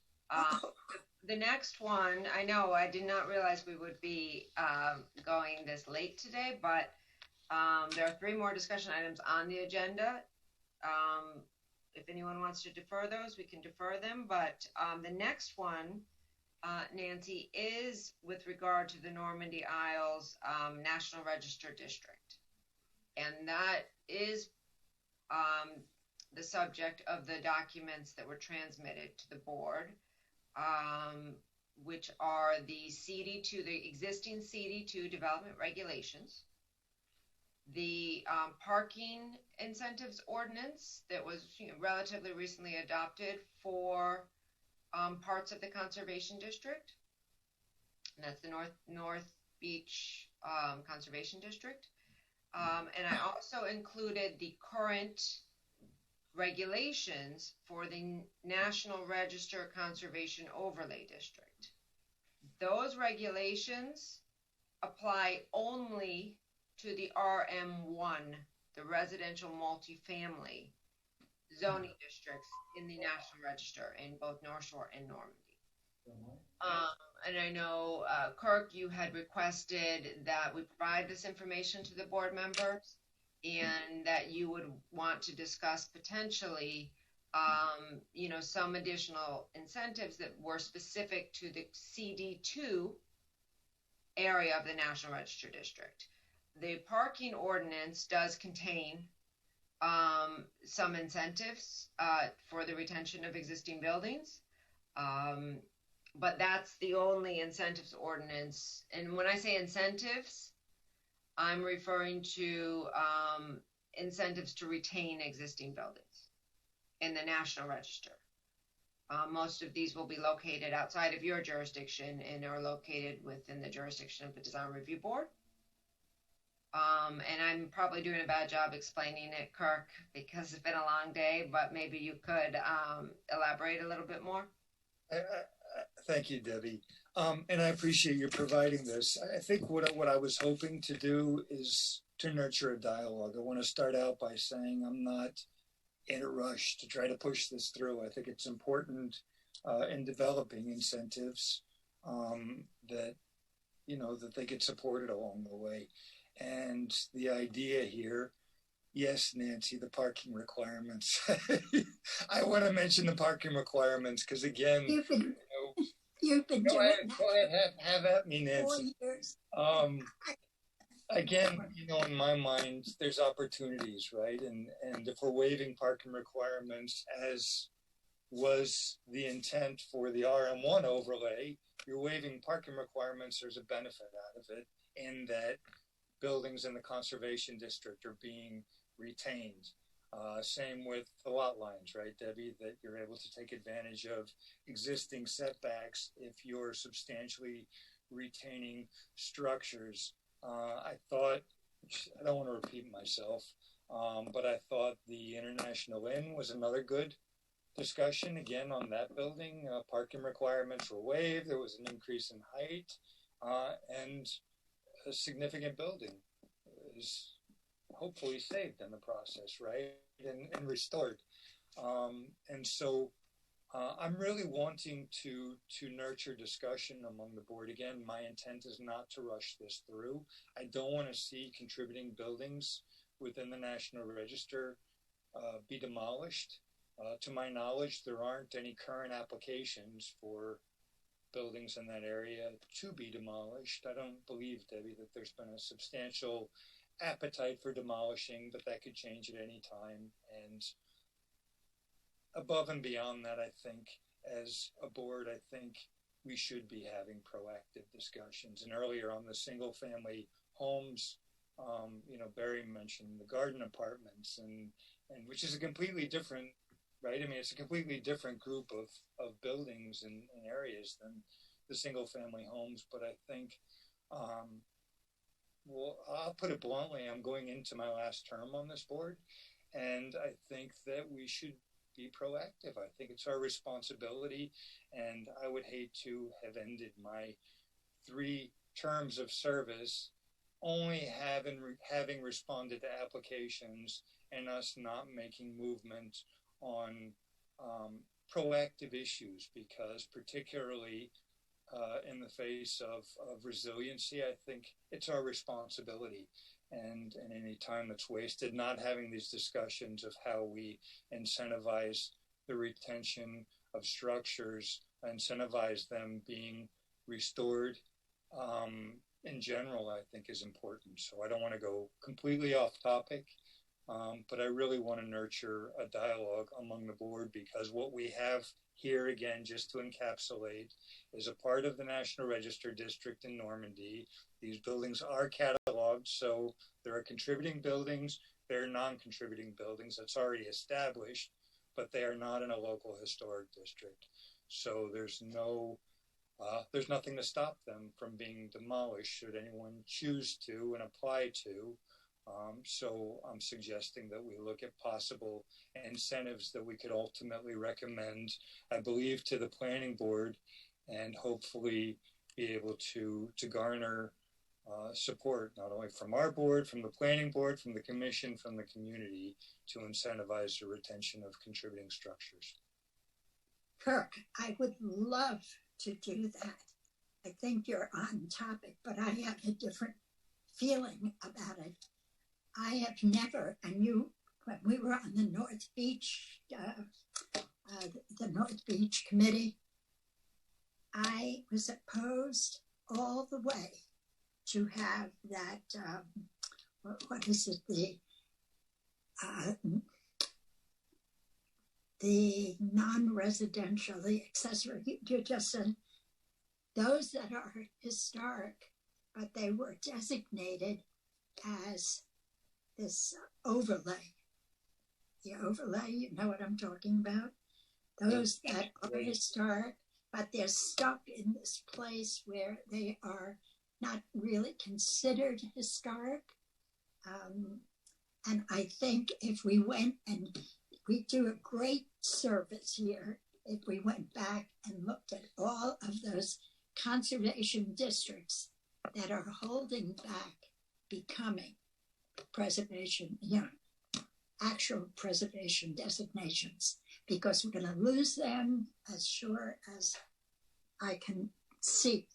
We're going to lose them. I'd like to, well, maybe should I add that to Debbie's list, or should we attach it to yours? Because I don't know how far you're looking to go with the discussion.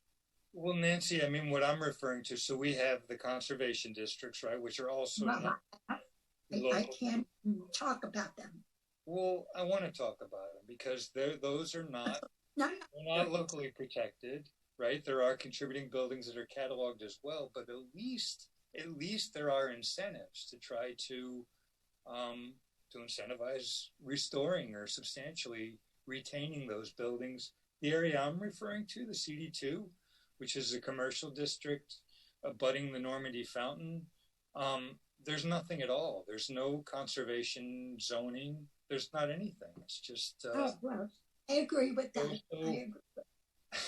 So that's where I was hoping to start with maybe looking at possible incentives, whereby if demolition is proposed, at least that there would be opportunities for the DRB to pursue trying to retain significant structures. I think you'd have an easier time dealing with these historic places that have not really been designated as historic with this overlay.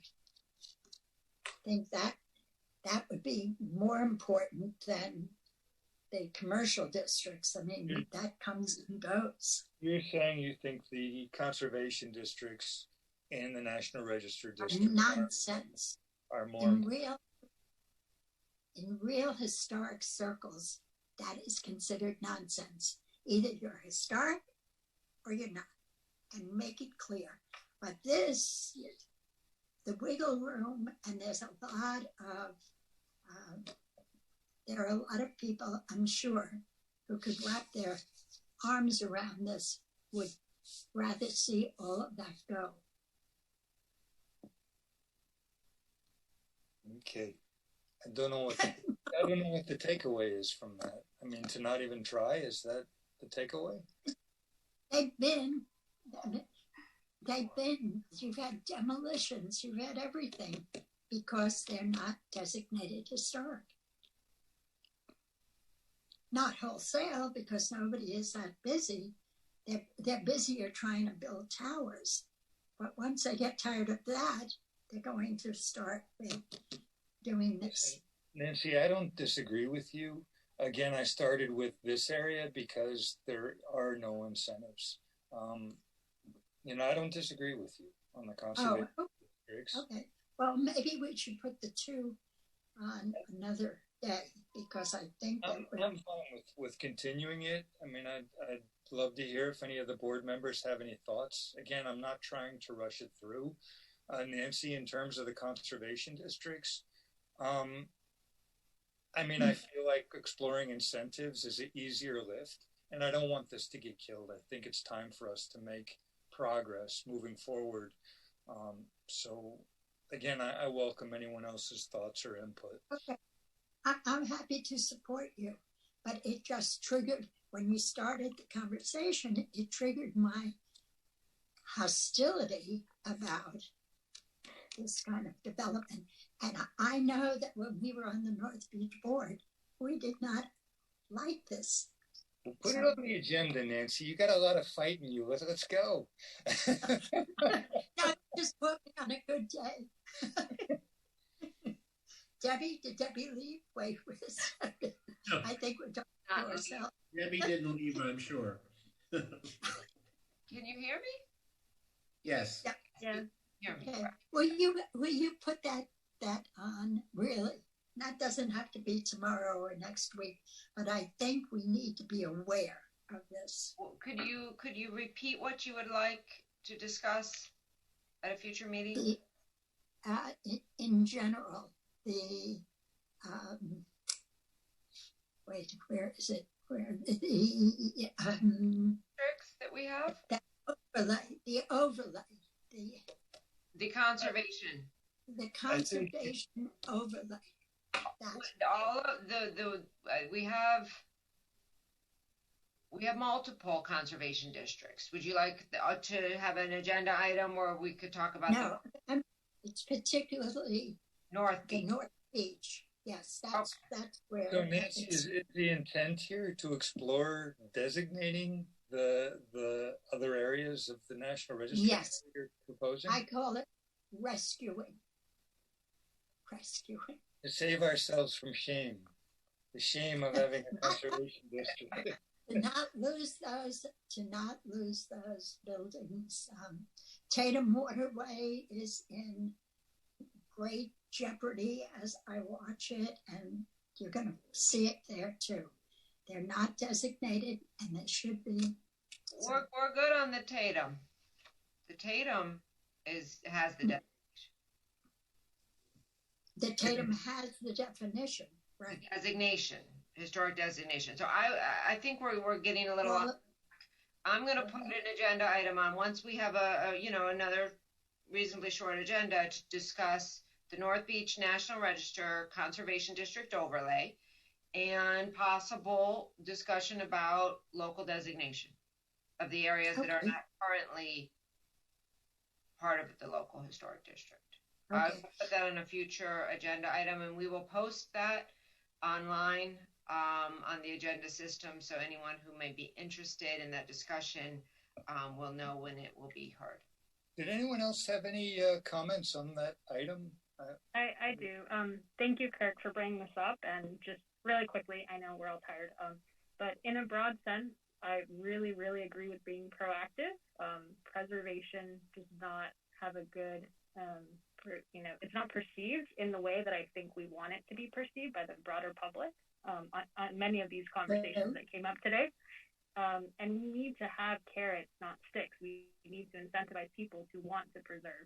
And I will say, just on solely on the parking, developer perspective, unstructured parking is a minimum cost of $15,000 per space, and then when you get into underground parking, that's a minimum of $60,000 per space. So I'm definitely in favor of, in very specific circumstances, to very high standards of, relieving the developer if they meet those specific criteria. And I think also it's really important, if we do give developers these incentives, we need to consider how long those covenants stay in place. For example, if they change the building, if they demolish it at a future date, which is all standard now in many covenants, but I do think that point is really important. And I just think in general, Miami Beach has the opportunity to be a truly, urban, connected city with micromobility of the trolleys and the bus. And so I do see, in a commercial sense, how this could be extremely viable. So thank you, Kirk, for bringing this up. And, there's a lot of details, but I'm definitely supportive overall of looking more closely at these incentives in specific circumstances. Thank you.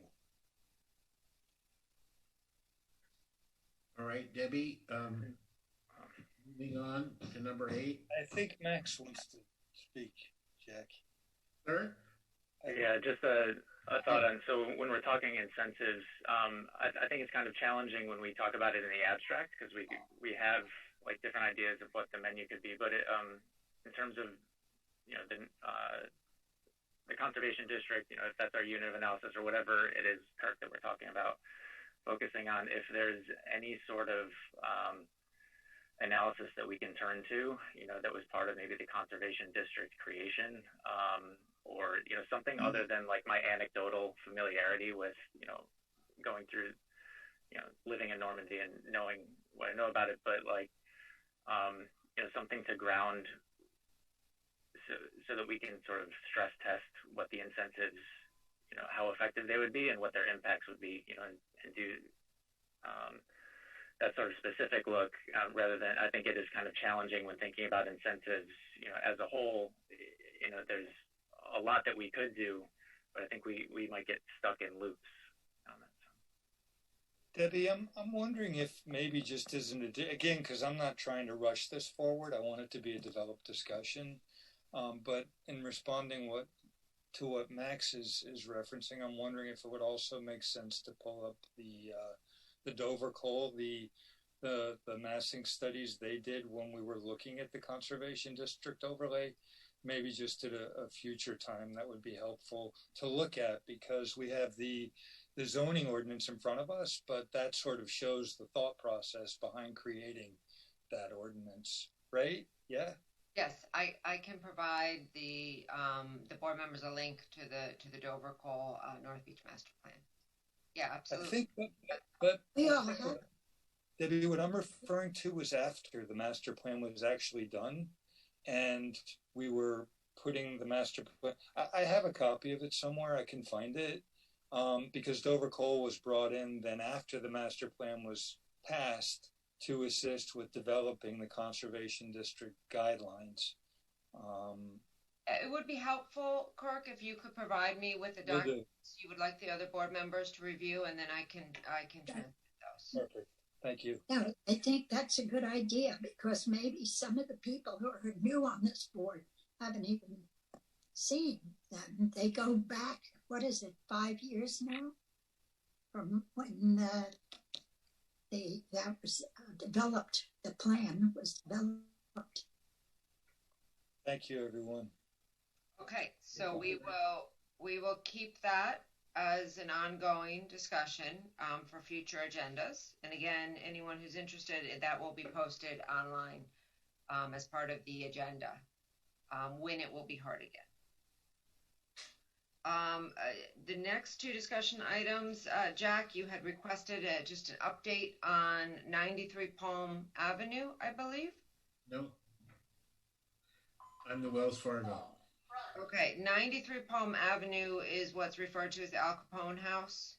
Oh, I'm sorry. Yes. Okay. You did, yes. Okay. I didn't know the address. So you asked for an update on that property, and my update is I don't have any information. They have not submitted anything that I'm aware of to the design review board in terms of a new replacement house for the site. To my knowledge, they have not submitted a request for architectural significance determination. So, I mean, I know you last meeting, you said you've heard a bunch of rumors. I have not heard those rumors. I do believe it may be for sale. But I don't have any other information to provide at this time. Daniel and I heard that from Todd Michael Glazer and Mr. Gonzalez, the realtor, but maybe it's in the near future, not immediate. Sorry. No. It's fine. I'm happy to provide you whatever information I have. Okay, and the last one. The last one is the Wells Fargo, which is it has a 1200 Lincoln Road address. I believe the project is called 1212 Lincoln, but it's on the Alton Road. It fronts onto Alton Road. I don't know if you are familiar with the site. Yeah, very much so. My concern is kind of like the gentleman who's concerned about the sculpture at the Versailles. They're fabulous murals on that building, American history. And if they are in fact going to tear the building down, which is the way it appears, if there's some way that those murals could be saved and maybe used on the interior of whatever they're building, in a lobby or something, because we'll never see anything like that again in any architecture that's going to come down the pike because of the cost. I mean, they're sizable, they're very colorful, they're almost like Grandma Moses paintings in a way, and they're just fabulous. And we should somehow find a way to try to save them. Can I make a comment? Sure. Question. I'm just wondering, because it seems like the obvious issue is funding, right? There's not an incentive for them to save the murals. They're not protected. I'm sorry, Debbie, go ahead. Yeah, I think it would be important just to provide the board members with some background. So that building is part of a much larger site. it includes the site to the south, which is already, under construction. It's actually almost complete construction now. And then it goes even to the lot south. That project did go through extensive design review board hearings. The design review board approved that overall project in 2016, and they approved that as a phased project. So currently, they have an active development order for the construction of the DRB approved project. They have applied for a permit for the Wells Fargo site, which is part of their phase 2 as approved by the design review board. So I just wanted to kind of set the stage in terms of the development order is active, and they are in the process of finalizing building permits for the project. The design review board, I can let you know, did discuss the murals on the Wells Fargo. In fact, there's a digital mural program that was approved for that project, and the design review board discussed at length the artist, the significance of the murals, and did speak with the applicant with regard to, reuse or potential other alternatives. So those discussions were had at the design review board.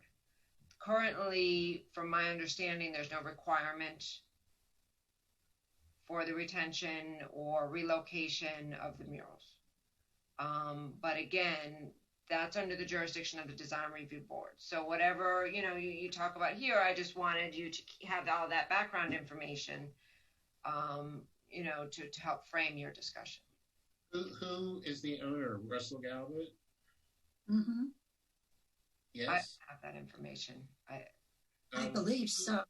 Who can we contact? Or what can you check what we can try to do to have them moved, or if to raise money or get money to get them moved somewhere, stored, like the famous log cabin? We've got to be able to do something about these things that are irreplaceable, and they certainly merit protection, design review board or no. What about a local school? Maybe a local school would like to have them? Excellent idea. But how do we, or I'm willing to put myself on the line. How does someone like me go about approaching them, or can the city help me do that? Just a reminder. So this is not in your jurisdiction. This is under the jurisdiction of another board currently. As a private citizen, you are more than welcome to contact, any property owner to discuss concerns you may have about their property, or ideas, creative ideas that you may have that may, benefit the community or even the property owner themselves. So you are more than welcome to do some outreach, phone calls, emails to whoever the property owners are. At this point, there's nothing that the city at this point there's nothing regulatory that can be done, especially by this board. I understand. Can you help me find out who the property owner is? I will be able to provide you the ownership information, yes, that was provided as part of the DRB. Thank you. That's all I want. I'll take it from there. My pleasure. Thanks. Deb, I have a question, a fast question. Okay. What I heard rumor. What is happening with the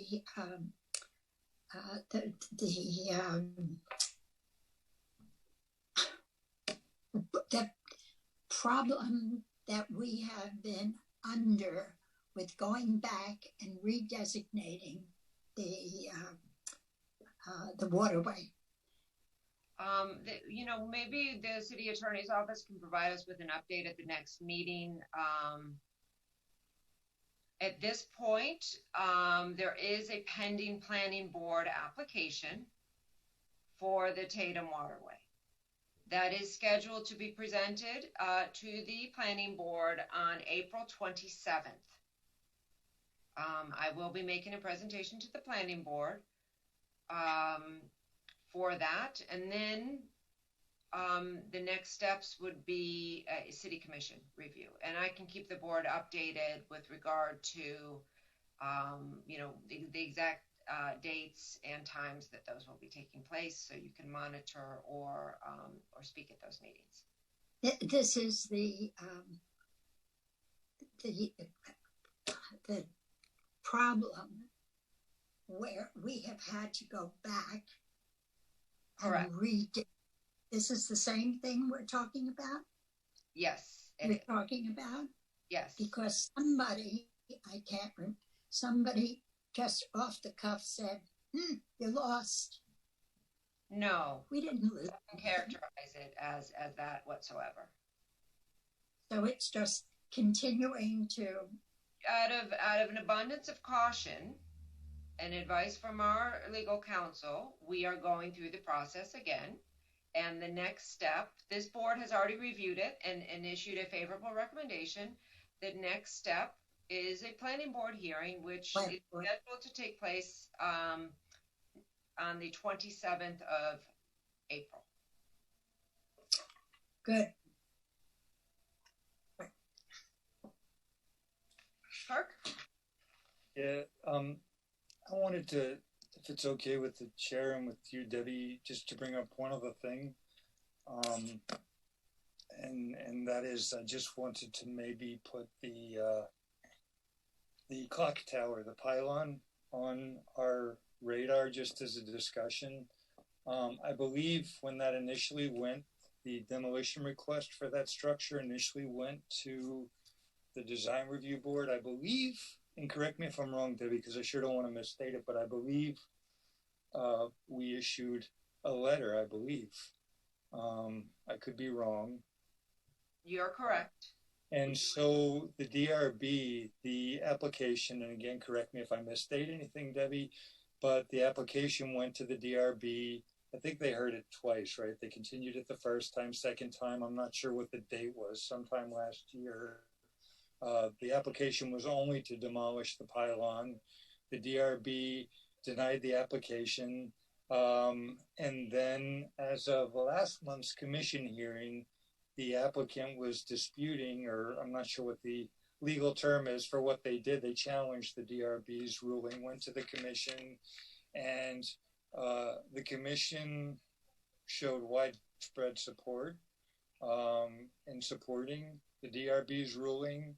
In addition to, and any of you can watch the public hearing, but they seemed relatively supportive of the idea of trying to somehow find a way to retain that clock tower, the pylon. And so I'm not sure what the next steps are. I know that, again, the intent, and this was mentioned in the North Beach Master Plan, it's not to preserve the entire building. I think the initial building was built in the 50s, and then this pylon was added in 1966, I believe, by Herbert Mathis, was the architect.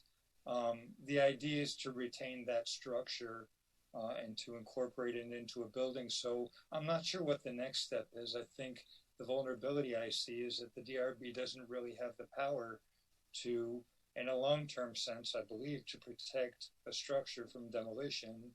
And so I know I'm not on the agenda. My intent is not to create a narrative here. I want to put it on our agenda, that maybe we just keep an eye on it, and where there are opportunities, because the commission is obviously fully aware of the situation. The DRB is as well, and I think that we should keep it on our radar as well if there are opportunities for us to come to the table and support the process somehow. If I could just because I know it's getting late. Kirk was correct that the Historic Preservation Board did issue a recommendation prior to the Design Review Board reviewing the request to demolish the pylon. That recommendation was transmitted to the Design Review Board. The Design Review Board actually agreed with the Historic Preservation Board, denied the application.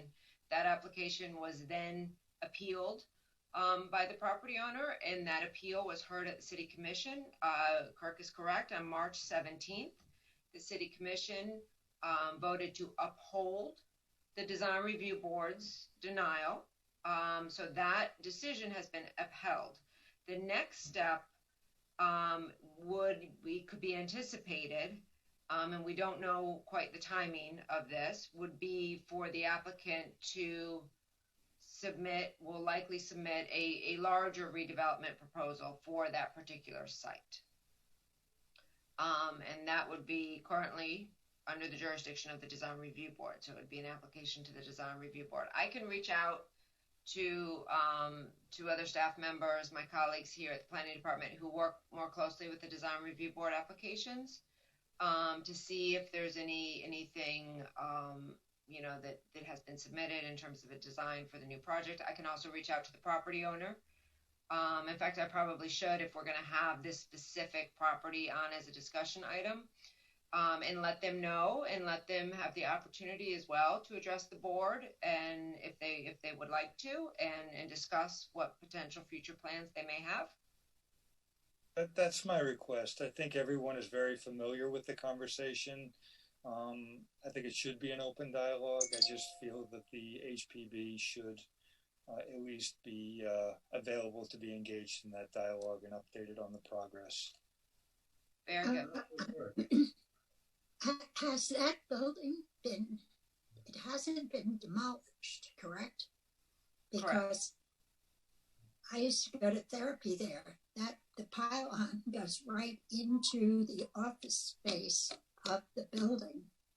So I wondered how that the whole thing has to wait for the demolition of the building to happen. How are you going to take care, or how is whoever going to take care of the pylon individually? Nancy, I think, if I could jump in, because I want to respect everybody's time, and I sort of interjected this to go on to a future agenda. I'm hoping that maybe we can look at the parameters and where we are, and I think there's a lot of considerations of what could or should be done. I don't think it's really fair for me to put this on everybody's plate right now at the end of the meeting. That's okay. I just can't. I have been wondering about it every time I hear it being discussed. How do you go about it? What comes first? They can't demolish the building till the pylon is gone, or they demolish the whole thing. Nancy, if you're big trick. Yeah, but there's access points on 3 sides of that building, but I didn't want that to be the discussion right now. Nobody's looking at anything, and no notice, no anything, but I do want to keep it on our radar if that's okay with everyone. Okay, good. Thank you, Kirk. Thank you. Okay, Mr. Chair, that is all of the items we have on our agenda. Good job, Debbie. There's nothing else. We will take a motion to adjourn. I'll move it. All those in favor? Aye. Aye. Great meeting, guys. We will see you on May 11th. Bye. Thanks, Thank you.